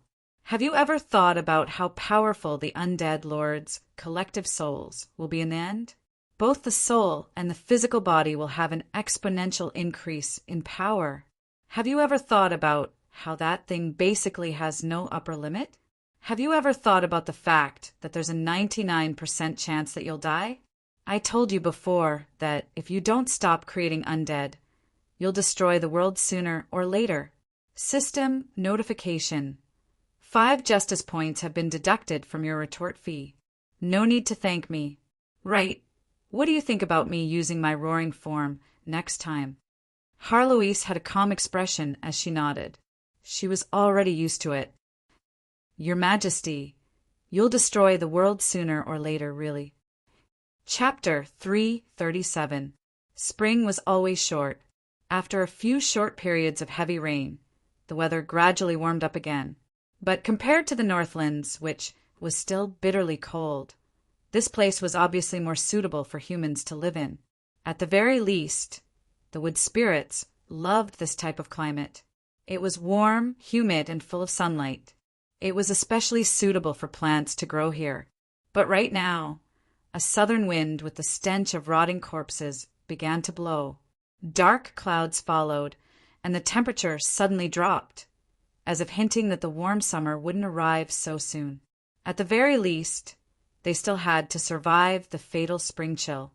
Since the seeds of the Forest of Dreams resembled oak trees after they sprouted, the newly born Forest of Dreams had a nice-sounding name, Oak Town. As for the guardians of the Forest of Dreams, the fact that the undead hadn't arrived yet caused them to simultaneously rejoice and worry. They were relieved that the shadow of war would arrive a few days later than expected. They had more time to prepare for war. They were worried that the longer they waited, the more astonishing the number and quality of the undead would be. The earliest estimate was that the undead would arrive 2 days ago, but they still hadn't seen any sign of them. Many veterans had already mentally prepared themselves. With so much time to prepare for war, it was highly likely that the undead had already gathered all of Nitrane City's frontline troops. The undead army that was about to arrive would be ridiculously large. It'd be great if they arrived 10 or 15 days later. I've heard that many people from the Mage Country are interested in justice points. Perhaps they'll join us. But judging from the thick smoke that suddenly rose in the distance, it was likely that the undead army hadn't arrived yet. The undead army had arrived. Before the dark clouds covered Oak Town, a Pegasus Knight landed first. Before he even landed, he was already loudly announcing his arrival. They're here! They're here! What was coming? Actually, everyone knew what was coming, but none of them panicked. Close the city gates. Notify all scouting and hunting teams to return to Oak Town. Nobody notified the wood spirits or the leaders. Hurry up and send a messenger. This was what adventurers were like. They were noisy and chaotic, but also full of motivation. Several minutes later, everyone learned that war was about to arrive and began to get busy. Actually, there was no need to hide the military situation. Seasoned warriors would be able to judge the size and arrival time of the undead army from the height of the sand and dust they kicked up. The undead's vanguard knight would arrive in about 2 hours. The warriors had long since been prepared and mobilized. A large number of bows and arrows were placed on top of the city wall. The archers began to adjust their bowstrings. The ents rose from the ground, and the catapults began their final calculations. In less than an hour and a half, the first batch of skeleton knights arrived. The silent skeleton knight carried their rotten saddles and lances as they circled around the city walls, looking for gaps in the defense.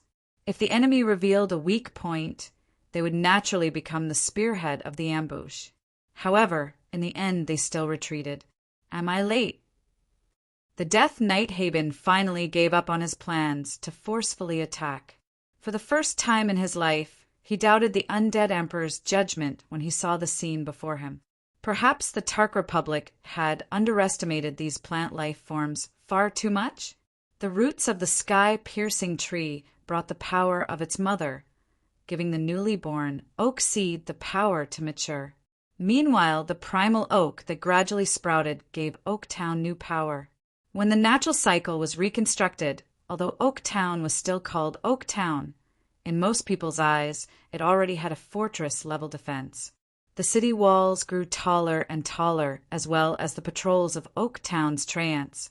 But let's not talk about these things for now. The most incomprehensible part was that this green fortress was now covered in greenery. The trees were growing at a visible rate, and forest after forest was formed in this wasteland. The wastelands of the past had now transformed into grasslands and forests. This was a miracle created by the overflowing power of nature. Soon, this forest would become nourishment for Oaktown's continued growth. The smaller creatures of nature would be absorbed by the larger cycle of nature. One cycle after another, the cycle would finally reach an equilibrium. At that time, just getting close to Oaktown would cause countless hostile gazes to stare at you. The undead's vanguard commander discovered that the enemy's defenses were complete, and that using the skeleton knights to forcefully attack Oaktown would only result in useless losses. So he unhesitatingly chose to retreat and wait for his main forces to arrive. Meanwhile, in a temporary mountain command center in Oaktown, the adventure's leader was also discussing the current military situation. From a certain standpoint, the wood spirits were strictly adhering to their nature as NPCs. It was obvious that they lacked complete trust in the adventurers. Not only that, the wood spirits and the adventurers had completely different goals for their missions. The wood spirits hoped that Oaktown would grow stronger, and they wouldn't hesitate to sacrifice themselves. Meanwhile, the adventurers always pursued the greatest benefits for themselves. Naturally, two different leadership groups appeared in Oaktown. But judging from the current situation, they were still mainly cooperating and didn't have many disagreements. There were two sets of leaders. One was the Adventurers' Alliance, while the other was the Wood Spirits' decision-makers. To be honest, this was likely to be the most common form of cooperation between the contract heroes and the local factions in the future. The local factions would forever hope that their subordinates would be completely obedient, carrying out every order to the letter. From the employer's perspective, they would make the best use of their subordinates. It would be best to have temporary allies that could be bought with money as the most dangerous cannon fodder. They would definitely want to keep the direct subordinates that they had painstakingly nurtured. However, the Adventurers' Alliance would need to think about their subordinates. The Adventurers' Alliance would want to be able to obtain large profits without losing a single life. Since the adventurers' positions were different, there would naturally be differences. Cooperation, communication, and an appropriate amount of trust would be needed.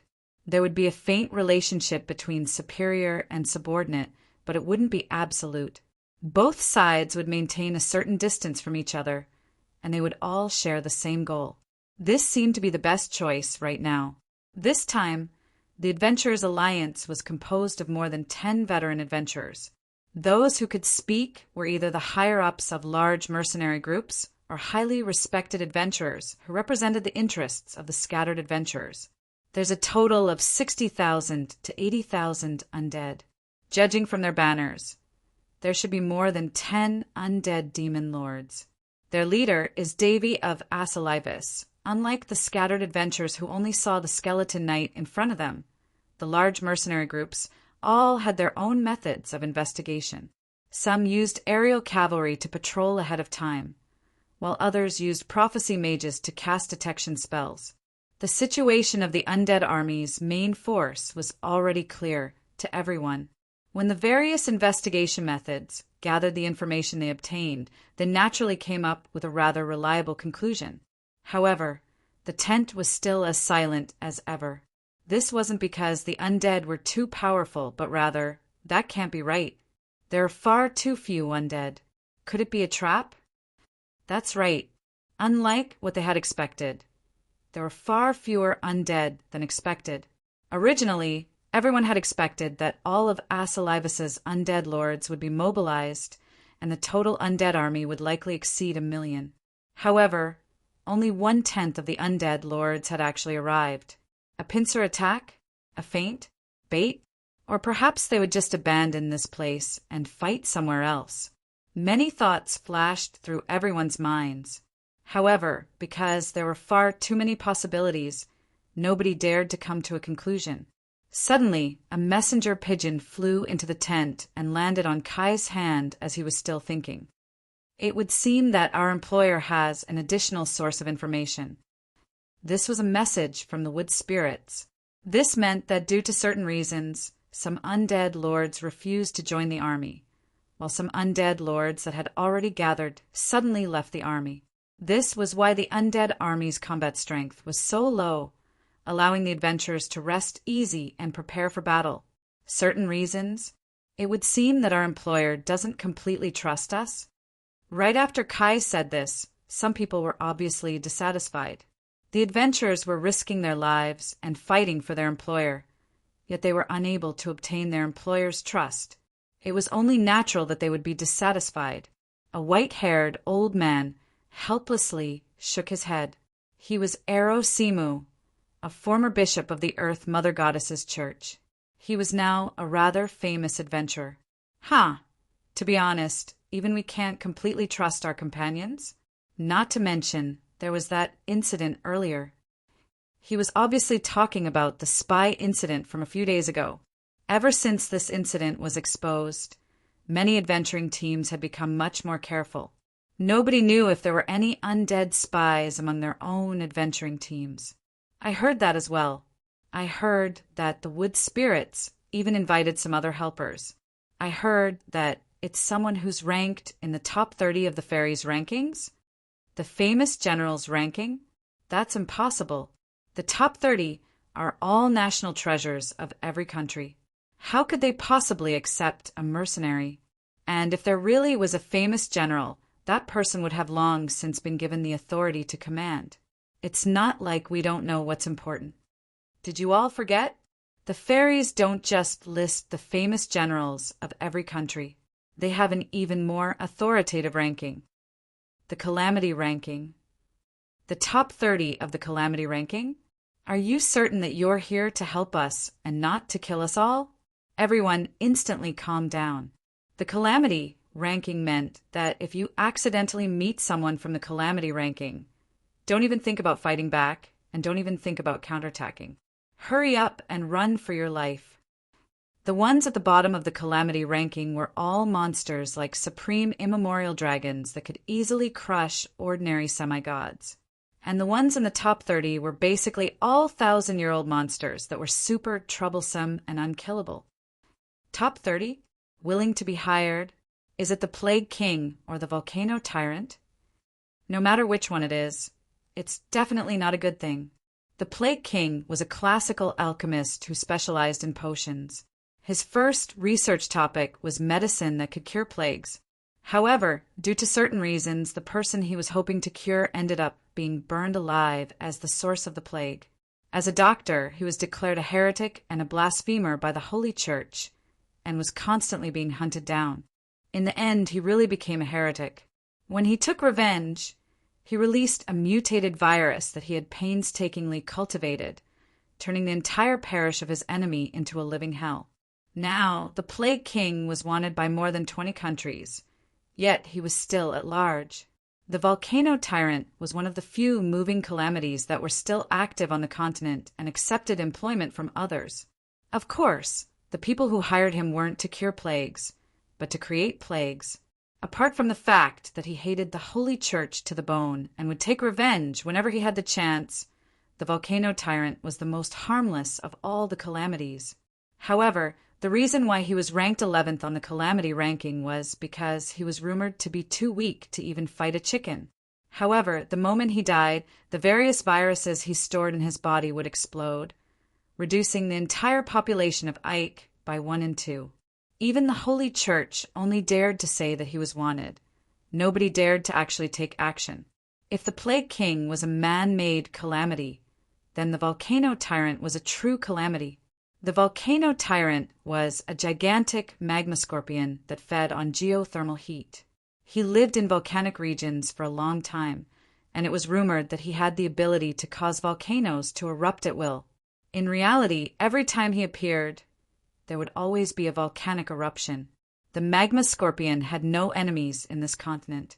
Although it possessed high intelligence, it desired flesh, blood, and souls as delicacies. That was why it accepted employment in battle, although it only accepted semi-god equipment and other similar treasures.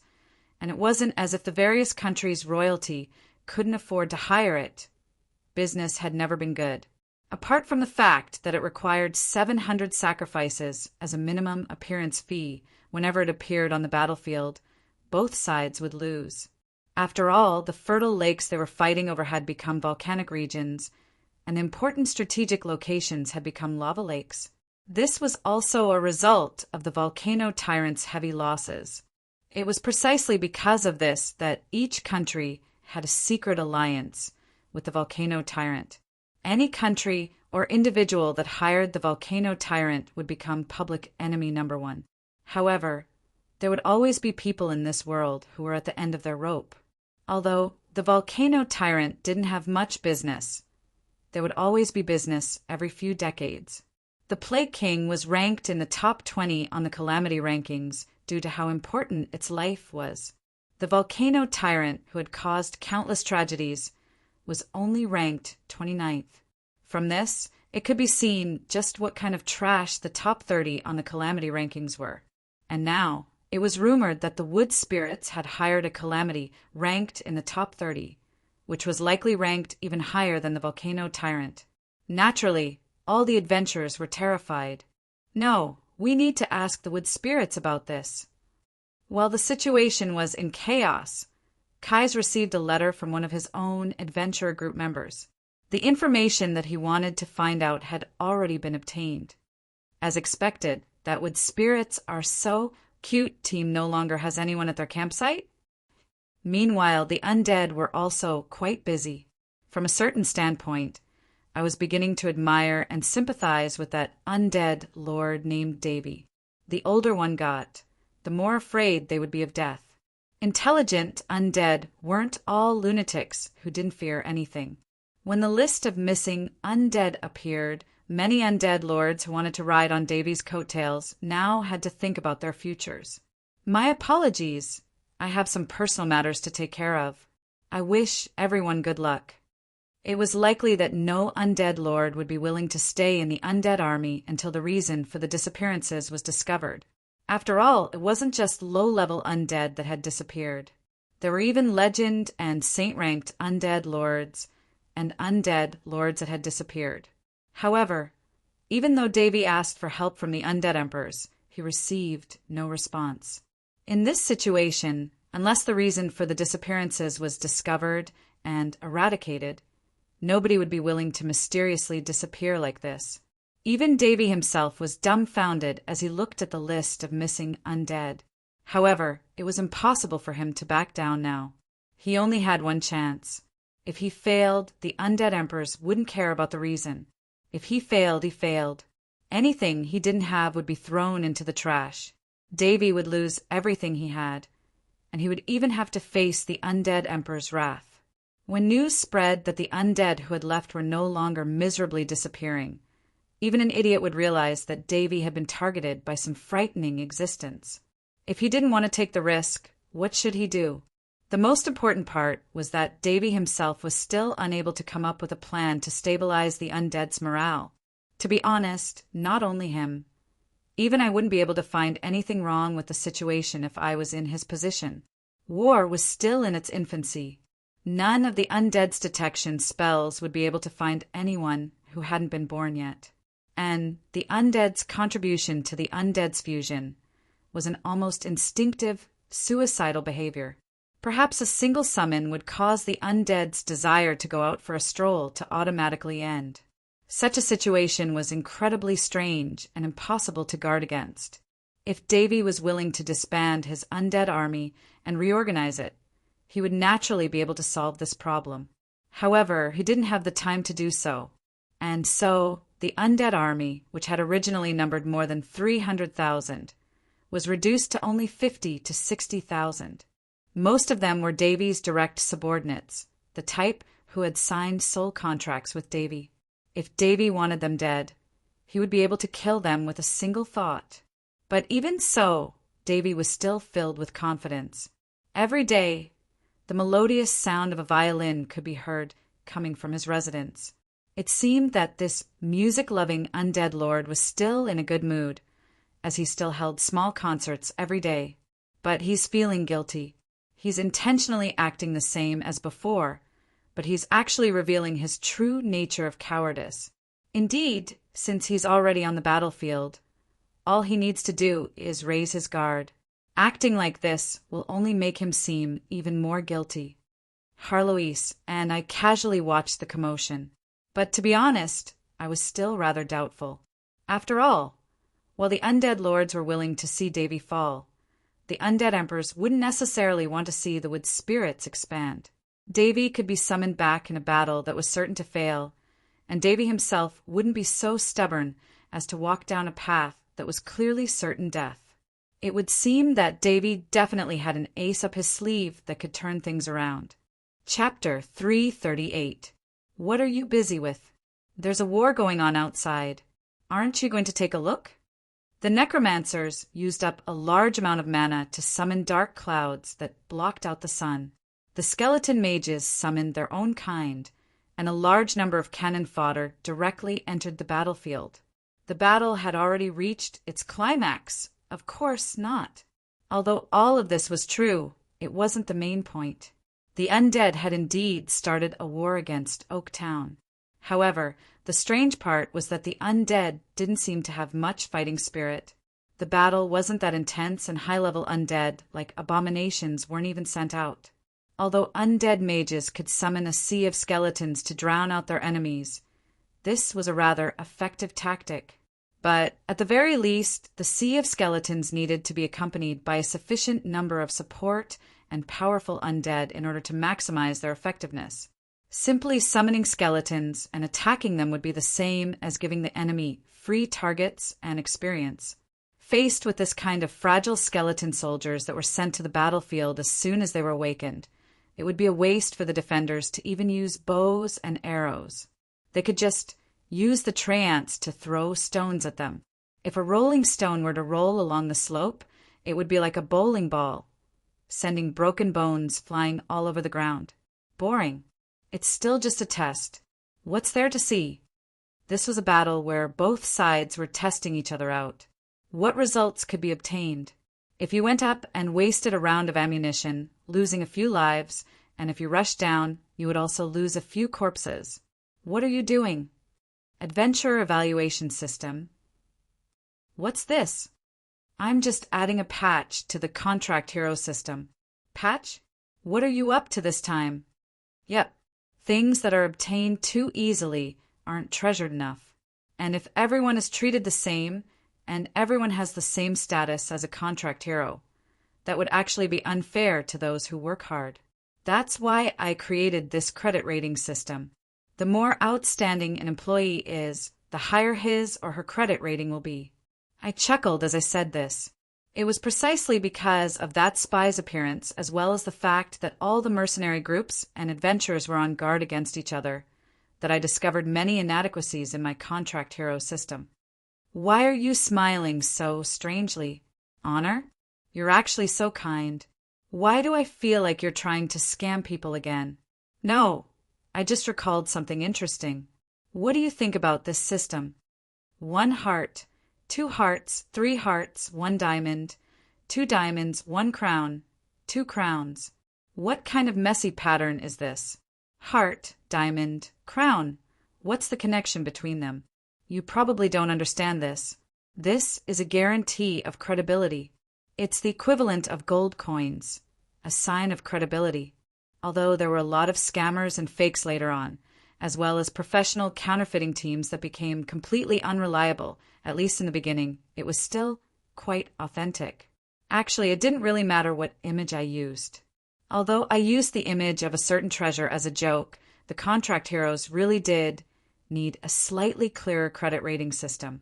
In this world, there was no hierarchy between mercenary groups and mercenaries. Whether a mercenary could receive missions and gain the trust of the employer depended on their past reputation and connections. This was also why there were still people fighting over an empty shell of a mercenary group that had suffered heavy losses and was almost completely wiped out. The reputation that he had accumulated over hundreds of years was his greatest wealth. In order to establish a trust mechanism that could gain consensus, there must be a new review and deduction organization that was worthy of the people and the countries. This was obviously impossible in the past when the countries were divided. Mercenary guilds. Many mercenaries treated mercenary guilds as a neutral organization that collected intermediary fees and provided paid services. Many mercenaries even treated mercenary guilds like retired veterans and injured mercenaries. Mercenary guilds would provide mercenaries with alcohol, weapon repair, enchantments, mission introductions, and other services. But most of the time, mercenary guilds would have to rely on mercenaries to pay for their services. Mercenary guilds didn't have any forceful methods against mercenaries. This was what every country's royalty hoped for. Nobody would want a neutral mercenary guild to have its own will. If that happened, the royalty's power would become quite dangerous. Absolutely neutral. Focus on providing support services. This was probably what a mercenary guild should do. The end result was that mercenary guilds naturally lacked credibility in the eyes of adventurers and mercenaries. It was also impossible for countries to recognize other countries' mercenary guilds. That was why, when people talked about certain mercenaries or adventurers, they could only say things like they have a great reputation or they sound really powerful. That was why mercenaries and adventurers lacked credibility and persuasiveness. The lack of a clear evaluation system wasn't a good thing for both employers and employees. After all, employers were afraid that the bodyguards they worked so hard to hire would turn out to be bandits, or that they would spend a lot of money to hire a group of seemingly powerful idiots. Mercenary group members were also afraid that their employers would treat them as expendable or cannon fodder. That was why high difficulty and high requirement missions were usually done by private introductions or by mercenary guilds. Veteran mercenary groups would only become stronger and stronger, and newcomers wouldn't be able to receive any decent missions. This doubtlessly restricted the growth of mercenaries and adventurers. If there was a trustworthy neutral evaluation system to evaluate mercenaries and adventurers, perhaps the situation would be much better. At the very least, a mercenary group with more than 90% positive reviews would be far more trustworthy than a mercenary group with more than 50% negative reviews. Why was it becoming more and more like Xbox? Evaluating a mercenary's individual strength and pay could also be related to their credit rating. For example, a mercenary who was able to increase his or her credit rating to Crown would at least prove that he or she had completed enough missions and received enough positive reviews. Naturally, he or she would be able to receive more pay and would be trustworthy. Besides, it's not just for those mercenaries. Look at the battlefield. Don't you feel that something's wrong? I'm not interested in such a childish game. All right then. I knew that this guy was just saying it. Actually, I also felt that such small, probing attacks were quite boring. However, I did notice that something was wrong. In the past, even the most arduous missions would require several mercenary groups to work together. Previously, they lacked trust and understanding, so they would either use a middleman as the leader or form an alliance of leaders. Perhaps this would be enough to satisfy the small-scale battles before, but there are obvious limitations to this. If this continues, there will be many problems. That's right, as the contract heroes system expanded, and as the contract heroes grew in power and numbers, the scattered warriors would become more and more important. This battle to defend Oaktown was probably the first time that the contract heroes had become the main force. But in the future, it was possible that contract heroes would appear in other country-level battles. Continuing to use the old system would seem outdated and slow. This time, many problems had already been exposed. Just look at those warriors standing at the front. While they're receiving orders from the front lines, they're actually looking for people at the foot of the castle walls. They're probably waiting for their real boss's orders. And those archers are even stealing kills to earn points. They're only firing at high-point targets, wasting valuable ammunition. No matter how strong these contract heroes are, they're probably just a bunch of loose sand. Not mentioning the fact that there were enemy spies among the contract heroes. The contract heroes lacked trust in each other. They were all prideful and didn't like others. So how could they possibly trust someone else's orders? It was only natural that they would push the blame onto each other and push the blame onto others. On the battlefield, it would be quite fatal to lack absolute authority. Perhaps it wouldn't be so obvious when things were going well on the battlefield. But if things were going badly and the leader lacked authority or was filled with selfishness, it was highly likely that there would be internal strife and disobedience. In fact, there might even be betrayals or traitors.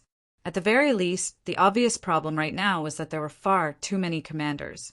There were far too many people giving orders. Yet, everyone wanted to be a commander, not because they wanted to win the battle, but because they wanted their own people to earn points in a safe and stable location. That was why, apart from the reputation of each individual's job, there would also be special individuals who would be given the title of top-level commander or professional commander. This would make it easier for them to give orders, and it would also give them some role models and heroes, which would make it easier for us to control public opinion. However, when I explained this to Harloise, she had a different opinion. Why don't we just use a military rank system, such as sergeant, corporal, commander general, and so on? That would be more effective and direct. I could only smile wryly. It would seem that Harloise was quite talented in magic, but she definitely wasn't any good at politics. I still couldn't count on her for certain things. That would be too sensitive. It would be the equivalent of us creating an army. What do you think the royalty and churches of the various countries would think? That's right. I could guarantee that the moment we introduced a military rank system, our platform would immediately be boycotted by the various countries. Tisk, humans are so troublesome. I'm going out to take a look. Notify me if there's any change. Have some of my subordinates keep an eye on the high-level undead, especially those 2 living humans. Harloise turned around and left, leaving me behind with my frustrations. Creating a ranking system would directly affect the credibility and future of our Justice Points Alliance. Not only did we need to make it so obvious that it would be easy to control and obey, but it also couldn't be so strict that it would touch on the sensitive nerves of the various countries. The more I thought about it, the more troublesome it would be. How about we add likes? If you get 32 likes, your rating will be increased by 1 rank. Or, as long as you get a certain number of likes, you'll be officially recognized as a big X or something like that. Right? There's only the things that can be imagined, and there's nothing that can't be done. It seems that I also need to think of a way to prevent the existence of bad job judges.